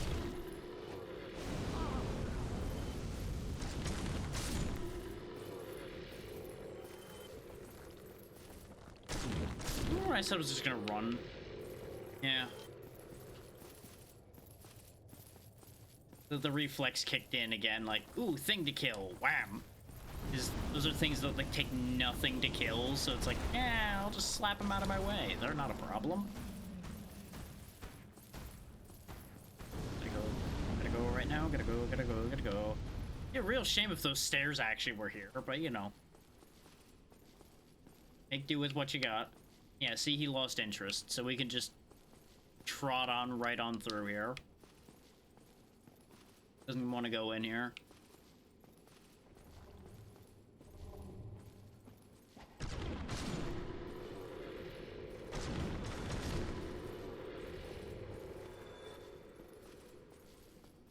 I shouldn't trot too far while the ads are running, but it doesn't seem like there's that much of any interest happening in the... so...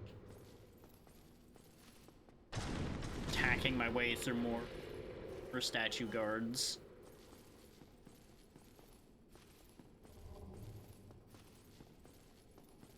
Oh, there's a few of you over here. Once more, very glad that I can just two-shot those. Otherwise, a trio like that would have been a problem. I think this is, yeah, this is where those stairs would have led. Okay.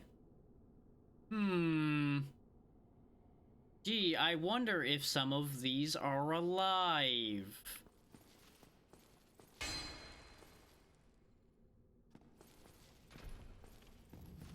Oh, that is an elevator, huh? That's a shame. That gonna come back on its own? No, that's a problem. I'm not sure I can squeeze. No, I can squeeze around. Okay, good, it does come back as well. Would have been very funny if I was squeezing around as the elevator came back and it crushed me. No, those stairs don't go anywhere. Would have been what brought us up. No, that's all just nothing. Okay. Up we go.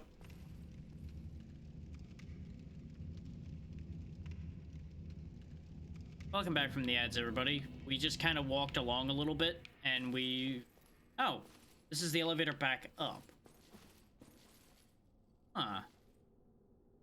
Okay. The elevator right above the fire stage just led back up, it seems. This is where the bonfire we were at was. Yeah, right there. Well, that's actually great, because that means this is a bonfire I can use that has more charges.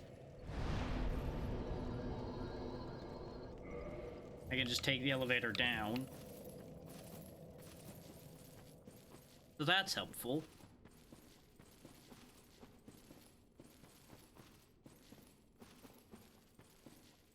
All in all, so far, I think this is one of the better sessions we've had with this game.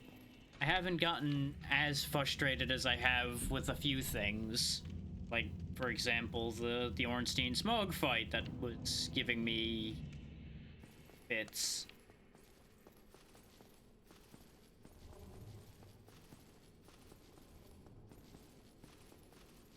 The original iteration of the Capra Demon situation. I think those were really the lowest points of this series so far for me. This series being the series of videos.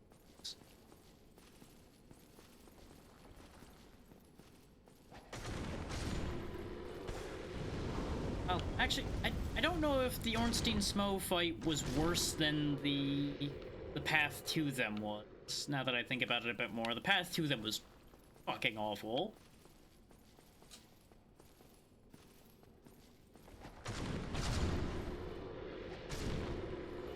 There must be more to this place, because I know for a fact that there is more. Wait.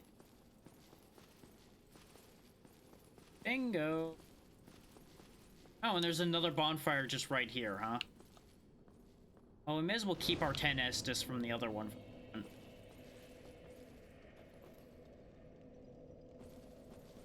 Wait a minute. This leads one of two places. One of which is fine. The other is going to be awful. Well, time to find out which one's which.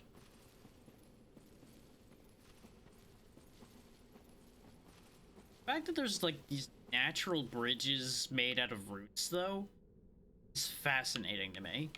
Considering the way the rest of this place is all fire and lava and everything, it's an interesting split. Also, this is absolutely the same tunnel we were in before that was blocked off by the roots. We just had to go up and over it.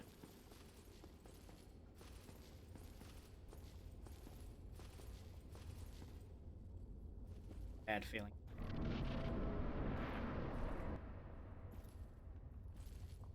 Oh, I've got an even worse feeling about this now. Okay, not what I thought it was. I didn't remember this thing at all. But I'm not happy to see this.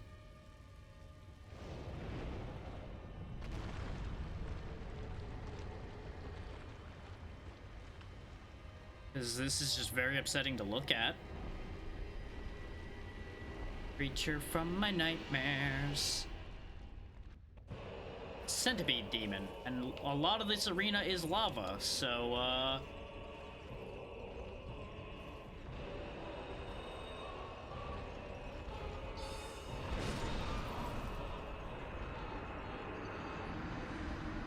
Uh-huh. Uh-huh.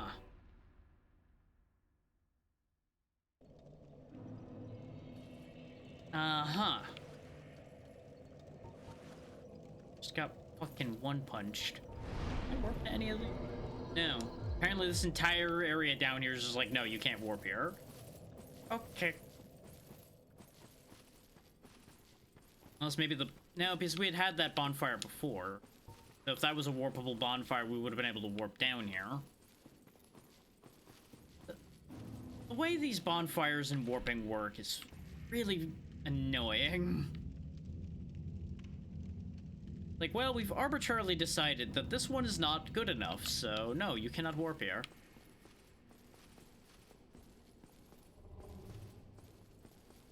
Like, I have to assume there's an actual reason for that, and I just don't know what the reason is. But it really, without knowing the reason, feels arbitrary. That leads to some questionable game feel.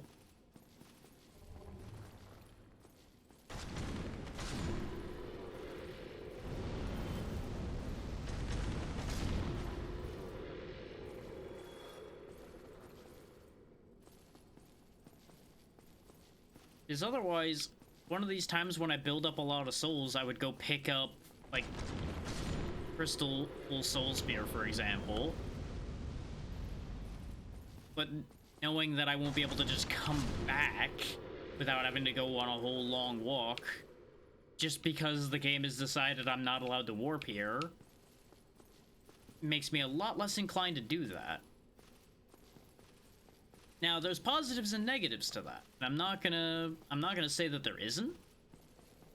Because the positive to that is it makes you have to deal with things with the tools you have,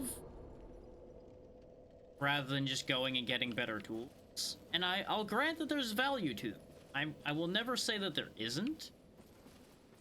But I would also argue that that's a choice the player should be making, not the game making the choice for them.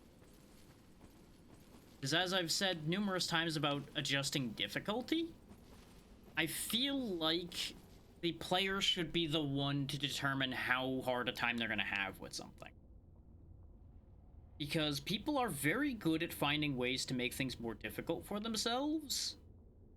And maybe it's just me, but I've not really seen people to be predisposed too much to finding ways to make things easier for themselves.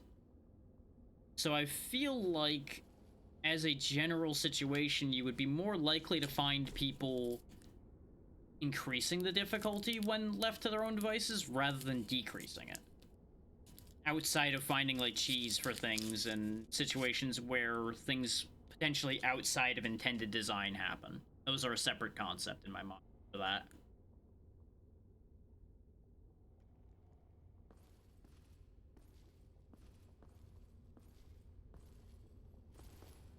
And I don't know if I'm alone in that thinking, and well, let me rephrase that. I know in certain communities I'm alone in that thinking, because I've already had plenty of people yell at me about that line of thought.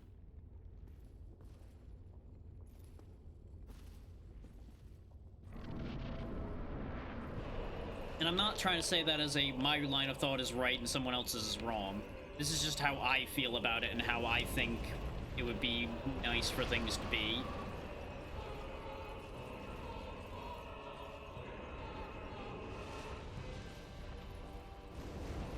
Okay, so there's some ground to fight on over here, at least. Item. Oh, just some Titanite shards. Okay, sure. Can I, like, lure you over here enough that I can actually do something?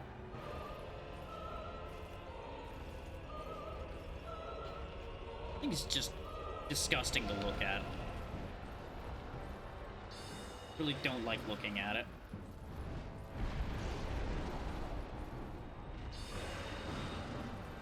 At least it's not super durable.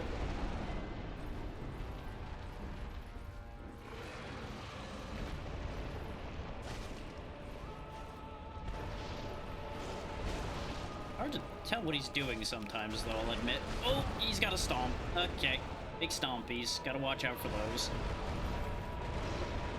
I'm just gonna keep doing that, huh?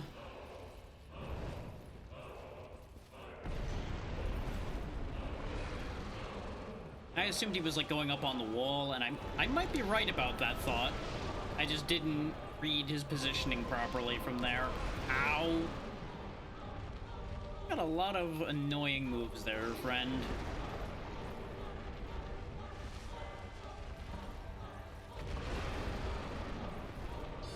I think magic might still be the winning move here. Because trying to get an angle to actually do melee attacks well is difficult.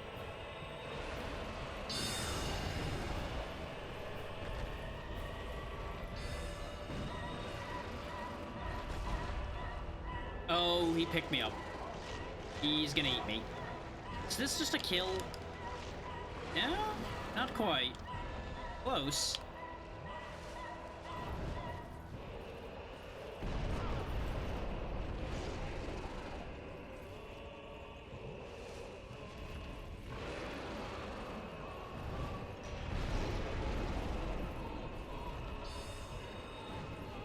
Lovely to be able to see what I'm doing sometimes here. Oh, I broke a head off. Neat. Oh, but now it's alive. Hate that. There he goes. That wasn't that bad a fight. I feel like there were a lot of ways they could have made that a more engaging fight. But at least it wasn't like a disgustingly bad fight or anything. It was just like, yeah, this is a fight that's happening, I guess. The part breaking off there is neat. Ah, lava damage reduction. Wow, that is big lava damage reduction. Wow, okay. Just take the game mechanic away then at that point, like, huh. Sure. Anyway, I'm gonna go touch that bonfire again.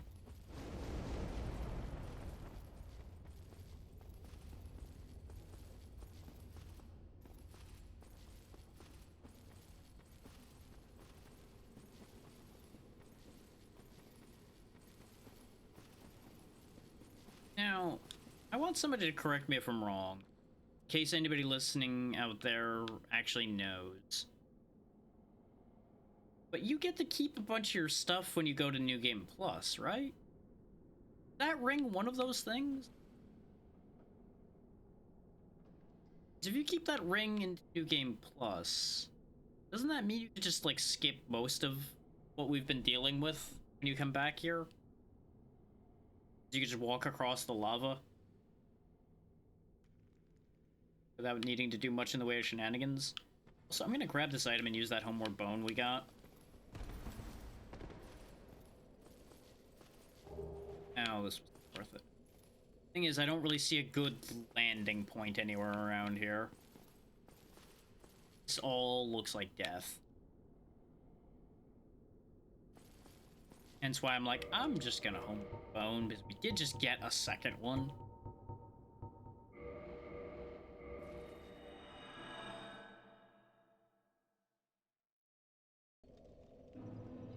Actually, wait. Wait, no, I have a great idea, actually. Because of how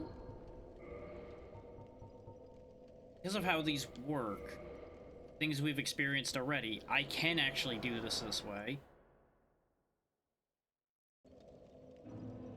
Without it being a whole ordeal. Go get me a better spell. Dude.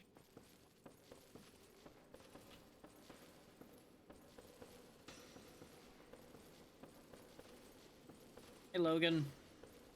Oh, hello there. Where have you been? Time is a resource. Let's delve in promptly. Trust me, man. You don't want to know where I've been. I can't quite use Crystal Soul Spear yet, but I'm grabbing it now because how often am I gonna have 50 souls just sitting in my pocket? 50,000 souls to buy it with. The tomes stop a great pool of knowledge. Okay, still the same All thing. progress, and I certainly bear no activity. Come again, anytime you please, for I too learn whilst teaching a student. That is a wise phrase there. The I too learn while teaching a student. That is actually genuinely a thing that will happen and does work. You will learn as much on your, you will learn as much teaching someone else as you will when you're teaching yourself something, depending on what you're teaching and how you're teaching it. Now, this should work since I didn't rest at the bonfire we were just at. Here in the archives. Yep, there we go. That's what I realized in hindsight. Like, oh yeah, that's probably how they expect you to do this to a certain degree. So now we have no more homeward bones. So I really should go see about picking some of those up at some point. Is somebody sells them? A couple somebodies sell them. Sure. Now there has to be more to this place, though. Because we still haven't dealt with the big problem.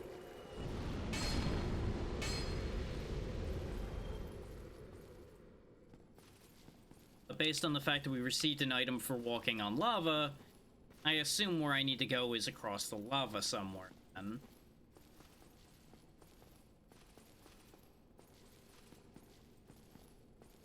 Like a crossing has to happen to some part somewhere.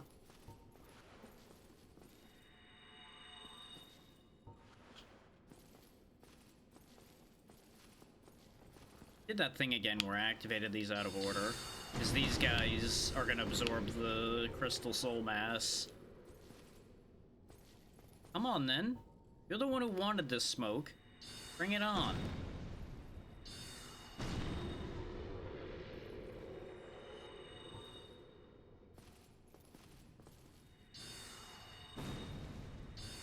Oh, perish.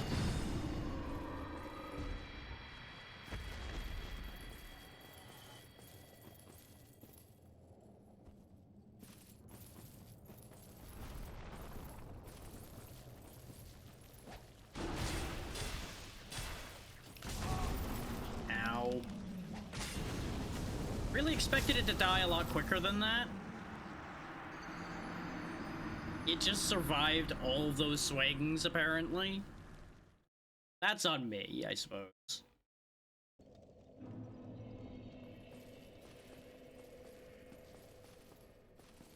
That was a rather arrogant move on my part. But at the same time, you can see the vision. You see why I would think that would work, considering how similar the damage this Jodel does is to what our soul arrows usually do.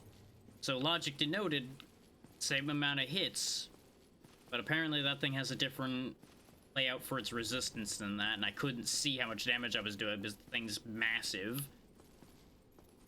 So, the plan did not work out.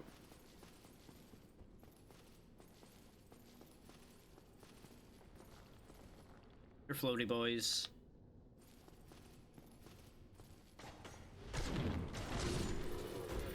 Baited me. I know it. I'm not happy about it. Good news is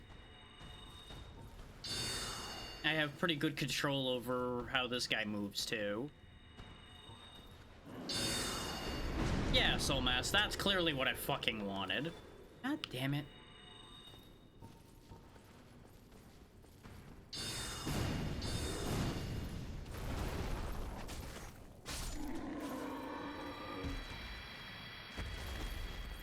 That really is the biggest downside to homing Soul Mass, is times where it just decides to be stupid.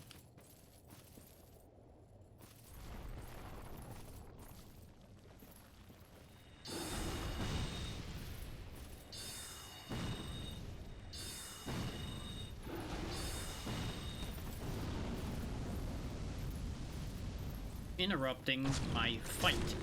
Go away. Well, I guess it's a little much to call that a fight, but still. Okay, that was pointless because there's not actually a path over here anyway.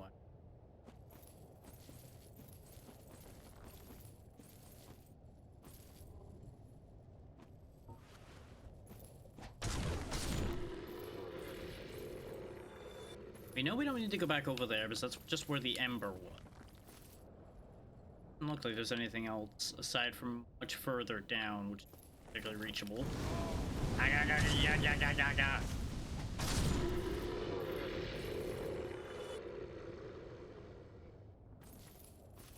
Set on fire is very unfortunate. Makes you break out in gaga.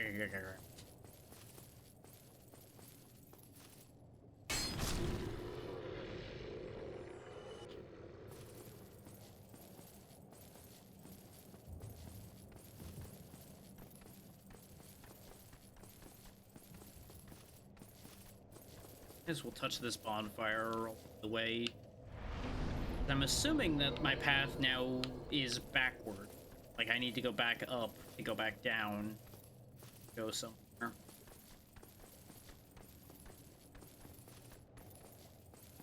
Doesn't seem like there's much else in the immediate connected area.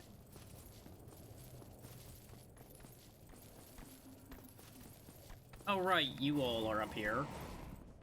Might have forgotten that the Capra Demon army existed here.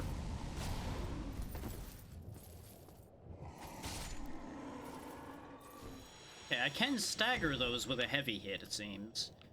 That's good to know.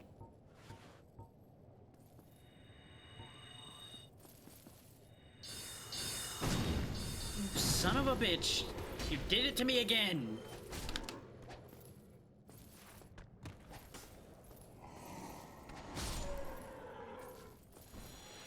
Fucking backstepped away from so many attacks there, you little shit.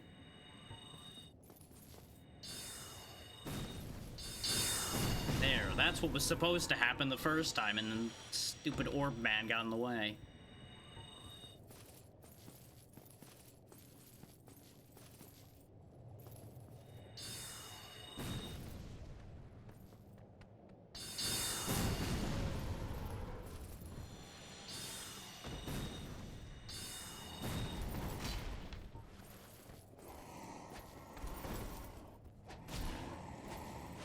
There we go.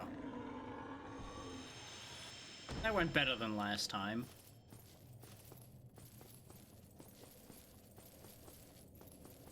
What I'm pondering is I might be expected to now go past where the Taurus demons were. I may have done things out of order by fighting them the way I did.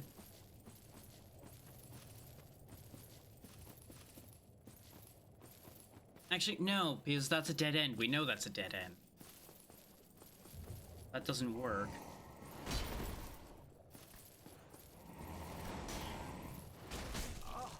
Right, you double attacks all the time. Why would I think you would do anything else? Ow. Okay, fuck you. Or not. Okay. I love when you just get to jump again before I even have a chance to take action much. That's lovely.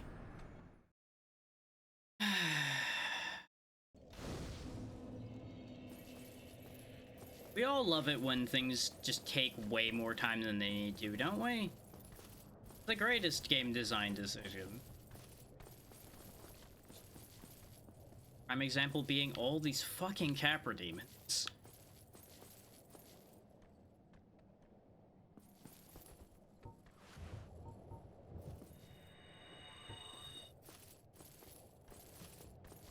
Like, maybe somebody out there finds it exciting to fight the mob of Capra demons. I'm not one of those people. Because this just seems like a grand inconvenience.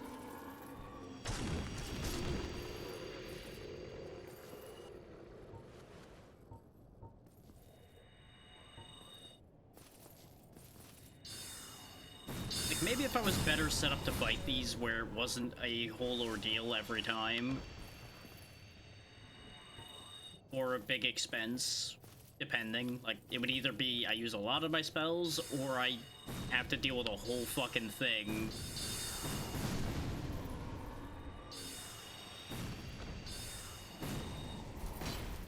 Like, I can just arrow him to death, don't get me wrong.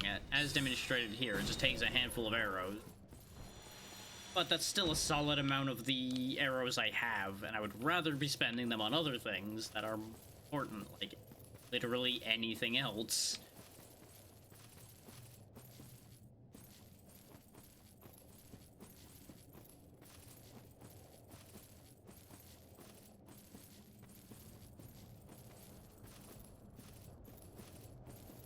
I'm doing something wrong here by going back this way.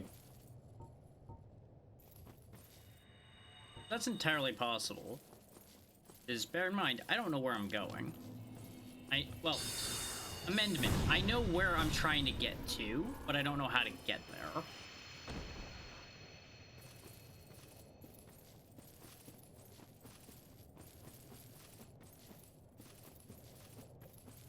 pondering, like, is there something across, like, the big lava plains here somewhere? Now that I can walk on lava safely. Oh, relatively. We know that's a death cliff over there. We know there's a...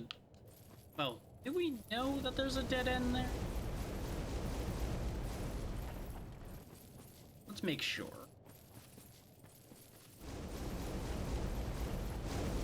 This was almost certainly how I was supposed to come pick up these items, though, was walking on the lava this way instead of throwing myself to death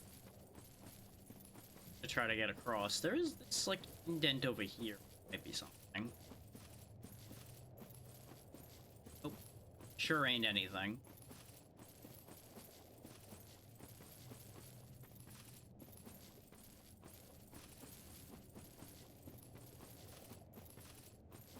And up by Ceaseless Discharge was all cliff. There. I think I did waste my time by coming back up here. But as I said, I just don't know where I'm supposed to be going. Get around in this place.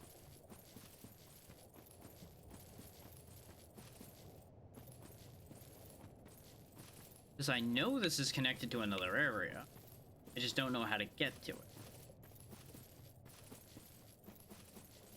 And I have to assume I've just, like, missed an exit somewhere, similar to how I couldn't find the way to the Magic Blacksmith for the longest time, but apparently it was, like, right under my goddamn nose.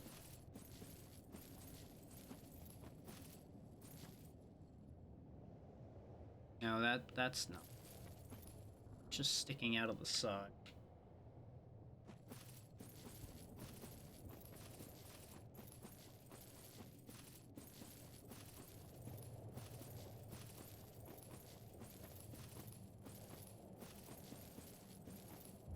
Good time to double check the interconnection map that I have.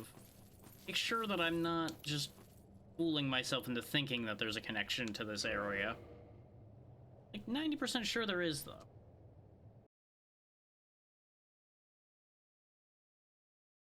Yeah, no, those are all connected. That's what I thought.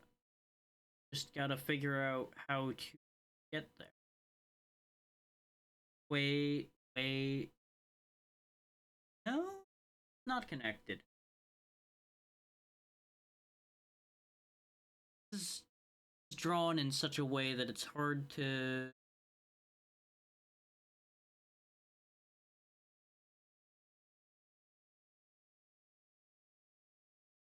Hard to 100% tell what this is trying to tell me.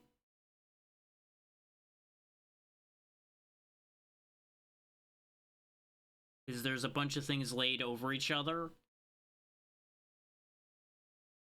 But they did at least color code every segment. So I can tell what's what.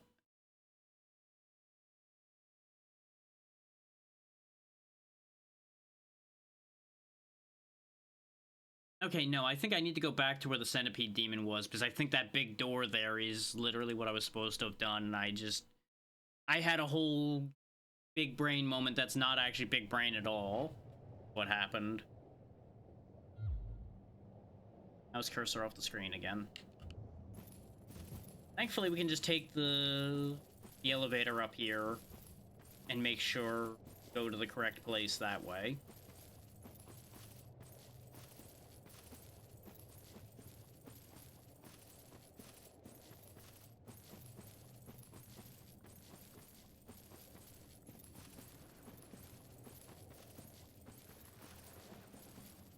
Again, if I just had a warp back here, I would go buy Homeward Bones, like go on a whole side trip again.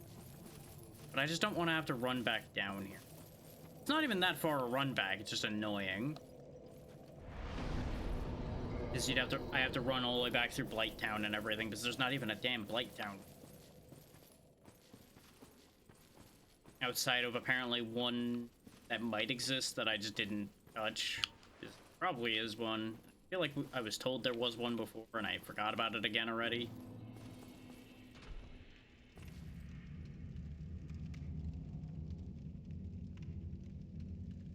there's like some hidden bonfire that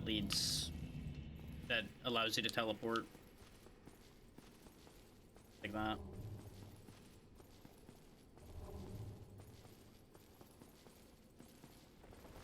Get back down to the basement.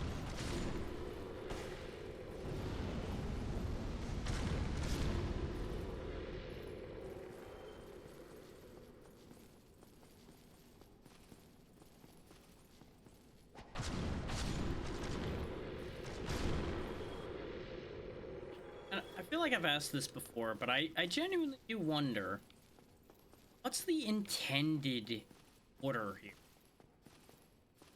Like, what's the order of areas to go to that the developers expected people? I would have to figure, like, the obvious starting point is going Berg to Parish.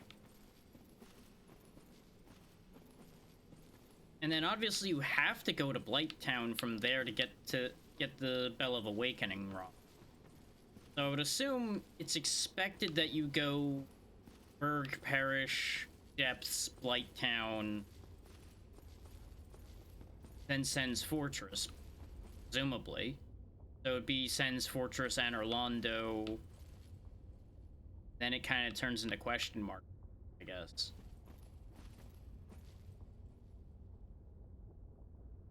Because in a lot of ways, I feel like I've done things relatively in the intended order.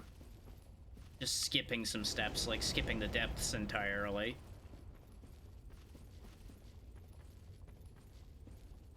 Making a bad assumption by thinking this... Yeah, no, this isn't a door or anything. I thought this would open up or let me go somewhere. Ah.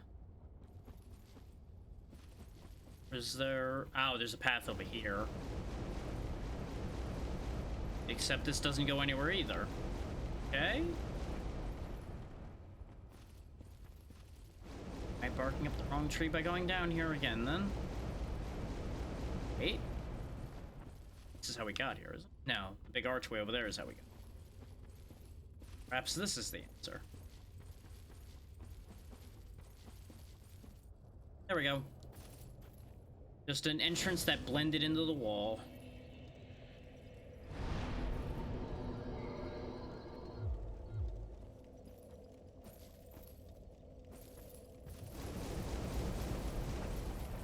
Yeah, we're gonna need to keep that protection ring on like the whole time.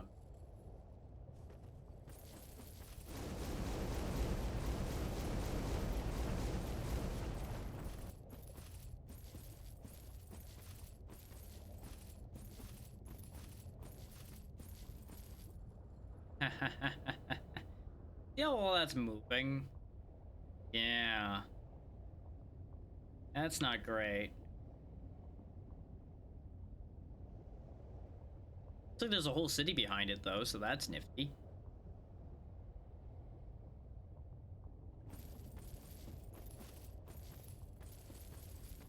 There's a few of those things. Welcome to Lost Islet. Population lava dinosaurs? I don't really know what those are. Like lava dinosaurs to me. And a whole lot of lava.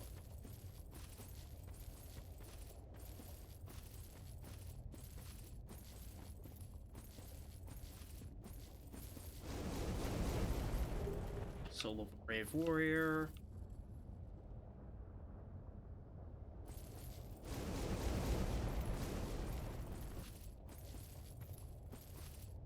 And I swear I remember seeing at least one person get here and not understand how the lava ring works. So they just were dying constantly to the lava and complaining. They didn't realize, hey, the thing you picked up from the boss is supposed to let you go here. Instead of hot-footing it through the lava and being miserable.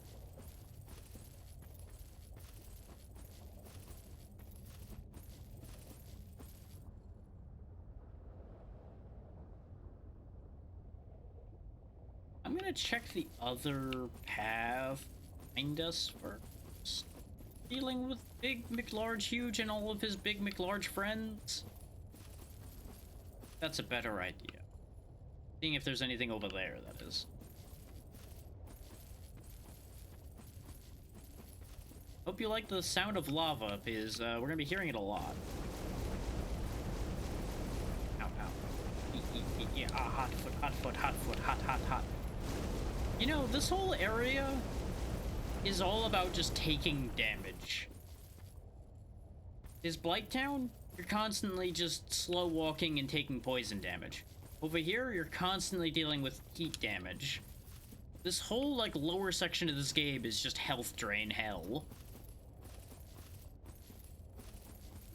Also coming over here, completely pointless. Yay for me.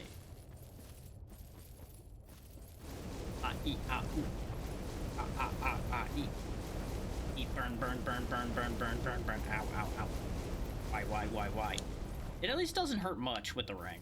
Like, we went through that whole segment and didn't even lose more than like a sixth of our health. That's good.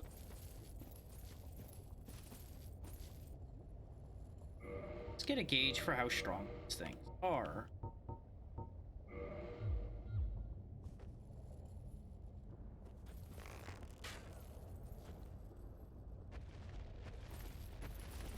Can you fit through this hole?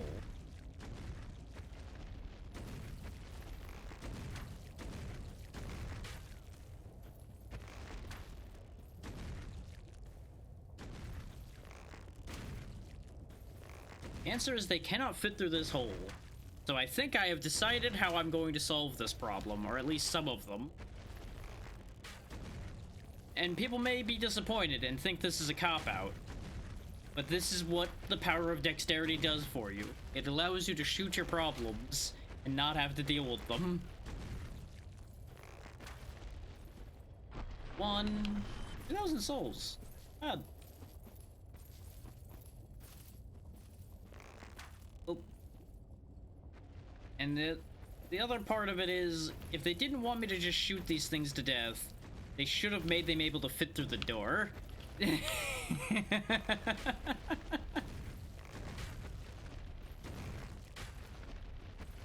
Like, it is not my fault that they can't fit through this door, you know?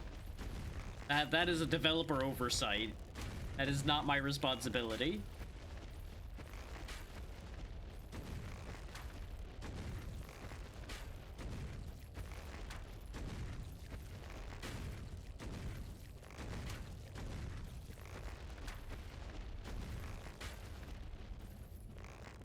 Down goes another one. There's a lot of them here, too. Like, there's 4 more? 5 more? And I don't know if these come back after they die. Well, there's a bunch more over there, too. We're not gonna be able to cheese all of them. Also, that one's apparently out of range. Might be able to still harm him with feather arrows? There we go. Yeah, I think it was just having enough damage drop off that it wasn't doing any damage anymore. Yeah, with something like that happening, I'm very glad that I'm doing it this way.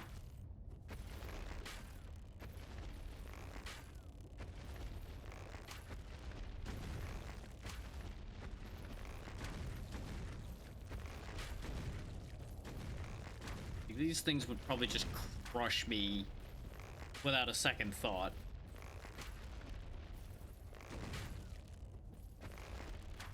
And considering I'm doing 81 per arrow and it's taking a lot of arrows, this would take a lot of magic to kill.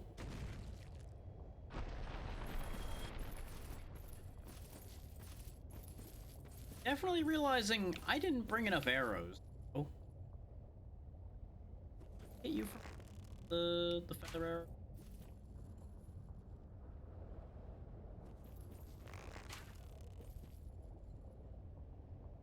Not and have it do anything.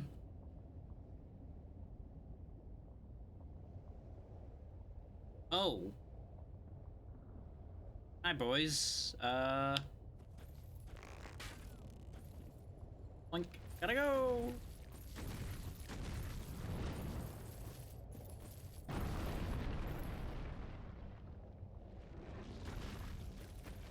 This is once again a case of situations that are specifically why dexterity ended up being my secondary stat.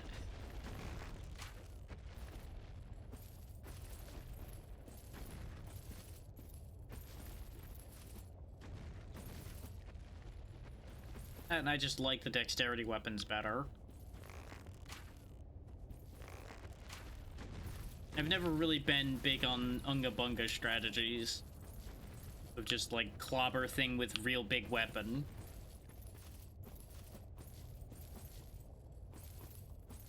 Unless big weapon's a cannon. If big weapon is a cannon, then I'm on board.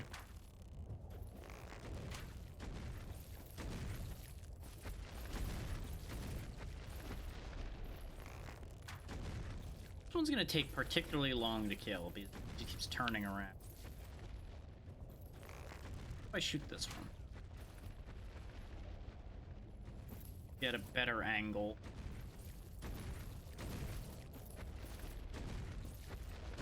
Nope. Also just turns around instantly. Of course, I guess I could just have this happen. Right, just make it rotate. Just becomes like a rotisserie chicken.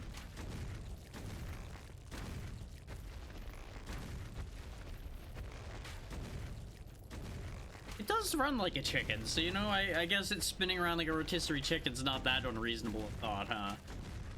I'm running out of feather arrows, though, so...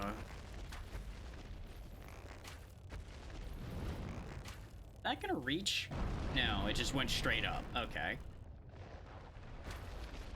Would have been very funny if after all of that, that one was the one that landed on my head and killed me instantly. So many of these things around here.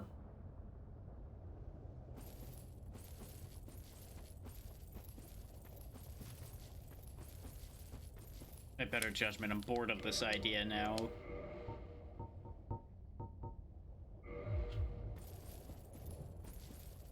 Honestly, that should have cleared enough space that I can explore relatively safely now anyway. Looks like there's stairs into that building where the floaty boy is. I could probably get in there. And... eh? There's ground over there, but I don't know if that actually is climbable, so I think my best shot is going to the building. Oh. Yeah, hot foot, hot foot, hot foot, hot, hot, hot. Hot foot, hot foot, hot foot, danger. Hot foot, hot foot, hot foot, danger.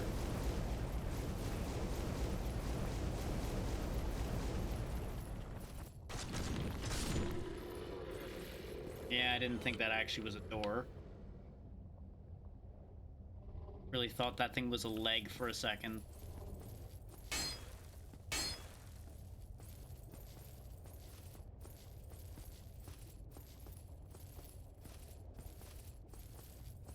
Actually an entrance on this?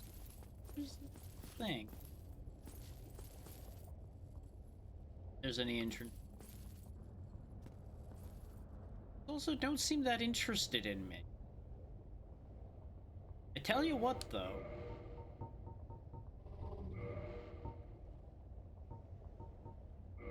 Oh wait, no. No, I need the lava ring.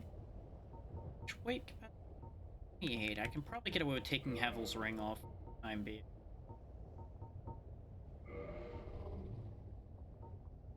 Not great. But it'll be okay for the purposes of what we're doing here. So what if just don't get caught? What if nothing knows we're here? What if we just aren't here? What if we aren't real? As far as they know. You know? Just aren't.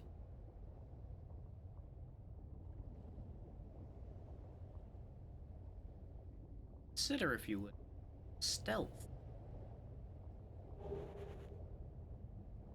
Stealth always an...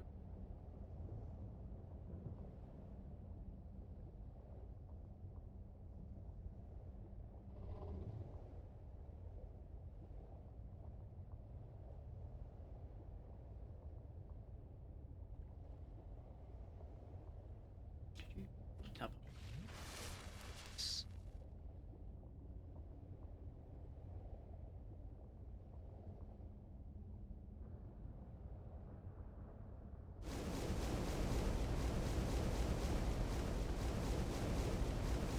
I get up here though.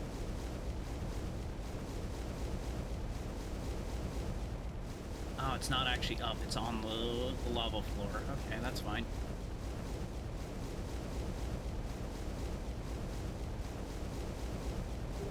Divine Blessing, nifty. So the Divine Blessing, less exciting the second time. Can't go that way. Okay. Are these things just like oblivious? I just not deal with them? Because I would have figured I would have at least aggroed that one when I walked across in front of it. Huh. Well, okay then. I don't mess with you, you don't mess with me. I'm happy with that. Considering the amount of fire damage I'm taking, I'm happy to make that deal. And they don't appear to have heads. Oh, that one's aware though. That one knows.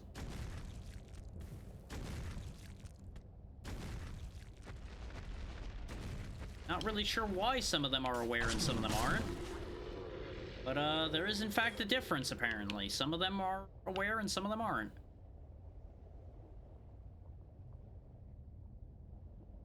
Thankfully, they're not that smart.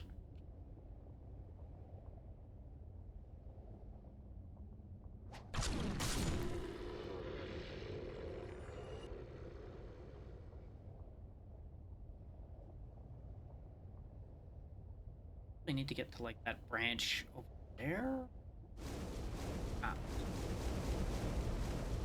Ah, ah, ah, ah, ah.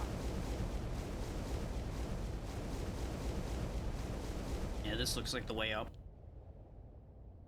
At least a way up. That big building over there that's surrounded by them, though, might be something I might want to have a look at, too. I would assume is the way to progress. Oh, the lighting changed, so I've at the very least made headway to somewhere.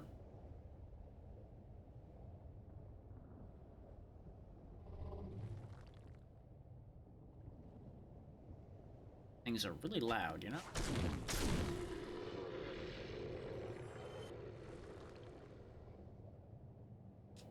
Gotta remember, my rolling is awful right now. Because I took Hovel's ring off to be quiet. I can probably put it back on now. I don't need to be sneaky in here. I just didn't want to be dealing with fucking lava dinosaur land.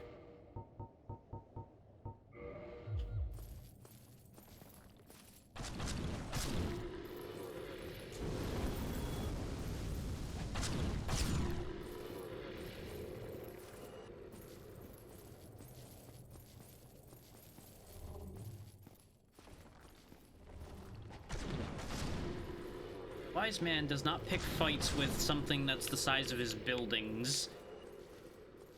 He can help it.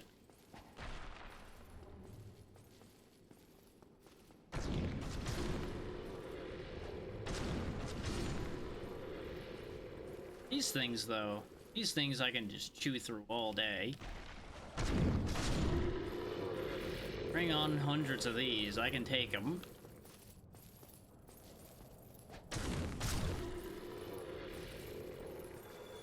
They're just free souls at this point. Now it's over here. Very confused for a second there. It's like, wait a minute. I circled all the way around and the item in here. Oh. There's an item up there.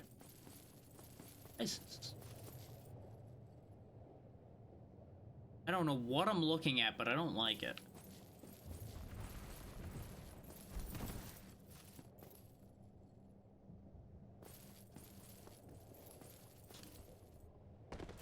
there appears to be just an invisible wall here that's preventing me from jumping over to the edge. I guess that's not how I get that item. Also, you die. Oh, looks like that might be somewhere I get to from on the branches, actually. There looks to be a path behind there. Not where the big lava flow is, but behind the bit of branch I'm looking at up there. That would lead to it. So that's going to be a non-issue for us at the moment. A non-issue because it's an issue we're not dealing with. Unfortunately, we're dealing with whatever the fuck this thing is. Oh. Never mind, that was nowhere near as bad as I thought it would be. Magic once again conquers all.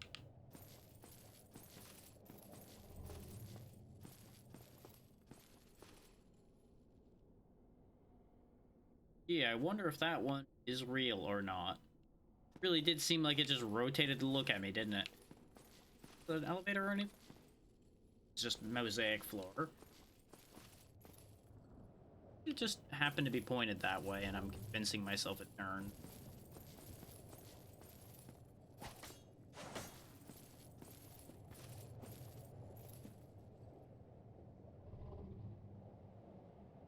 Interesting how these routes have just gone through this whole place. Like, I assume these routes have had something to do with the fall of this place.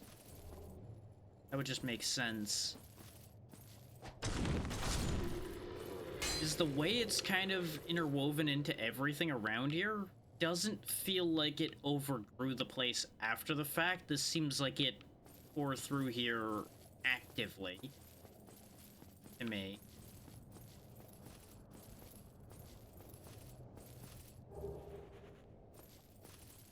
Is there parts that it is going through that really don't feel like it would be natural for a plant to go that way? Oh, didn't want to be down here, but I guess I'm down here now. Oh, we're back where we were when I fell down here. Okay, so I could have grabbed that item without it being an issue.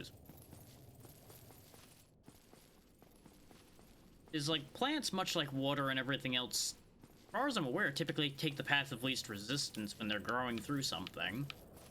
Like, they'll grow through cracks before solid blocks, things like that. So for it to have gone through some of the things it has appeared through here, doesn't quite seem like it just taking its natural course.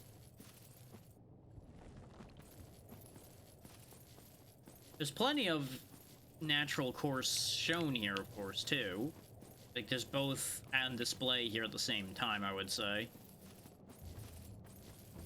If I find another example of it in front of me, I will point it out. Thanks, Dark Souls Physics. Thanks for that. I love landing and then just kind of getting shunted off when I turn around. That's lovely.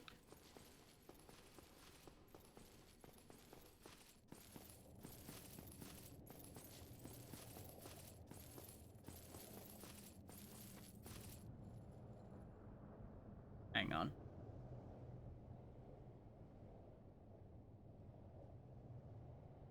Right now, where's this?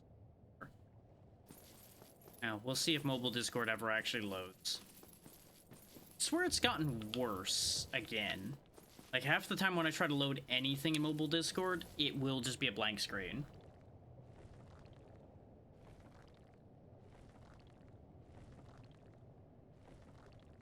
Ah, hang on. This is an easy one to answer.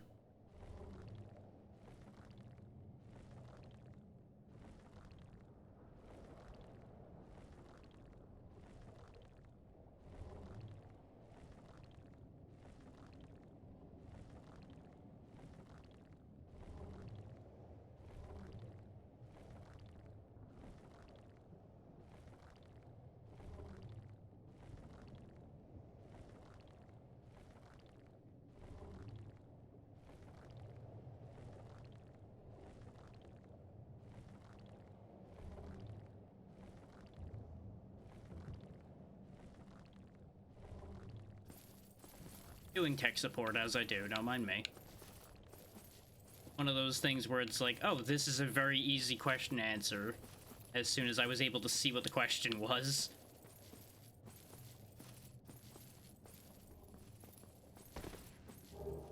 Oh, okay, that was actually kind of worth it. A rare ring of sacrifice would actually be handy to keep on hand. Hindsight, I should have answered that question while the ad was running, but, well... sometimes that's just too late.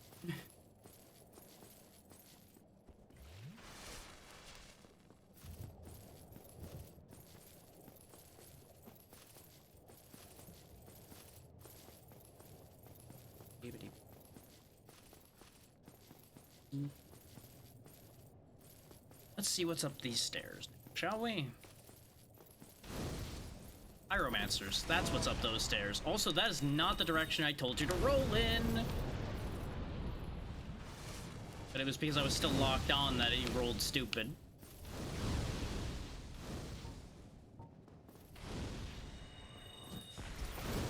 Pyromancy versus sorcery.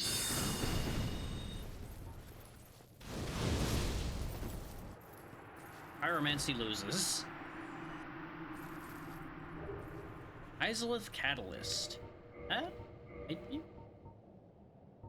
It's the same. At least at our current intelligence.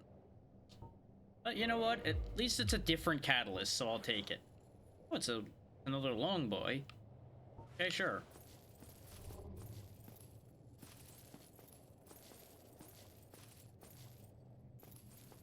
The fog ball and one of those horrifying things.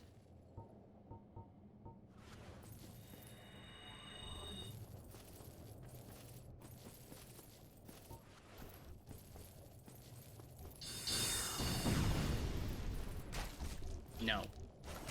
Whatever you are, no.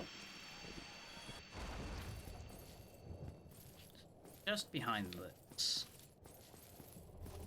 It's not a mimic.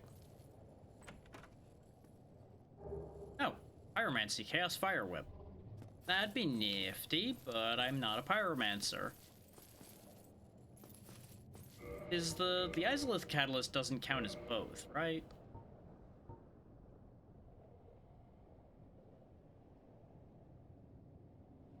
Seem like. That'd be neat if it did, though. If it could do both.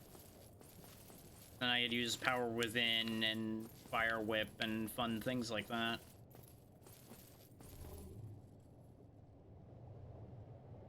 I'm carrying 42,000 souls, so I really shouldn't just go walking through fog walls willy-nilly. Especially not while the ads are running. I think I know what's behind this fog wall, because it was the one of two things I was thinking about before. We've gone to one of the two, so this has to be the other one.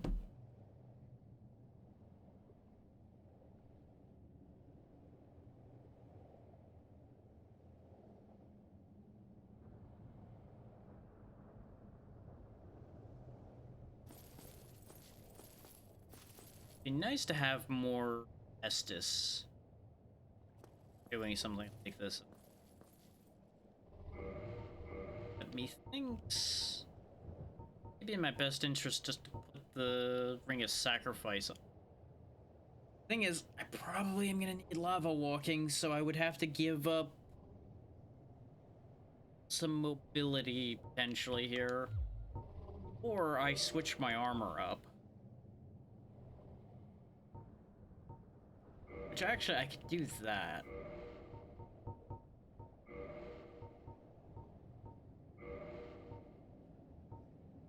Because I would be inclined to think fire defense is going to be one of the main things we're going to need. Okay, yeah, I can still roll. I don't know this for a fact, but I'm just assuming based on logic that fire will be one of the main problems around here. We'll just hang loose for a minute while the ads finish running. And we'll see what's behind this door. We might be wrapping up before 2:00, if I'm honest. Because we're 5 hours in, I'm getting a little tired. We've done a lot, though. We cleaned through the Demon Ruins. We got a good amount of Lost Izalith done. Depending on how things work out, we might finish down here. We might not. And we, of course, took a chunk out of New Londo as well. The ads are about to end, so we'll see what happens on the other side of this. Welcome back from the ads. I'm about to go through a big scary door. I have a bring a sacrifice on, because I'm expecting bad things to happen. Let's find out. Yep, this is where I thought it was. Okay. Time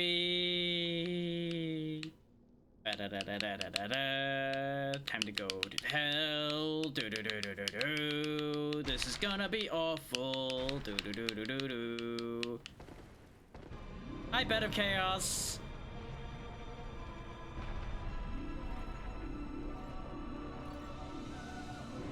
Well, let me amend my statement. This is either gonna be not too bad or it's gonna be awful. And based on what just happened there, this is gonna be awful. I seem to recall that there's a trick to this fight, and it doesn't matter, I'm dead. I think I know what to do, though. You might have noticed there were a couple, like, big glowing things on there. I think I need to get to those in order to do this fight. I have 42,000 souls. And there was a part of my brain that's like, you know, maybe you should warp away and go buy that other sorcery that you were thinking about buying. But I don't have another homeward bone to come back, so I'd have to get a homeward bone to come back or walk back. Since I'm planning on ending soonish, didn't seem like a great idea to be doing extra legwork.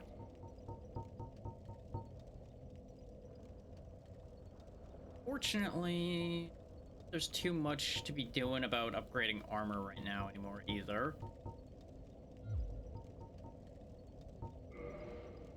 Changes I would like to make to my spells for this fight.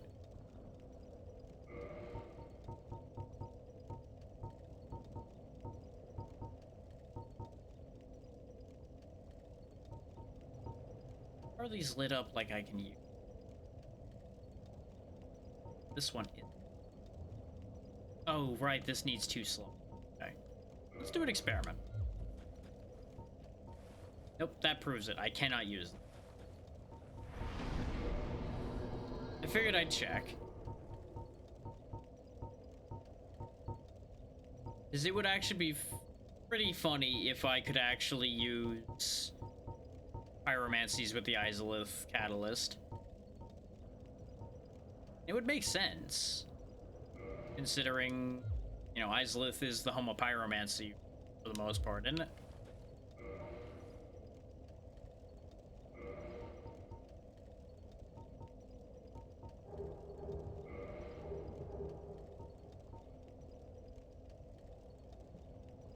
Yeah, see? Milano of Izalith, mother of pyromancy.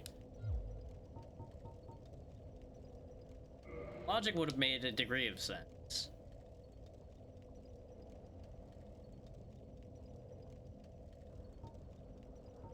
Fortunately, that logic doesn't end up following.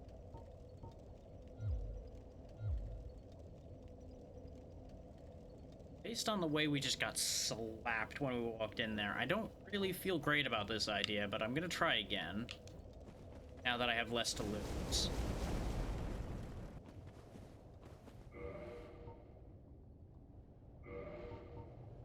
So actually put another ring on you, silly man. The Ring of Favor and Protection, for those wondering, gives you health, stamina, and max equip load, but if you ever take it off, it's gone.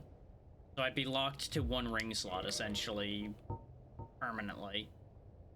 I'm not really about that. And based on the way that thing was just slapping the shit out of me, I definitely need my physical defense for this, not just my fire defense. We'll just go back to what we've been working with. Based on how much Estus I'm gonna lose just running back, I need to kindle this fire. It's gonna be another waste of humanity, but it's gonna be what I'm gonna have to do.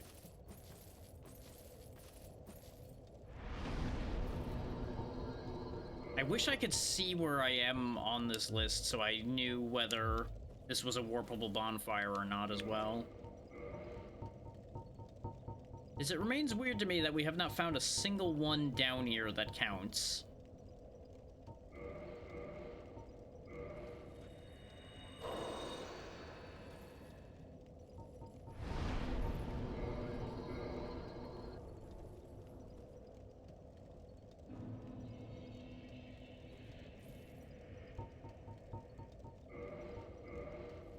But it would be a nice feather in my cap to take out the Bed of Chaos tonight.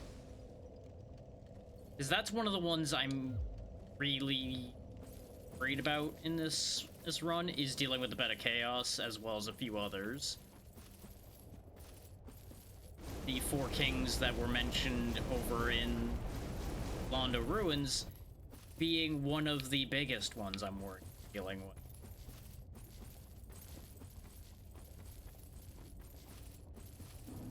We've ironically enough dealt with some of the other fights I was worried about already.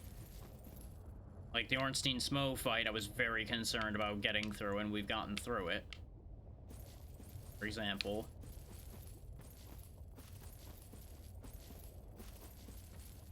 And a bunch of the early boss fights I was worried I was going to have more trouble with, and we've since gotten through that already. So, not really too big a deal.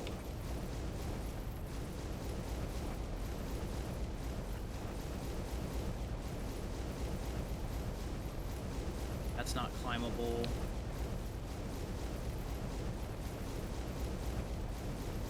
Okay, it looks like we are just shepherded along through here.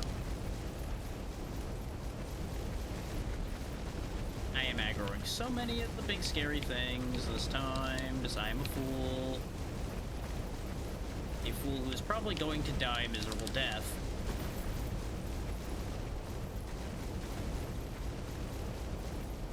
Shiny.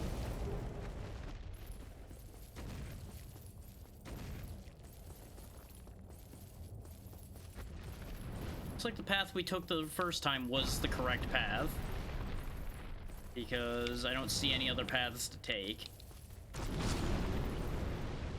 Well, that was convenient. He just crushed the guy chasing me for me. Thanks, big guy.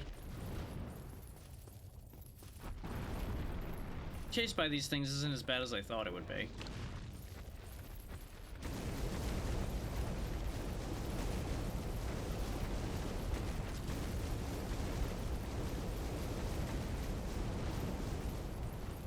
Thankfully, for all that they're huge, they're not that fast.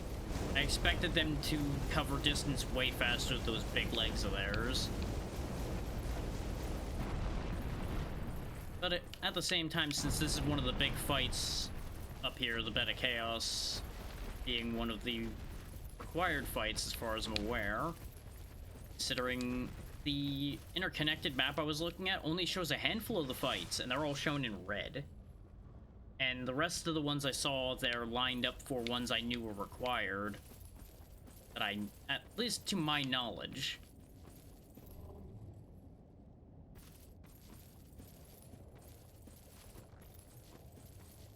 I then have to assume that Bed of Chaos is required as well.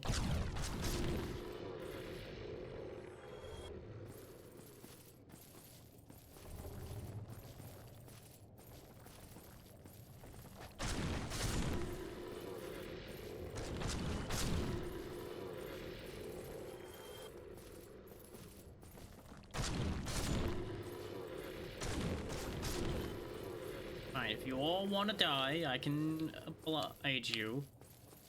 Come on, then.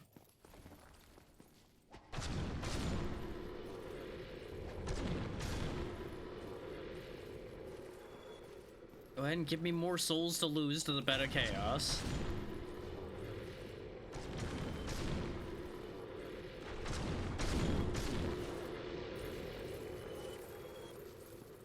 This time when we get in there, though, I'm gonna, like, press as hard to one side as I can and just, like, try to ride the wall across and see if we get away from the worst of the problems that way. Since it seems at its strongest in the center, at least with the moves that we dealt with this time.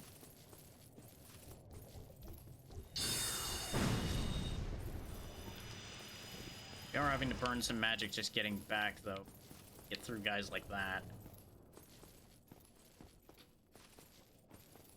Pyromancer respawn? No. So that's good.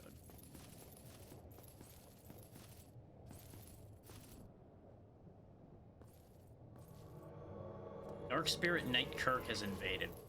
Fucking what, mate?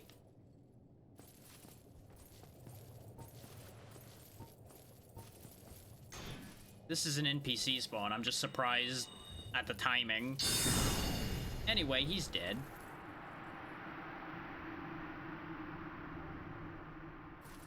Thanks for the tons of souls, I guess. Huh.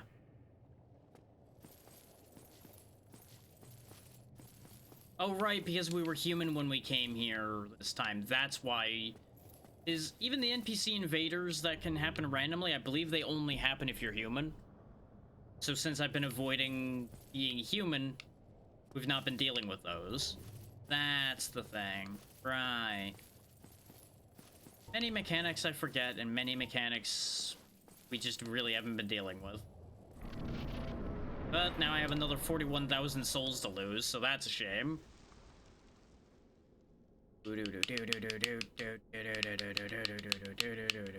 It's a fun slide to get down to this fight, at least. I swore there was lava in this arena.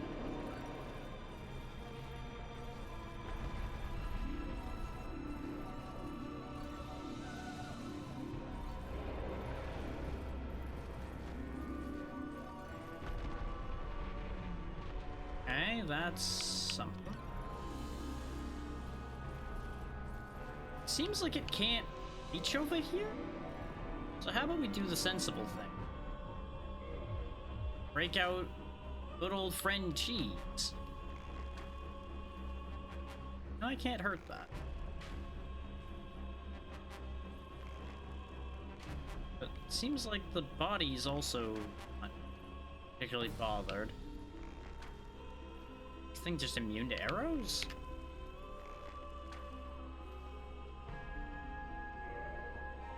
Okay, that cunning scheme just isn't gonna work, I guess. That's fine.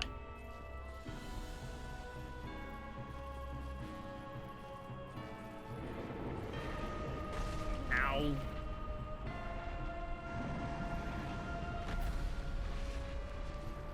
Oh, I can walk inside this. That's the key. I'm assuming, since this is shielded, this is important. Bingo.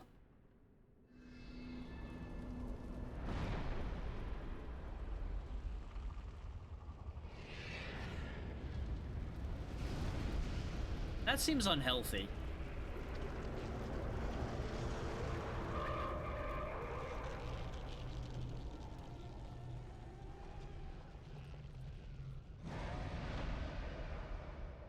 It also seems really unhappy that I did that. So I'm not sure this was a good idea. Oh god!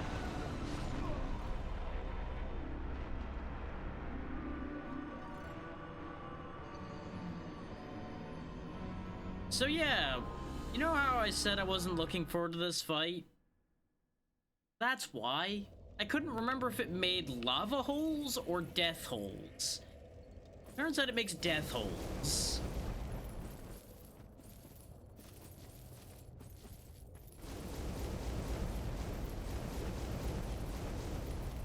And I'm pretty sure it's indestructible until I break both of those things.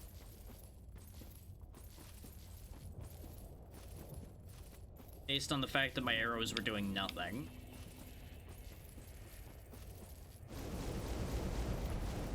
And this is not exactly a short run back either.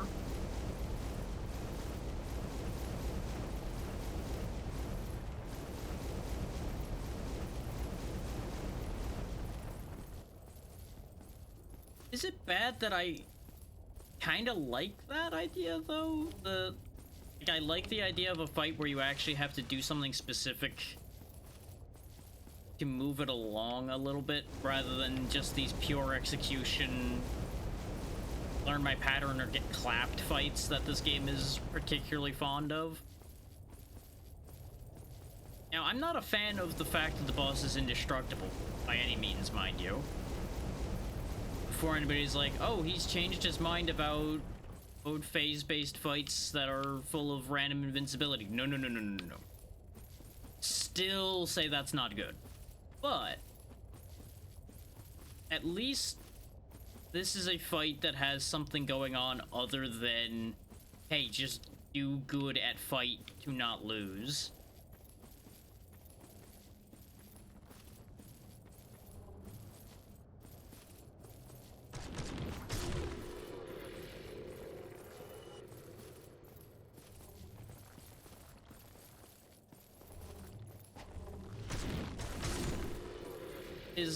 This game has a lot of powerful bosses and difficult fights. I can't really say that most of them are complicated fights, you know?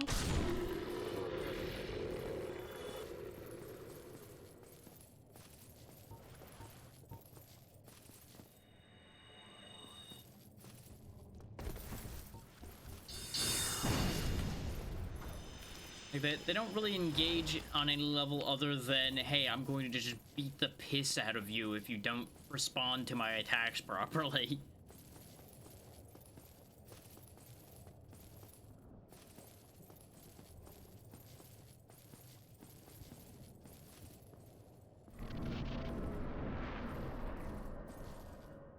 Wait.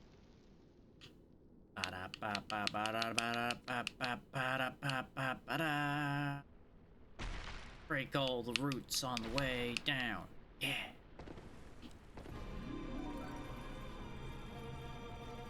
Oh, that stays broken, though. Oh, boy. That also means the holes are gonna happen immediately, huh? Oh, boy. I need to get my souls back. Can I even get my souls back?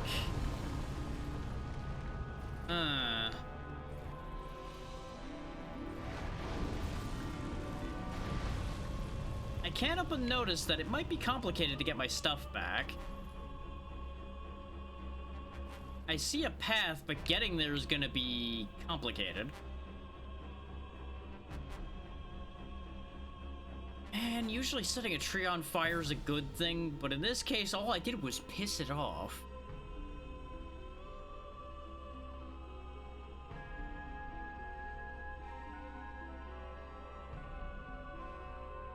I'm torn as to what to do in this situation, I'll be honest with you. That is 40,000 souls over there. But you know, I think I'm willing to let that go. Considering the difficulty with which I'm gonna be getting there, I think I'm gonna have to let them have that.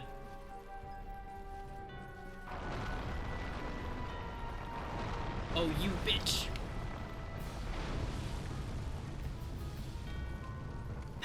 Should have seen that one coming, huh?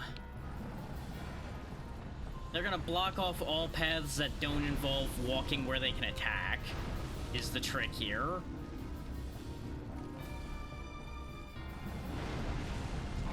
Oh, god damn it. Well, I don't need to worry about getting those souls back now.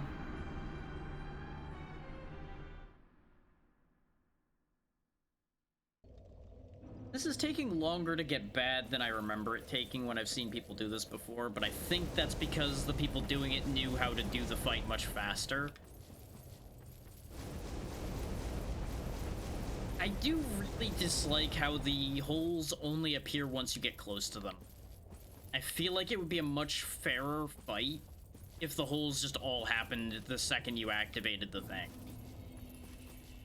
This way you knew the score, you knew what the scenario was, instead of essentially the entire floor turning into one big newbie trap.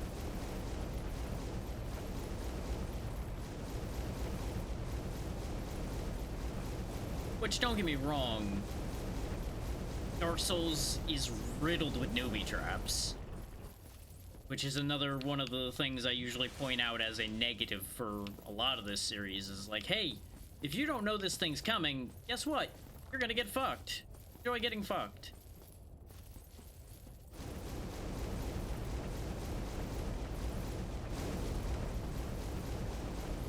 And it just boils down to a bunch of massive inconveniences.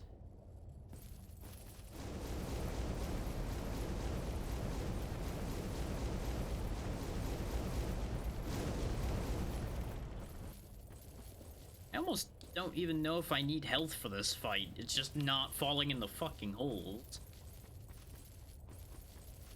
But I do need health because I'm gonna need to get past the swinging hands somehow. And how much you wanna bet that there's a situation where a specific side is better to break first? And I probably broke the worst one first. So based on how the ground looked on the side I came from, I don't know if I made the right or wrong choice there still. I suspect I made the right choice.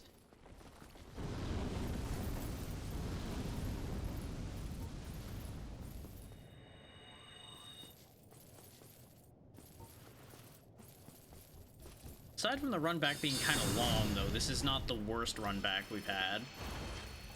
It's just a bit of a long trek. Mostly just because of how much of the lava walking you have to do. You know, now that we're here, I technically don't need the lava ring so far.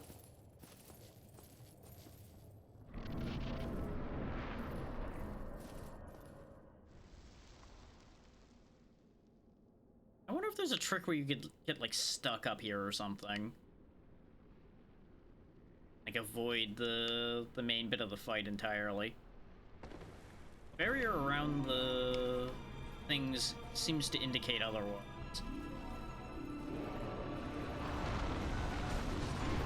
No, not in the hole. Oh, I just died straight up that time. Okay.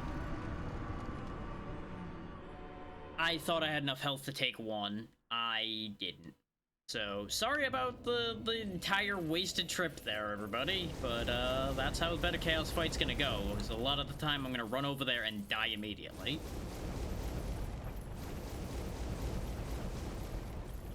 Which, maybe I'm crazy. Maybe I'm crazy, but the developers should have considered the fact that this is a fight with instant death in it, and maybe considered putting the bonfire closer.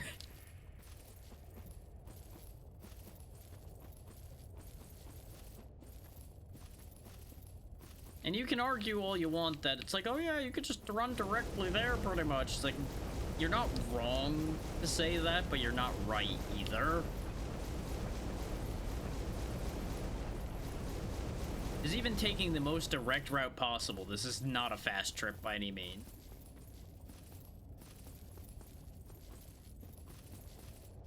Like, maybe there's a shortcut I missed somewhere. I'm willing to believe that, but still just not great. I have enough health. I can probably just run straight across. It's gonna sting like a bastard, but, you know. That's why we have +3 Estus, so I can just heal something like that off in one. That saves a Estus at least.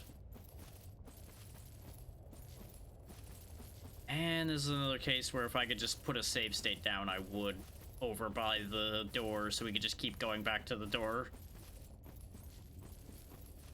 Some runbacks are a good thing because it gives you a chance to decompress after the fight and, like, ponder strategy on the way back and such. This ain't one of those situations. There really isn't much strategy I can come up with for this situation, other than don't fall in a hole, don't get clapped immediately.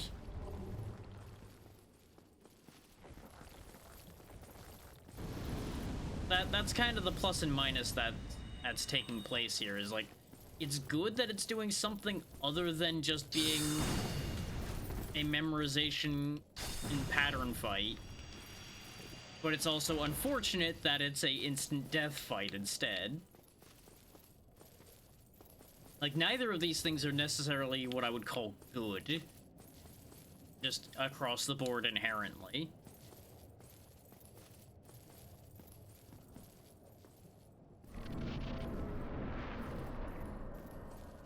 Oh yeah, the slide down I would also consider part of the run back, for those wondering.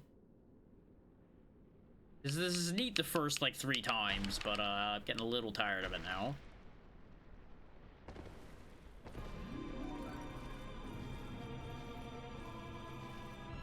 Can I, like, bait you to swing and then go through afterwards, perhaps? That seems like the play.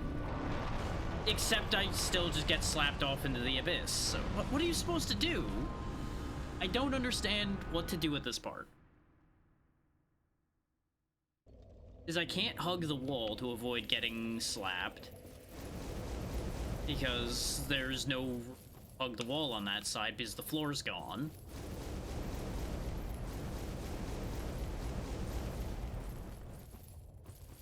And it seems like it can hit in the center, so I don't think running right towards it is the move either, but I can try it. I've had worse ideas. I could probably hop off of here and run. That might expedite things a bit. It's gonna involve using another Estus because there's no way I'm making both runs. Especially when my stamina runs out partway across like that. But it probably shaves off some time.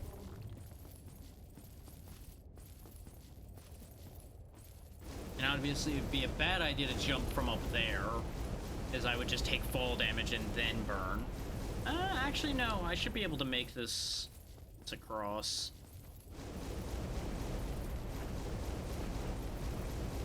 Needed to shave off a little bit of pathing on that end instead. Still get through with only one Estus used.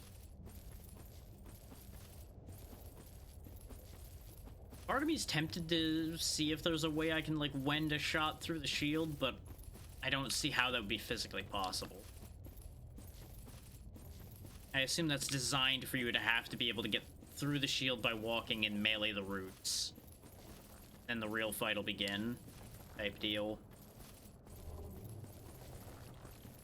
Which, that's a part I'm also concerned about, is if I don't just win when I hit both the roots, that's gonna be an issue in and of itself.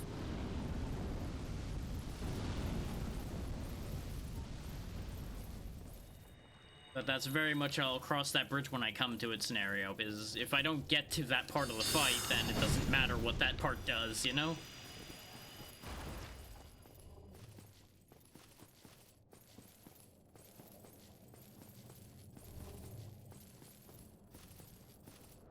Maybe it's designed for me to just roll swings, but I would have to get the roll timing down pat.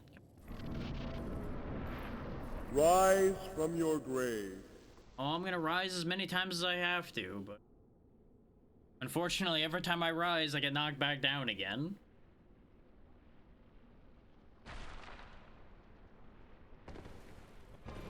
Yeah, the problem is going to the very center isn't gonna work. Is going to the center just means I have to go back around the roots anyway. I have to take the path that I'm taking in order to get to the thing on the side there. Unless... Now, I just had a dumb idea, and I need to know if it'll work.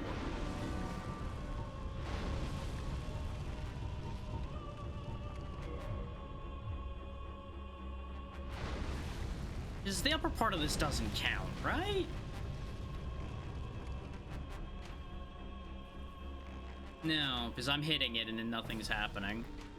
Unless I'm out of range, but I find it unlikely that that would matter. It'd be very funny if you could just shoot the exposed part and it would just win the fight automatically type of situation.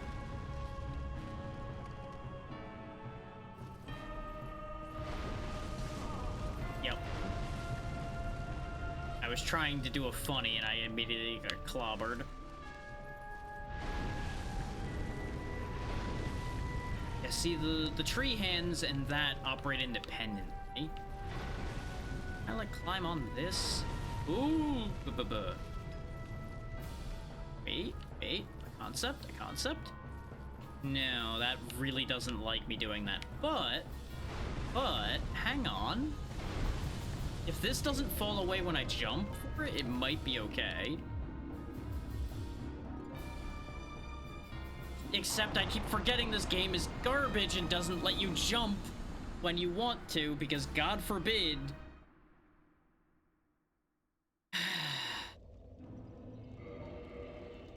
The amount of run-up you need to get this dumb bastard to jump really is infuriating sometimes.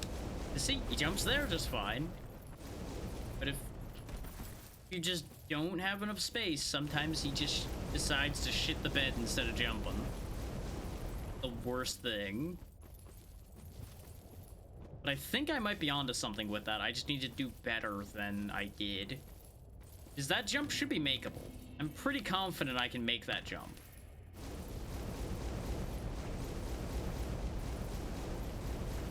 The big problem being I just have to actually get him to jump and land the jump on the other side. Because that'll bypass the hands. But, unfortunately, it is going to be a lot of I run over there, I die. I run over there, I die. Because it's a arena full of pits. If anybody's surprised by this, I don't know why they are.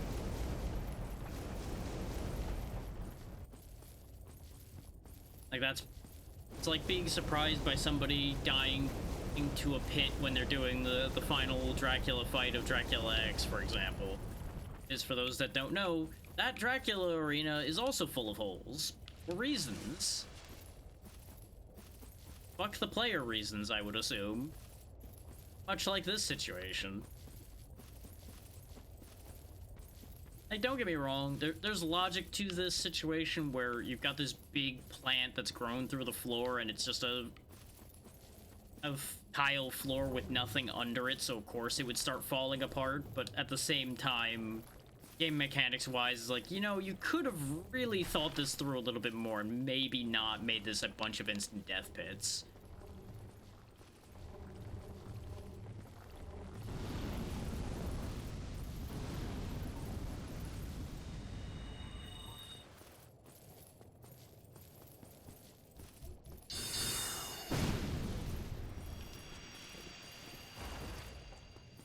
Pausing to make sure that that doesn't drop an item, because at least that would make me feel a little better, you know? Give me a little something.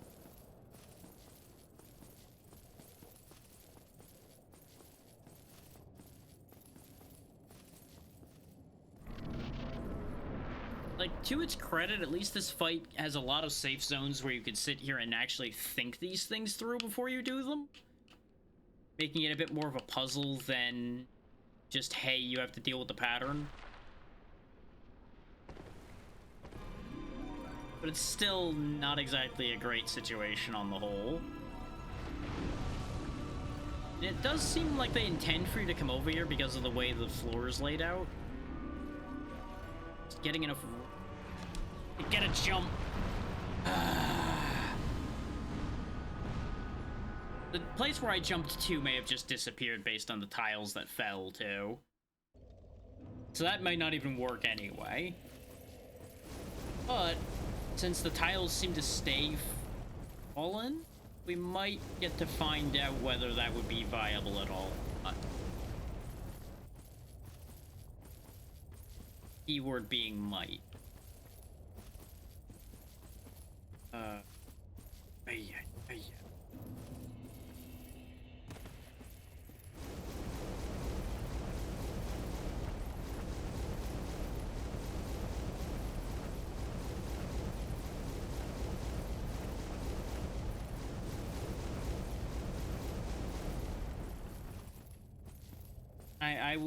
I would say I'd be open to suggestions here, but I have a sneaking suspicion one of the main suggestions I would get is don't get hit, Smile. And I might start throwing people out the window for that, so let's just not worry about that as a concept, shall we?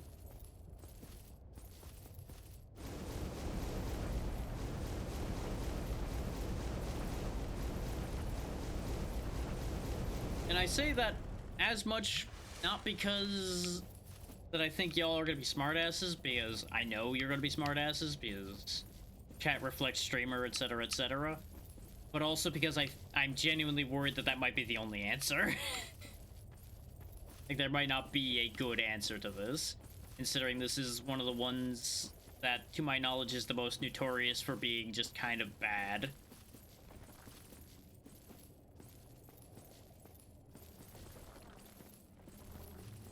For some reason, I have a memory of watching people slide down into lava in this fight, not sliding down and then falling in a hole. And I don't know if my memory's playing tricks on me or if I'm thinking of what happens after I break both the roots. And like, you just have a bad time if you end up getting to that part of the fight and then dying. I don't remember. There's pieces missing.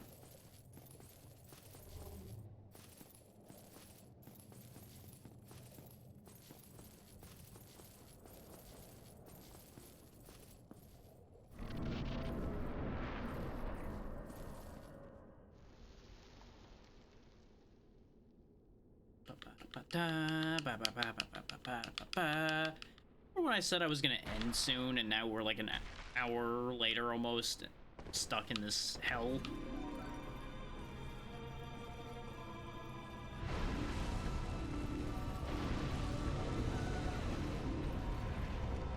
Okay, whatever tiles fell, I don't see them down anymore. But I have to assume wherever a plant is sticking up is safe.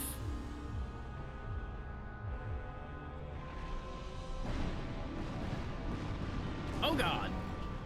Okay, it has a fire attack that can reach here. God damn it! So the problem is I have to do a hook jump to get to where I'm trying to get get him to jump at all consistently. Yeah, and I wish whomever decided to greenlight this fight got to live underneath it for the rest of their days, but, you know, that's just the way it is.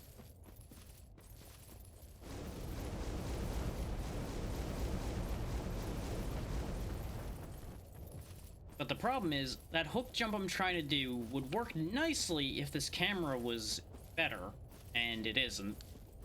So I'm fighting the camera the whole time, and then I just don't manage to hook far enough left to land on the piece that's sticking out. But I don't really have a good way of angling that.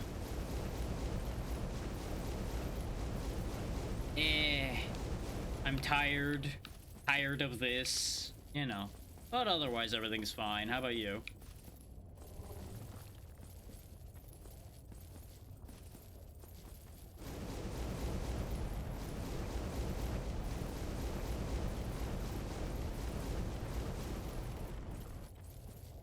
There's only so much time you can spend walking across lava till you get real sick of the idea.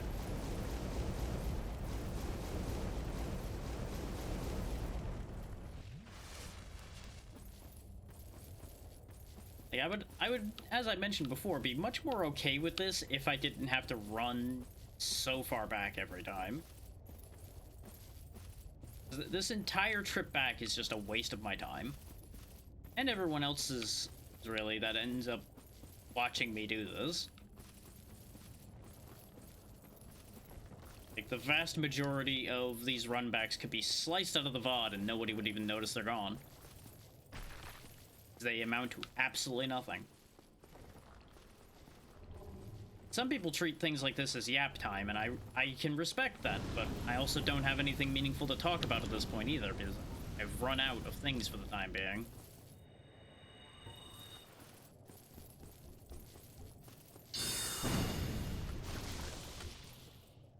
Like, this is why I genuinely consider situations like this to just be a lapse in game design, because it just isn't anything. There's not even really much to look at. Like, ooh, lava ceiling, yay!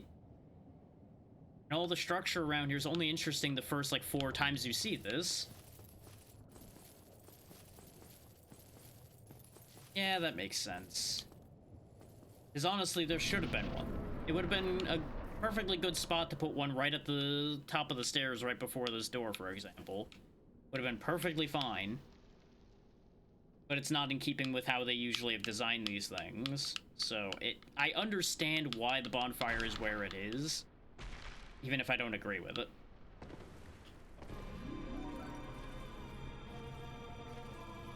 Because there's always a run back for these boss fights. That's just how they designed these things to be. I'd be fast about this.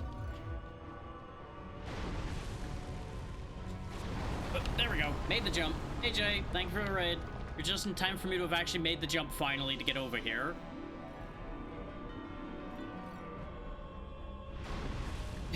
Blue, yellow St. Patrick's Day, huh? Interesting. But happy St. Patrick's Day. Yep. Fucking knew it. You know what the worst part is? I pressed jump. He didn't jump, but I pressed jump.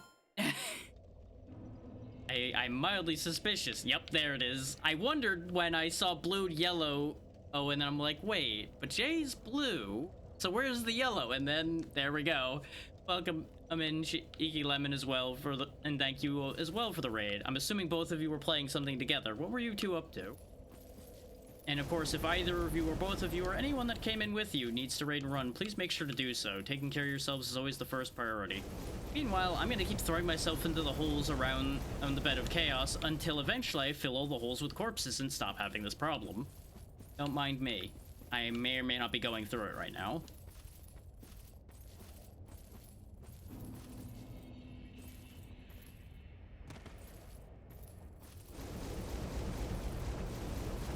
But hopefully you are all doing well, as I said. Enjoy the sound of my feet burning as I keep running for my life. I have to get back there over and over again.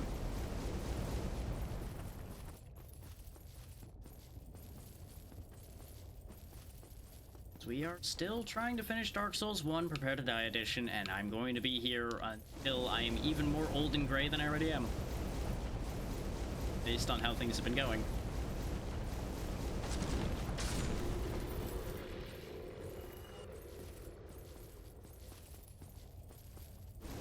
Spoilers, I am not particularly gray, aside from my skin. But still.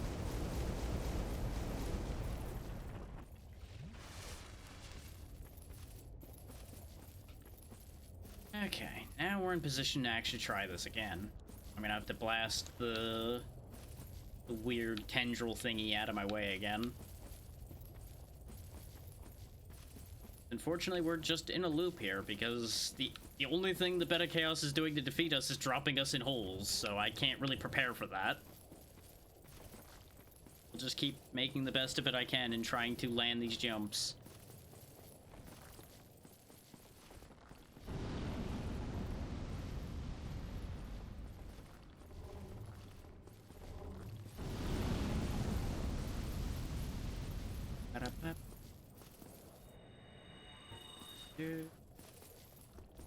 You're just gonna die.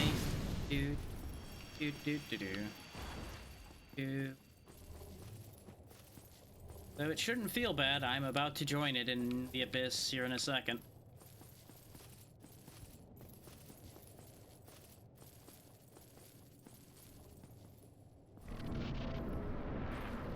Double checking to make sure that the ads weren't gonna run here soon, because if they were about to run, I would have bought y'all some time by snoozing them, but you got a bit of time.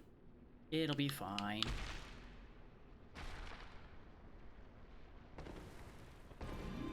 Okay, now we know another hole appears between us and that tree. That's why I was running for that tree, though, is I was anticipating holes appearing, but the trees were presumed to be safe, and I was correct for the most part about that logic.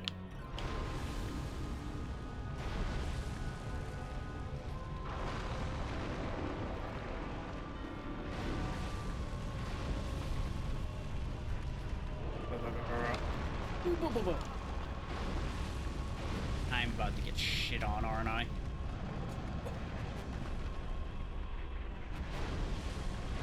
Okay. Okay, we're here.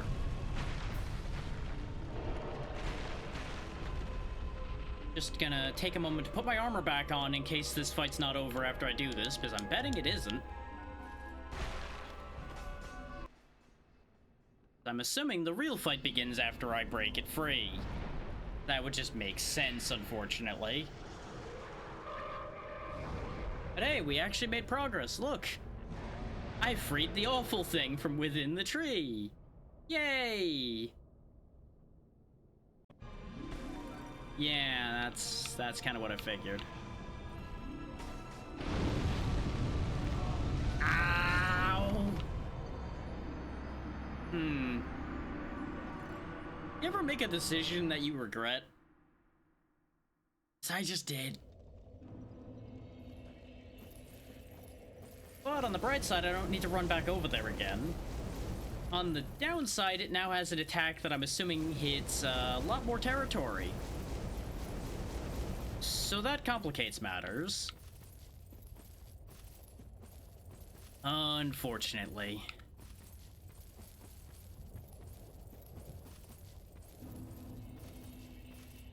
It's very unfortunate that I have to do this fight.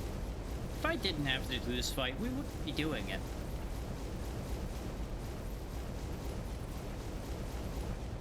Much like a few other fights in this game, I would have just said, you know, I don't need to do this, and leave.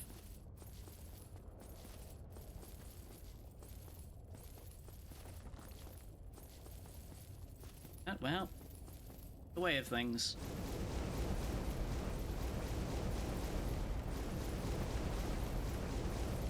Out of my way. Not even gonna bother killing it. Don't need to. Not gonna benefit me at all. All I'm gonna do is lose those souls again anyway. Ow, my feet. Ow, my feet. There we go. Back round we go again. Now, the scheme I'm pondering is whether I can get away with just shooting the Bed of Chaos to death now that it's activated. But that's what I'm afraid of with the fire attack it's doing. I don't know if that fire attack is only close to it. If it's only close to it, then we still have a sweet spot outside where we can just stand there and shoot it to death. And save myself a lot of aggravation. If that doesn't work, then we are going to have a whole other issue to worry about. But one problem at a time. First step is getting there. Second step is worrying about what it's gonna do about me being there.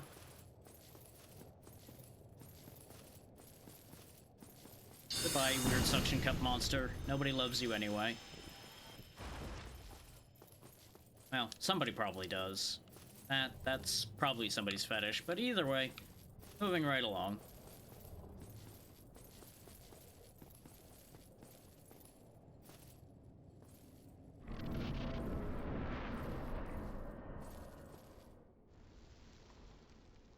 Now, I'm just gonna land and wait a moment to see what happens. Oh, it's setting the ramp on fire, too. That's worrying. Oh, I think I understand how that attack works now, then. I needed to do it again, though. I need to see something.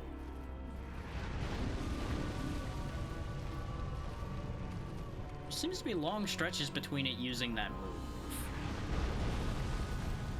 But it does try to fire scythe this area.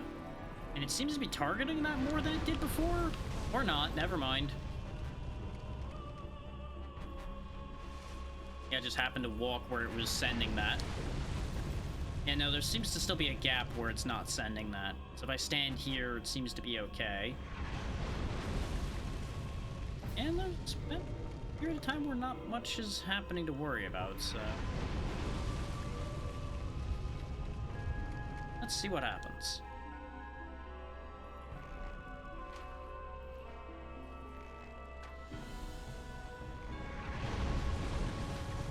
It's out of range, or that's not the targetable spot.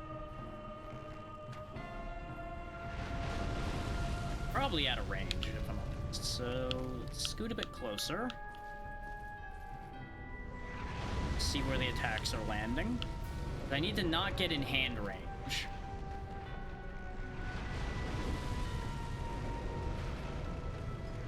Assuming the sun head thing would be the logical target, but it seems like that's not the case. Oh, wait, I'm remembering something.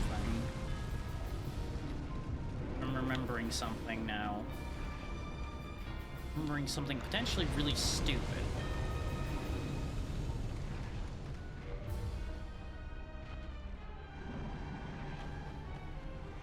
I feel like this whole thing's a lie.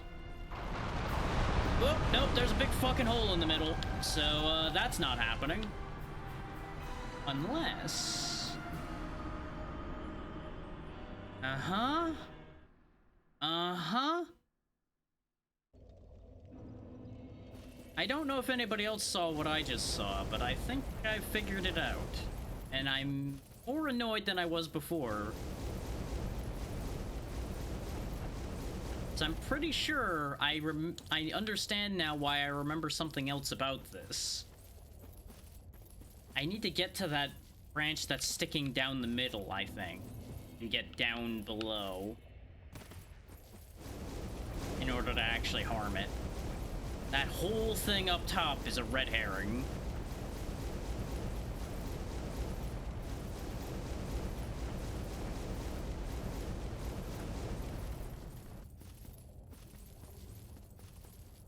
Which, I don't know if I'm happier or angrier about that. It's one of those, you know, that's clever scenarios, but it's also fucking awful. So I don't know how to feel.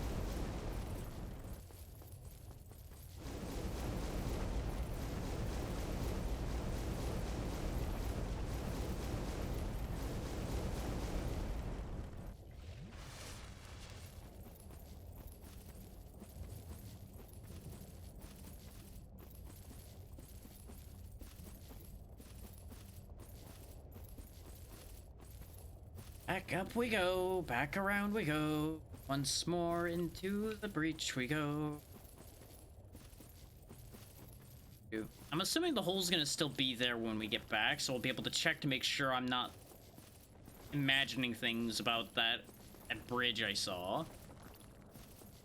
But I'm pretty confident I saw a branch sticking down with tiles still on it, hinting that that would be a ramp to climb down.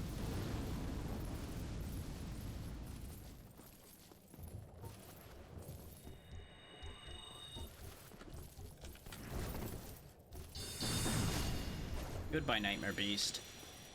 Oh, it dropped something this time. Red Titanite chunk. Neat. I didn't have any of those yet.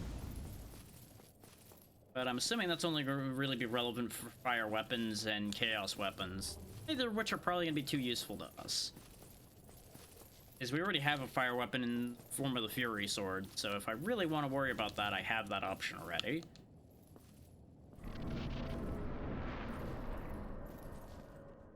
Let's find out if I am correct.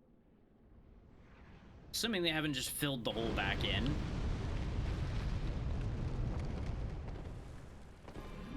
Nope, there's a big old root in the middle. Ow. You just need to not get fucking juggled immediately. I just want to be able to get there, because let's be real here. The rest of this is all formality at this point. But unfortunately, it's an important formality of not getting clapped before you even make more than 3 steps in the room.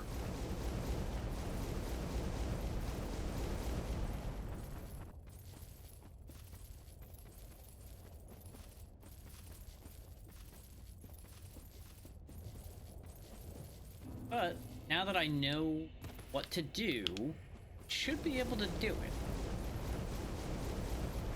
Is what I'm thinking is I just need to bait out the swings, run right down the middle, and just jump for it. Because I'm assuming that route goes far enough forward that you can land on it. Because otherwise they'd be expecting you to inch your way around the sides while being swung at, and that just doesn't seem physically possible. And FromSoft loves to ask a lot of the player, but they're typically not going to ask something that's not reasonably physically doable. It's just usually very complicated. Very dangerous.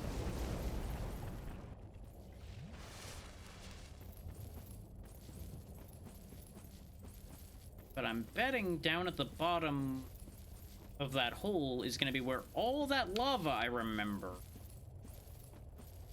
is. And the ads are about to kick in, so you might end up missing part of this. is we are far enough in at this point that I can't really be stopping for the ads this time, unfortunately. Not expect to get this done anytime soon. So I apologize if you end up missing any of this. But at the rate this fight's going, odds are you're not gonna miss much because I'm gonna still be trying by the time y'all come back.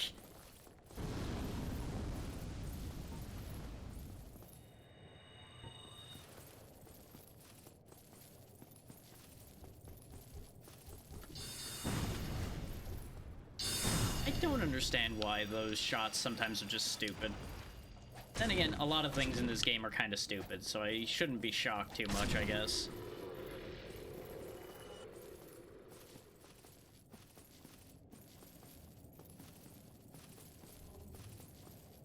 So I just need to not run into a fire scythe straight away, and then I can bait out the hands, and it shouldn't be too bad to get there.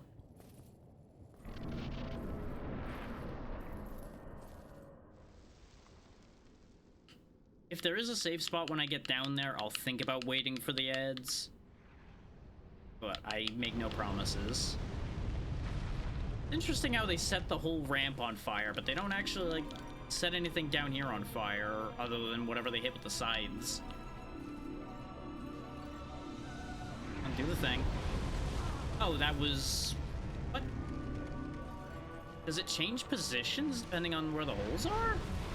I swear it didn't send one right centered before. God damn you and your delay. Yep. This is why I said it wasn't gonna matter. 'Cause I swear that hand should have been past there by the time I got to that position. But apparently either the hands are slower than I think they are, or there's... Oh, fuck me. Things I didn't think about. All of the damage we've been taking to our gear this whole time. Hang on. Eat a soul, repair my stuff. The lava's probably been damaging it the entire time, more so than anything else. Yeah, the helmet. How is my helmet so badly damaged? Yeah, probably from all the times I got slapped upside the head.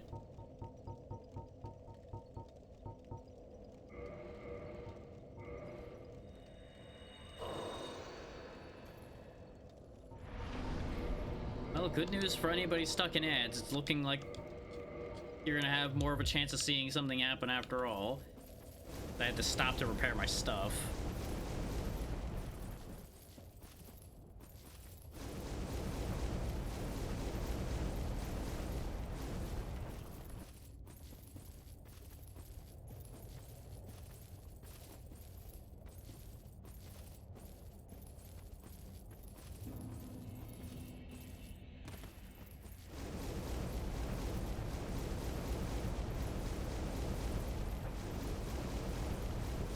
It's gonna be very funny if I do all of this and it turns out that that root sticking down is actually a trap and I just die jumping down there.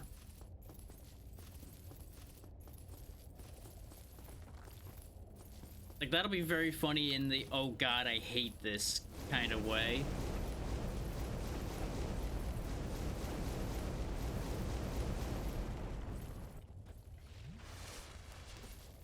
Welcome back from ads, everybody. As you can see, nothing's changed. You missed one attempt and I had to stop to repair my armor, so it took me longer to get back again. But on the bright side, those of you that were in ads didn't have to see me be repairing my armor, so you got that going for you.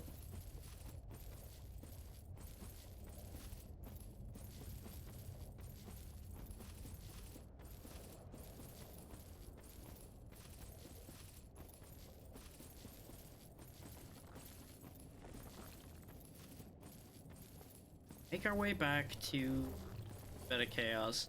And for those in ads, the main thing I was talking about, other than just grumbling about having to do this again, is I really am partially worried, partially hoping that that route I'm running towards ends up just being another trick, and I just fall to my death jumping for it.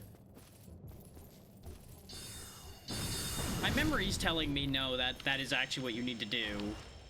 But it would be very funny if that was just another trick. Just like, haha, you thought that was the answer? Nope. Turns out it's just a wooden middle finger. Hee hee.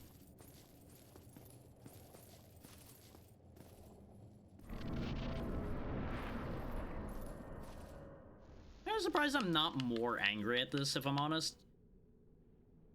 Because we're approaching a similar number of attempts to the Ornstein-Smo fight at this point. And even though I didn't mind that fight that much, I was definitely starting to get sick of that much earlier, I feel. So that's interesting.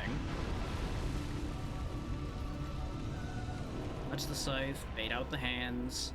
I gotta wait for both hands is the pro- It did a different thing. It didn't do the big swing. There we go. That's the thing I need to do. Go, go, go, go, go, go, go, go, go, go, go. Son of a bitch! So, the root does seem to be the answer, but you need to not get slapped out of the air jumping for it. That window of time is garbage. Because you need to avoid the sides, you need to go like right after the second hand swings, and make sure to get down there before the hand starts swinging again. That is brutally tight timing. I think I might actually gear down again to go faster, because you do run a little bit faster with light load. We're in medium right now.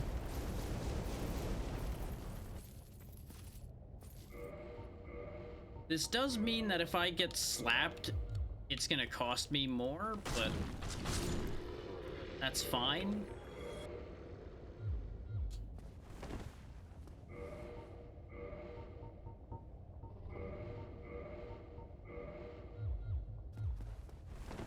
There we go, now we're in light load.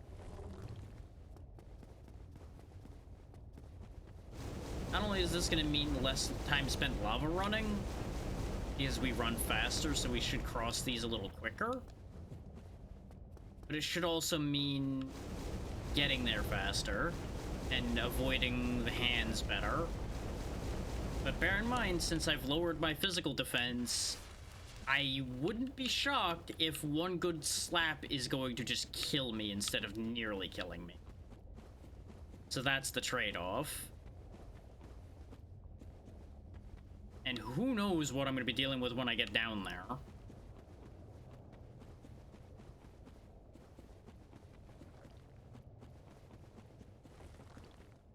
So this is a look. Cloth shirt, metal hat, leather legs. I don't know what I'm doing anymore. One too many times getting slapped upside the head by a tree. You'll definitely do that to you.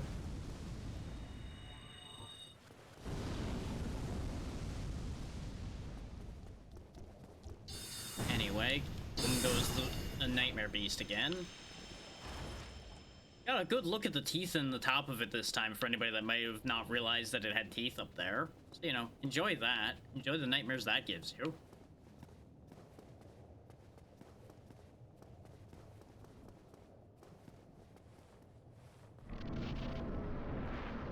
Back down the hole we go. I swear, if this is just like one hit and you win when we get down there, I don't know if I'll be happy or angry. I keep saying that, but that's because everything I think about with this ends up being a case of I don't know if I'll be happy or angry.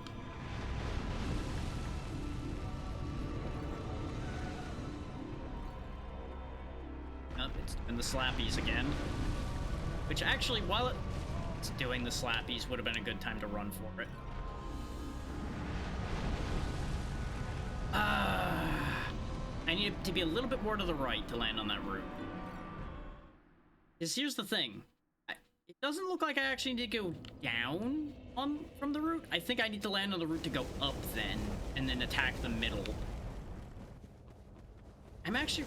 Oh god, what fight was that and what game was that I'm thinking of? I'm now reminded of a specific dog shit fight in another game. where you had to do a very specific bit of pathing to be able to get at the core of something over and over again, and it would like knock you back to the start every time you hit it. It was stupid. Problem is, that doesn't narrow it down in my brain, because I can think of multiple instances where that would have been true, and I don't know which one I'm thinking of. Because there have been a lot of cases of bosses where you have to do a whole stupid thing to hit the core once and then get sent back to the beginning and do it again. I seem to recall there was a fight in Chaos Legion where you get knocked back every time you hit the core for a little bit. There was at least one fight...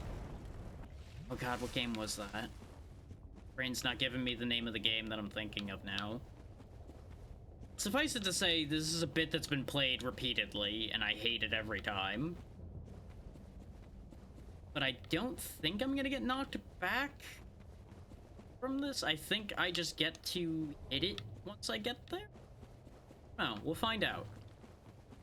I just need to land that jump and stop regretting my life decisions as much as I am.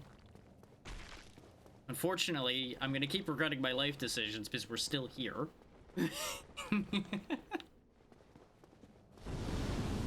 It's a good thing I'm not streaming tomorrow because it's Wednesday tomorrow. Because otherwise going extra long would potentially lead to a problem there. Because I had intended on stopping at about the 5-hour mark, but I got to this fight and I'm like, well, I don't want to have to start next time with this fight, so, guess I'm gonna do it. And then we've been here for an hour now, give or take, so, yeah, that's life. Just for anybody keeping score, that's the situation as it stands.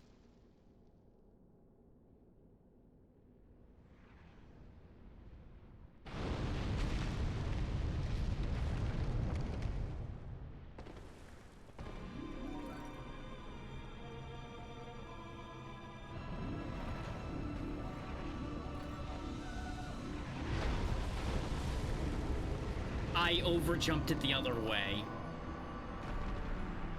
I was worried I was overcommitting to the right, but I'm like, maybe it curves farther over than I could see, you know? Maybe it'll work. Whiff.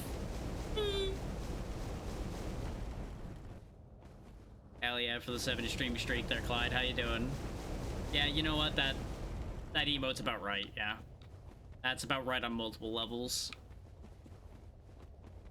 Both for how the current situation is going and how most people probably feel these days. That checks.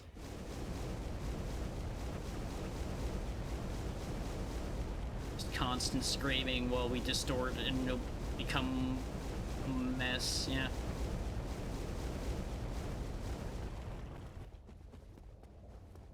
But you know what? We're gonna keep trying. Eventually I'll win. Or as I joked during the raid response, I will eventually fill the Bed of Chaos pit with enough corpses that I'll win by default. One of the two will work, right? The corpses don't just disappear when they fall down the hole, right? No way. Best not to dwell on it. I'm sure it's fine.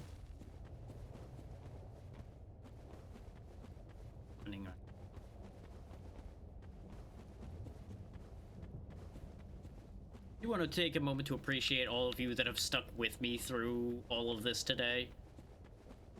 Be it having stuck through an hour, 10 minutes, any amount of time of this. Thank you. I know this is alternated between Drax sits here and complains about game mechanics and a lot of nothing happening a lot of the time, so I appreciate everyone's patience.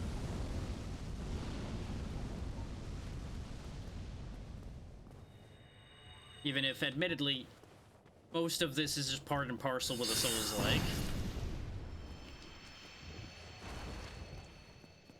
It's still very important to me that y'all have chosen to spend your time here. That includes any amount of your time. This time is important. Time is money, as they say, and it is worth more than that, too.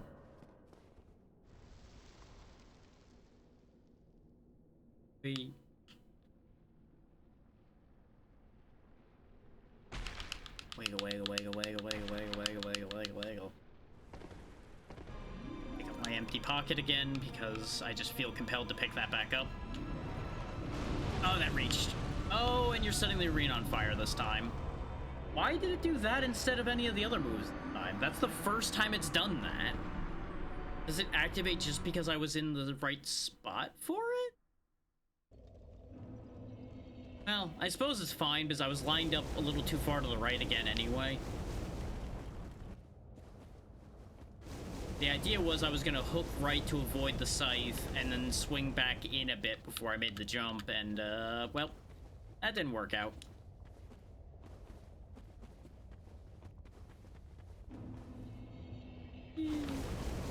Trying something slightly different and it's not working because my ass is burning.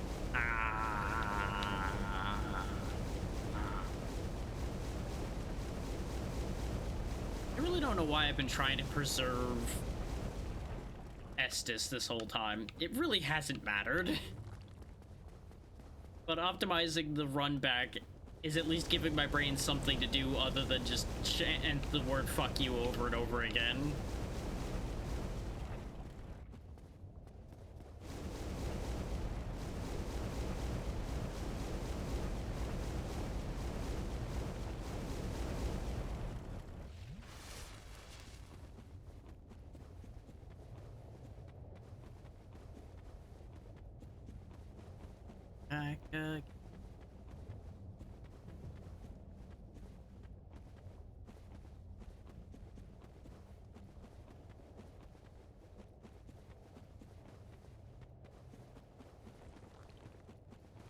I will say, at least anybody who watches the VOD later will have the benefit of being able to just skip ahead. They will get to skip the suffering. Sometimes those who watch the VOD have it better. You know, unless you're specifically watching it for the suffering, which, you know, you do you. Watch what you wish to watch.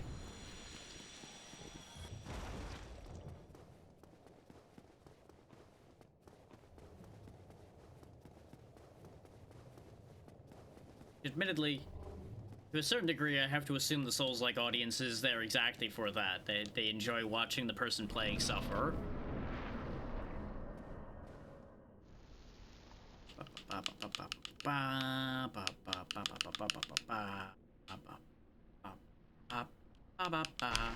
It's not setting the path down on fire anymore either.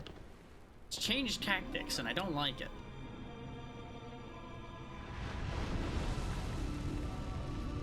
It understands that I've changed tactics and is changing its tactics accordingly, I guess. Come on, take a swing. Or you could keep slapping down, that's fine too, I guess. Oh, God damn it! I knew that was gonna happen, but I couldn't just sit there and wait, either.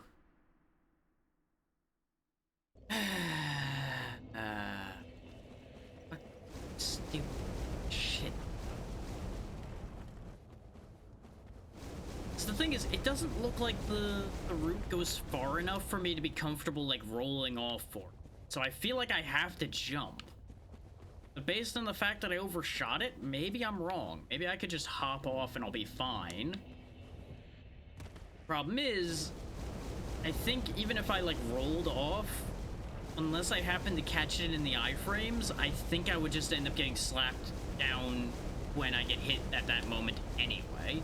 So I don't think it matters for that specific circumstance. But I don't know. So I'm just pondering the potential here of, like, can that work? Also, I still don't know how to feel about just running through Lava Jurassic Park here. With all the lava dinosaurs all around me. It's both fascinating and incredibly uncomfortable, and not just because my feet are on fire. As much the fact that if I just twitch one finger out of line, one of those things could crush me in an instant. But we've yet to even be hit by one of them. I shot a bunch of them on the way in the first time, and then we've just snuck past them every time afterwards. kind of silly. Actually, there was also the time I ran and away from one. I outran it for a good long stretch, checking for other items. That somehow worked out. Still not entirely sure how. You would think something with legs longer than 3 of me would be much better at catching you, but it just couldn't keep up. Didn't even have to break its ankles by spinning around it or anything. It just couldn't catch me in a straight line. I'm not sure how that works.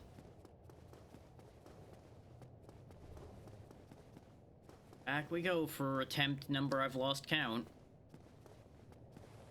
Fun fact, I lost count a lot of attempts ago. You want to know how I lost count that easily? I wasn't counting.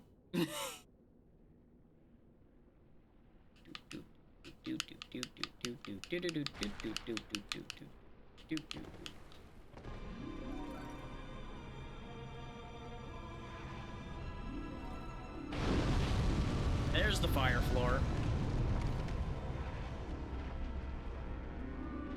It swings while I couldn't see. Ow.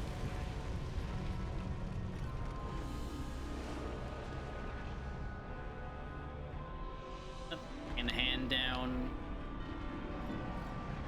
1, 2. Landed it. Okay. Now, where I was trying to go the whole time was right through the middle here. Oh, what the fuck? You're joking, right? It still has another thing it does to prevent me from getting there, huh? Great, great. I love this. I'm so glad somebody stuck their head in a bucket and hit it with hammers repeatedly to make this a great idea. What a great way of game design.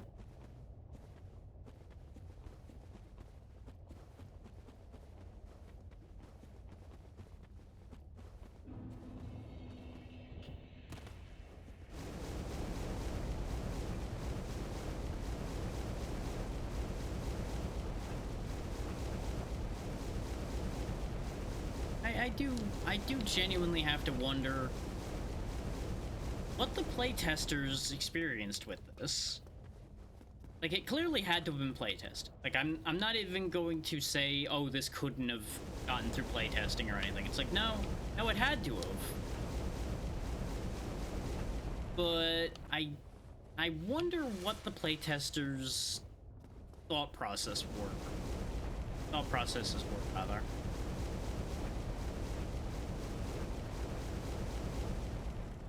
Like, did the playtesters tell them this was a problem and they just went ahead? Or did the playtesters just know things well enough by the time they got to this that this wasn't a problem? I have to wonder, you know? I don't know if that information's out there. A lot of things end up being information people can reach somehow. So I wonder if there's information on, like, how this fight came to be and how it was actually allowed to be the way that it is. Because again, the people in charge of this game had to have greenlit this fight. That this fight wouldn't be in the game if they didn't say this was fine. This ain't the case of, like, a Mario Maker level with a dev door in it or anything. Though, perhaps there is a better solution to this problem. Which, that's something I want to try. What's a thought? The bow has come back to my mind here. I have a consideration I would like to see if works. You know all those roots that are in the way? Can I shoot them so that they're not in the way? So I can just run in there.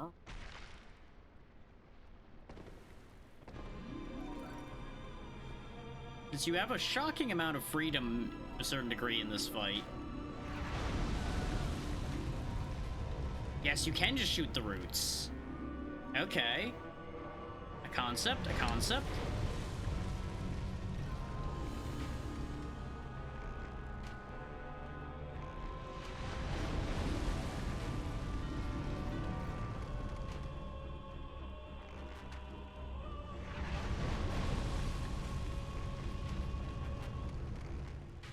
Where there's a will, there's a way, and sometimes you gotta get creative to have any way to do anything.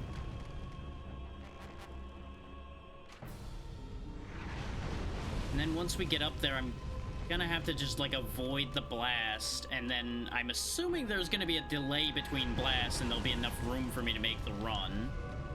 If there isn't, I'm going to have some more choice words about game design. We'll worry about that concept when we get there.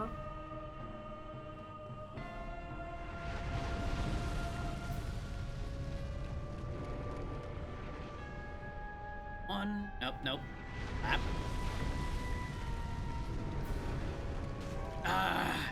I hate that that reaches further than it looks like it does. That might be the single most annoying thing about this fight, other than the way it's designed. Oh. Pull off? Okay.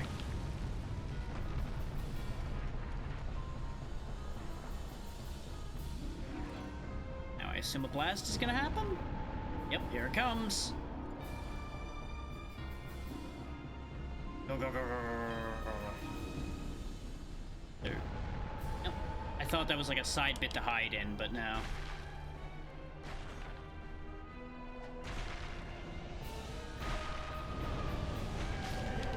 There we go. We got it. It's literally a one-hit kill. You just get down here and kill the little thing that's living inside it. And that's what I remembered and got annoyed about before. It's like, you know, this is kind of stupid. That this whole thing is just to protect this little fucking bug. But that's our first Lord kill. And that's why we had to do it, is because it's one of the Lords. We need to defeat all the Lords to succeed, as far as I'm aware, so that's why we had to do that.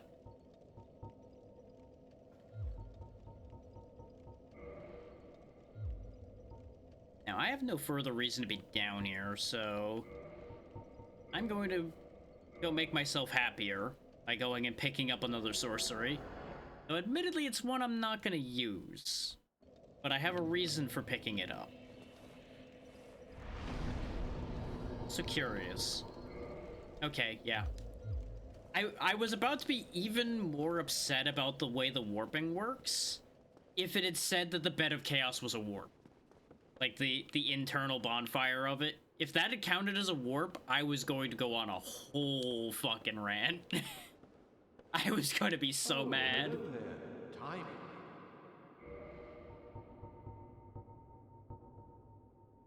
Buy crystal magic weapon.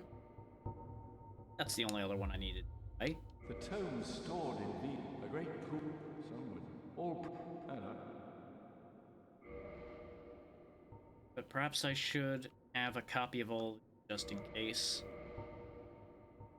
I think that, yeah, that's the only other...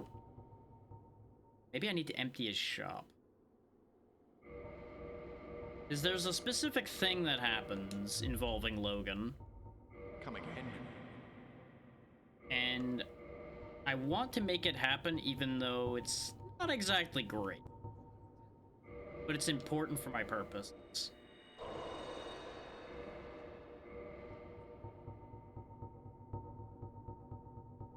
Well, I suppose there's more than one way to do what I'm thinking about here.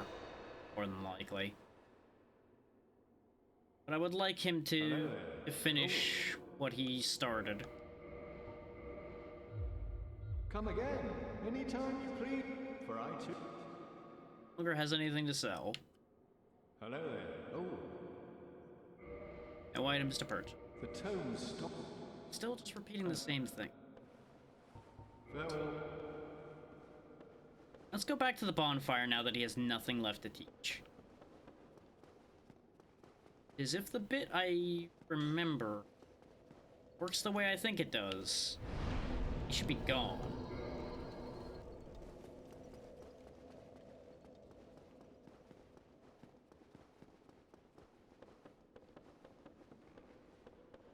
No, he's still here. Oh, hello. Time. Maybe something else has to happen first, then. The great. All. Well, that might have been a waste of souls, then. Farewell. Oh, well. Extra copies of some of those spells won't be the worst thing. Like, 2 copies of Soul Spear is not exactly a bad thing. But that could have been another level of intelligence instead. Which still wouldn't have been enough for Crystal Soul Spear anyway, so, you know, not the end of the world. So since we have a second Soul Spear, I think I am going to go ahead and have 8 Soul Spears and 20 arrows instead. I think that'll be a bit better. But I do think that this is a good point to stop. 6.5 hours in and having taken down at least one lord, I think that's a worthwhile day. Don't mind the camera. That's just because I have to use my mouse, and the mouse and the controller fight for control over the universe.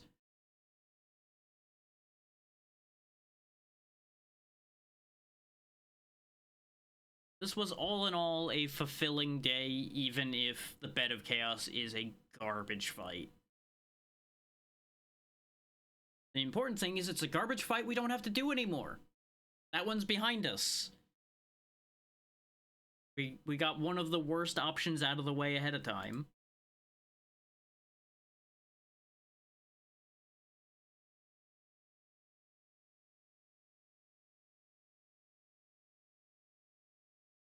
So, you know, there's a positive to these things as long as we're willing to look for it.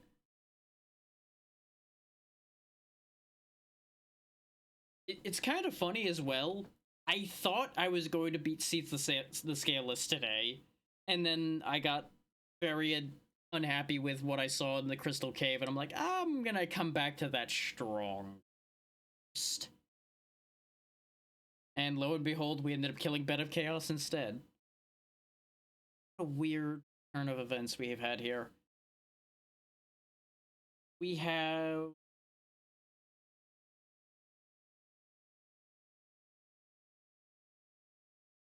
four lords? I think there's 5 total.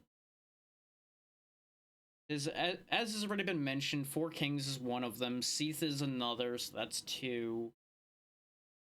And then there's at least 2 other ones that were on that map. So I think I have 4 more to do. But the other ones might not take me as long. And of course, there's still one more problem left to deal with after that, too. But that is a whole other issue. And I apologize if there's no background sound while I'm rambling here. I can't do anything and have the game still in view enough to have the sound playing.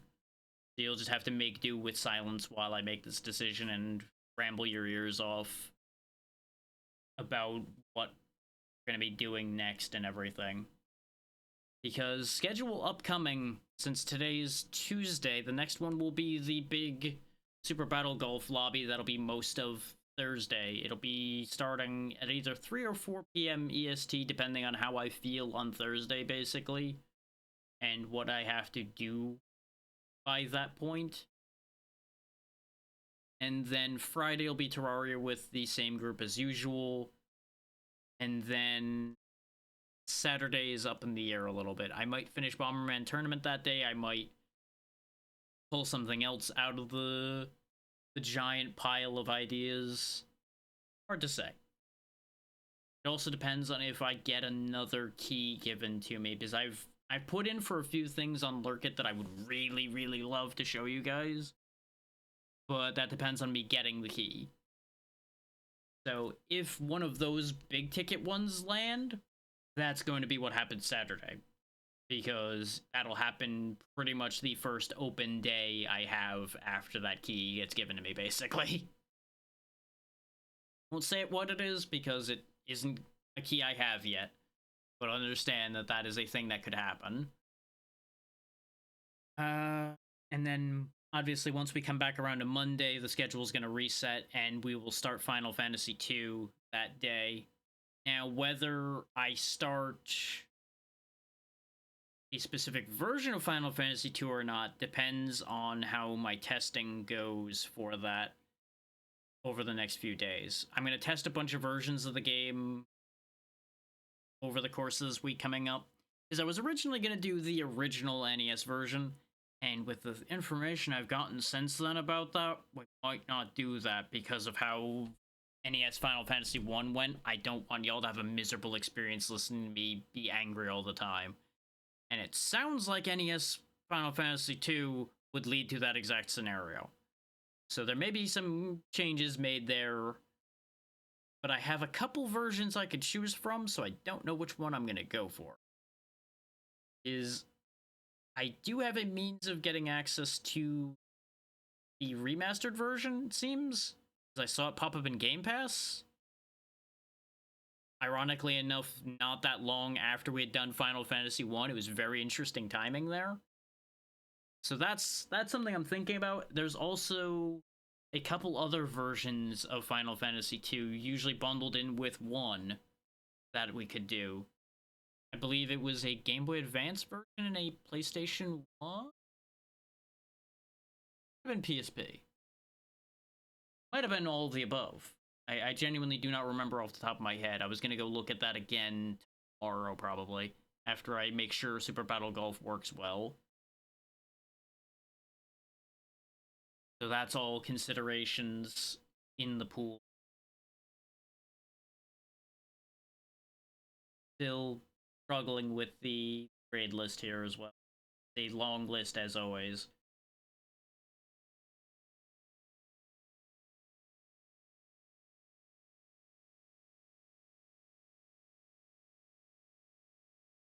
Of me to send it to somebody else playing a Souls game, and then the rest of me is like, I think we're Soulsed out at this point.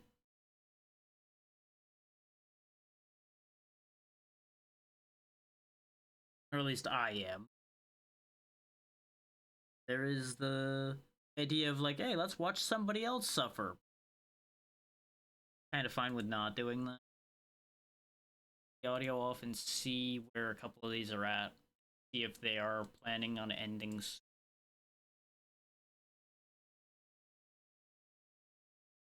You're relatively early on. Ending it. I've rated them not the long, but longer ago than some of these other.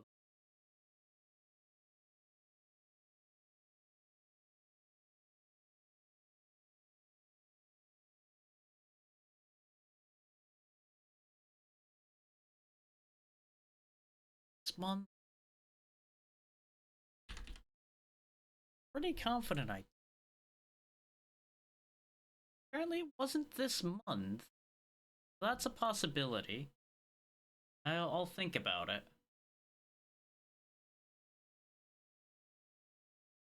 There's something interesting going on with that. See them along there. I have too many choices. No, you know, when in doubt, we go with our first instinct. That is always the correct answer.